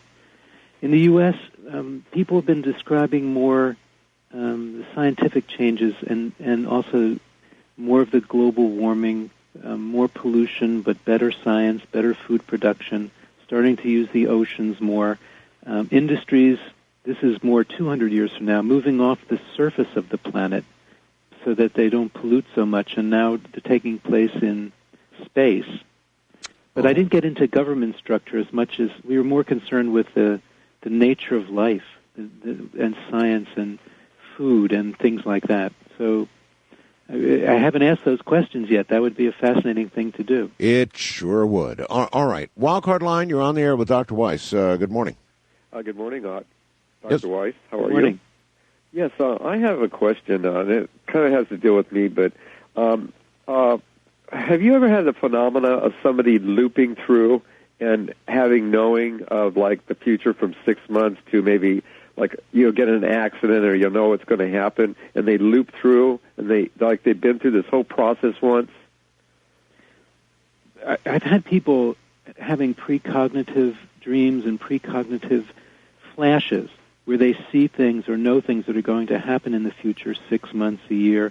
Often they're accidents or things like that. It's kind of an early warning system or early detection. Doesn't cause it. But I'm not sure what you mean by looping through. By looping is by going through my whole life more than one time. This like talking to you right now, or watching the TV, or things like that. Like I've had a couple of inventions. I've been like the DLP lighting system and TV screens, and also the 3 screens in churches. I started all that stuff years ago, and I just have these intuitions. But I also have this real strong feeling that I've been through this whole thing more than once, exactly as it is. Yes, I've had people describe that too. Actually, that's a kind of looking into the future or awareness of the future. And some people talk about it even before their lives begin, that they look over their life, the significant events, the features of it, the significant people that they'll meet in their life, so that when they do meet them or have these experiences or come to that destiny point, it seems very familiar. And that expression, déjà vu, as if you've seen it before, that's what that means. Well, earlier I heard you use the phrase several times, our choice, as though at every juncture with respect to choosing our parents. In other words, do we have choices as we do in this life? We talked about that, constant choices. And what you've implied is that we have constant choices on the other side of the physical existence as well. Yes, it appears we learn through these choices, through free will. There are certain things that are destiny. That is, if you're supposed to meet a certain person that's going to influence your life in a significant manner, you will meet that person. That's destiny. But how you react after that, whether you reject the person, accept the person, get married, do this, do that, that's all the free will, your reactions to the event. So we're always learning through these choices, moving more or less away from our spiritual path, our destiny path, whatever you want to call it. But I think that's critical that we exercise our free will here. That's how we learn. Exactly. East of the Rockies, you're on the air with Dr. Brian Weiss. Hello. Yes, hi. This is Usha from Rockville, Maryland. How are you? Thank you for taking my call. You're very welcome. I'm a little nervous, so I hope I get my question correctly out. And it's an honor to be on with you and with Dr. Weiss. I've read all his books. I've just ordered some tapes of his, except the new one. I haven't read the new one. But I want to know, I lost my 19-year-old son very recently. And I wanted to, I'm trying to believe that he's reincarnated and will be with me again. On the other hand, I hear about psychic mediums who connect up with souls, who are past. And I'm confused, whether there's reincarnation or how do they connect up with the souls if they're reincarnated? Right, that's a good question. It sure is. Mm-hmm. And it's important, I think, to know that, and I've studied these mediums. That's what I was talking about earlier. I wanted to know how could they do this? How does consciousness work? And it seems that the time to reincarnate varies tremendously. It may be very brief, very short, or it may be longer than a century or even longer, depending on the needs of the soul and the people with whom they will come back. For example, your son. We know that he's still there. He's still around. You may be getting signs. Even if he does reincarnate, you can still communicate with him on the other side, because the part of our soul or spirit that's in the body is only the tiniest fraction. We're much, much greater than the physical body. So whether he's reincarnated or not, they can still communicate with him on the other side. This is like a higher mind. Boy, that's a tough one to get your mind around. You're, in other words, you're reincarnated, mm-hmm. but you're also part of the whole, still part of the bigger picture, and you can be communicated with. Exactly. It's possible to tap into all consciousness. I think this is what Carl Jung, the psychoanalyst, meant by the collective unconscious. Even though you're in a physical body, you can tap into all wisdom and all knowledge, and you can communicate with the other side. It's a complicated concept, but it just means that we're much greater than the physical body. We're far greater than our brains. Dr. Weiss, are you keeping yourself familiar with the consciousness work being done at Princeton? A little bit, yes. It's quite remarkable. Yes. Yeah, some of that work is tremendous. And it would seem to validate some of what you're saying. Yes. Yes, it's amazing to me when I read about this in consciousness studies or in modern physics, how similar it really is. West of the Rockies, you're on the air with Dr. Weiss. Hi. Hi, yes. I had a comment and a question. Okay. He was talking about a case he had where a woman had this fear of gagging, and in her past life, it was sort of discovered that she had had a drowning experience or possibly a drowning experience, something with water. And that sounds sort of a logical thing. And I was wondering if he could comment on something like chronic depression or I call it the soul escaping. It's just sort of you get detached from life. And I've been suffering from this for 10 years now. And I'm just wondering if that, if he has had cases that have to do with this kind of symptom and what kind of things he's discovered in looking into their past lives. Okay. Yes, it's not necessarily as connected as drowning and fear of water or gagging or dying in a fire of, say, smoke inhalation, asphyxiation, and asthma. Those things are closely connected and often get better when the past life is recalled. But depression, there's so many different types. Sometimes it does carry over from past lives. Sometimes it's from this life's childhood or adolescent. Sometimes there are biological inputs. And sometimes all of this is mixed together. And you don't know until you do the regression how much you're going to be helped. Sometimes it's just the fear of death and dying or grief. And that is helped tremendously when a person has a past life regression. All right. Let me try this out on you. I don't know if I should or shouldn't, but I'm going to. Okay. I interview a man called Matthew Alper, and you can stop me and say, I've heard that show with Matthew. if you wish. Matthew Alper is a fascinating man who wrote a book called The God Part of the Brain. He was on the show, in fact, last week. It says that the fear of death that you just spoke about is so strong that it, through the process of evolution, has caused our brains, evolving, to create a part of the brain that demands human beings worship. And he says it's a protective mechanism the brain has developed to deal with the fear of mortality. What do you think of that idea? It's very interesting, and I saw that on your website, and I went on his website, and I heard part of it. It's fascinating. I think it's more, though. I think it's more than just a protective thing. He talks about God being hardwired in. That's right. Religion. That's right. Hardwired into the brain. I think there's more to it. Just from this work with past lives and regression and consciousness existing outside of the body. When I was in my psychoanalytic training, I remember coming across the Freudian concept that God and gods are really the equivalent of our parents or significant adults standing over the side of our crib while we're so powerless, and they seem so omnipotent. It's not that either. It seems to me more than that, more than just a protective hardwiring device, because I have so many people who are non-believers, and then they have these experiences, these mystical experiences or spiritual experiences, completely changes their life. And it's not a gradual thing, it's just a sudden thing. It's like an awakening. It's interesting. I asked Matthew about the possibility of his having such an experience, and his only reaction was, my God, I'd have to recall and tear up all my books. Yeah, and one good, solid regression can do that. Hi there. You're on the air with Dr. Brian Weiss. Where are you, please? Hi, I'm in Roanoke, Virginia. Roanoke, Virginia. I can barely hear you, sir, so you're going to have to yell at us. Okay. My question is, does the doctor have more of a sense that children that were born C-sections have more of a retention of past life memories? All right. Those who have not come through the normal birth process, doctor, but rather have been C-sectioned.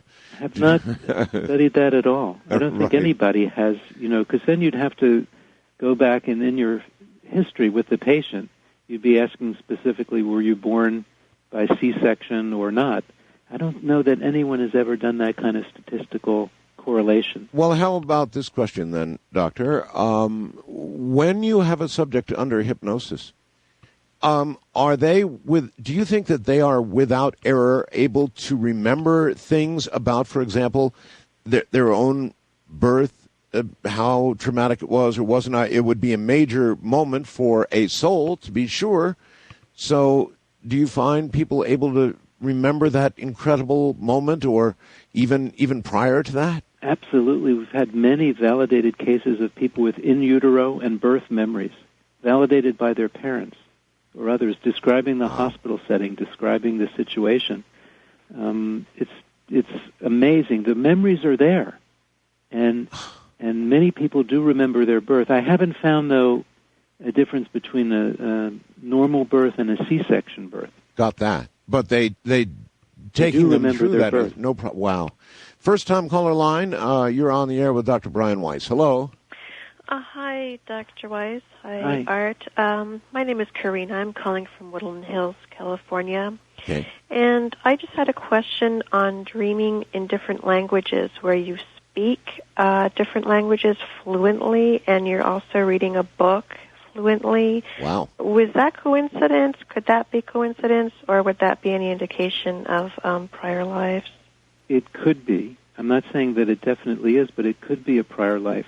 When people are actually speaking it, then I'm having, a significant other, someone maybe sleeping in the same room, tape it, because that's the best thing to do. Otherwise, you're going to lose it. That's amazing, though, nevertheless. I mean, it is. To read, to speak and read in another language when you're dreaming, I've never heard of that. Yeah, and it surprises me every time I wake up from that sort of a dream, and sometimes I remember the specific language and sometimes I don't. but I wish that when I wake up, I could remember what I was reading and actually write it down or speak it, but there's no way. It's like it's completely erased. Do you know what may help is just to keep a tape recorder right by the side of your bed or a notepad. Okay. And as soon as you wake up, even before you move, start going over the dream in your mind. And then before you go to the bathroom or anything, just dictate it into the tape recorder or write down, what happened, what you can remember, and you'll train yourself to remember more because you can go back and have the dream again and again. Boy, you sure are right about that. And if you don't make those notes, if you don't tap that memory right now, it's gone. Why is that, Doctor? That's just how our brains work. That kind of memory is very fleeting, but I find that the more people go over it in their mind, and put a title to it, like German Castle or something, and put a title to it, go over it in your mind, and then dictate it right away before you eat, before you go to the bathroom, before anything. Dictate it or write it down, and that will train your mind to remember it longer also, by the way. Okay, thank you. Good luck. Thanks. Right, that's pretty odd. Speaking and reading in a foreign language, I've never had such a dream, or that I recall, and I think I would remember that, and having it hit you in the morning that you actually don't remember any of that, but you do remember having total understanding of that language as you do your own native language right now. I think she may be getting a message, and if she practices that, writing it down or dictating it, she's going to remember more and more of it. Perhaps very quickly, Wildcard Line, you're on the air with Dr. Weiss. Hello. Yes, Art, this is going to freak you out. Lately, in the last 6 months, I've been talking to people that haven't gone into their past life yet, that haven't died, but I've been talking to them in their past life. And they have yet to die yet. And that has freaked me out. It's been happening in the last 6 months. It has happened recently with a good friend of mine whose father passed away. But I have spoken to him spiritually in his past life, but yet he hadn't passed away. Got it. It's almost making me worried that I'm almost about to meet my own mortality because I'm talking to people in their afterlife already, but they haven't died yet. I understand, Doctor. Very quickly, because we're short on time. That is the key word, time, isn't it? It's all sort of run together. So what this man is saying could be. It could be. It doesn't have anything to do with his own mortality. He should relax. It's just his psychic ability coming out, and he's communicating at deeper levels with this the consciousness, the spiritual nature, more than just the person, more than the physical person. He shouldn't worry. So, the soul, no matter what state it's in, past, present, or future, and he just happens to be connecting with the present. Right, and on the show now, people are getting permission to call, no matter how strange it may seem, and talk about their experiences. And this is fabulous because so many of us have had these experiences. If we just open our minds to it, we're going to have more. The only thing that'll get them talking about it is a show like this. You're right about that. The only place that does it. Dr. Weiss, we're done. We're out of time. Thank you, my friend. Have a great night. Good luck with your book. Thank you, Art. Good night. Good night.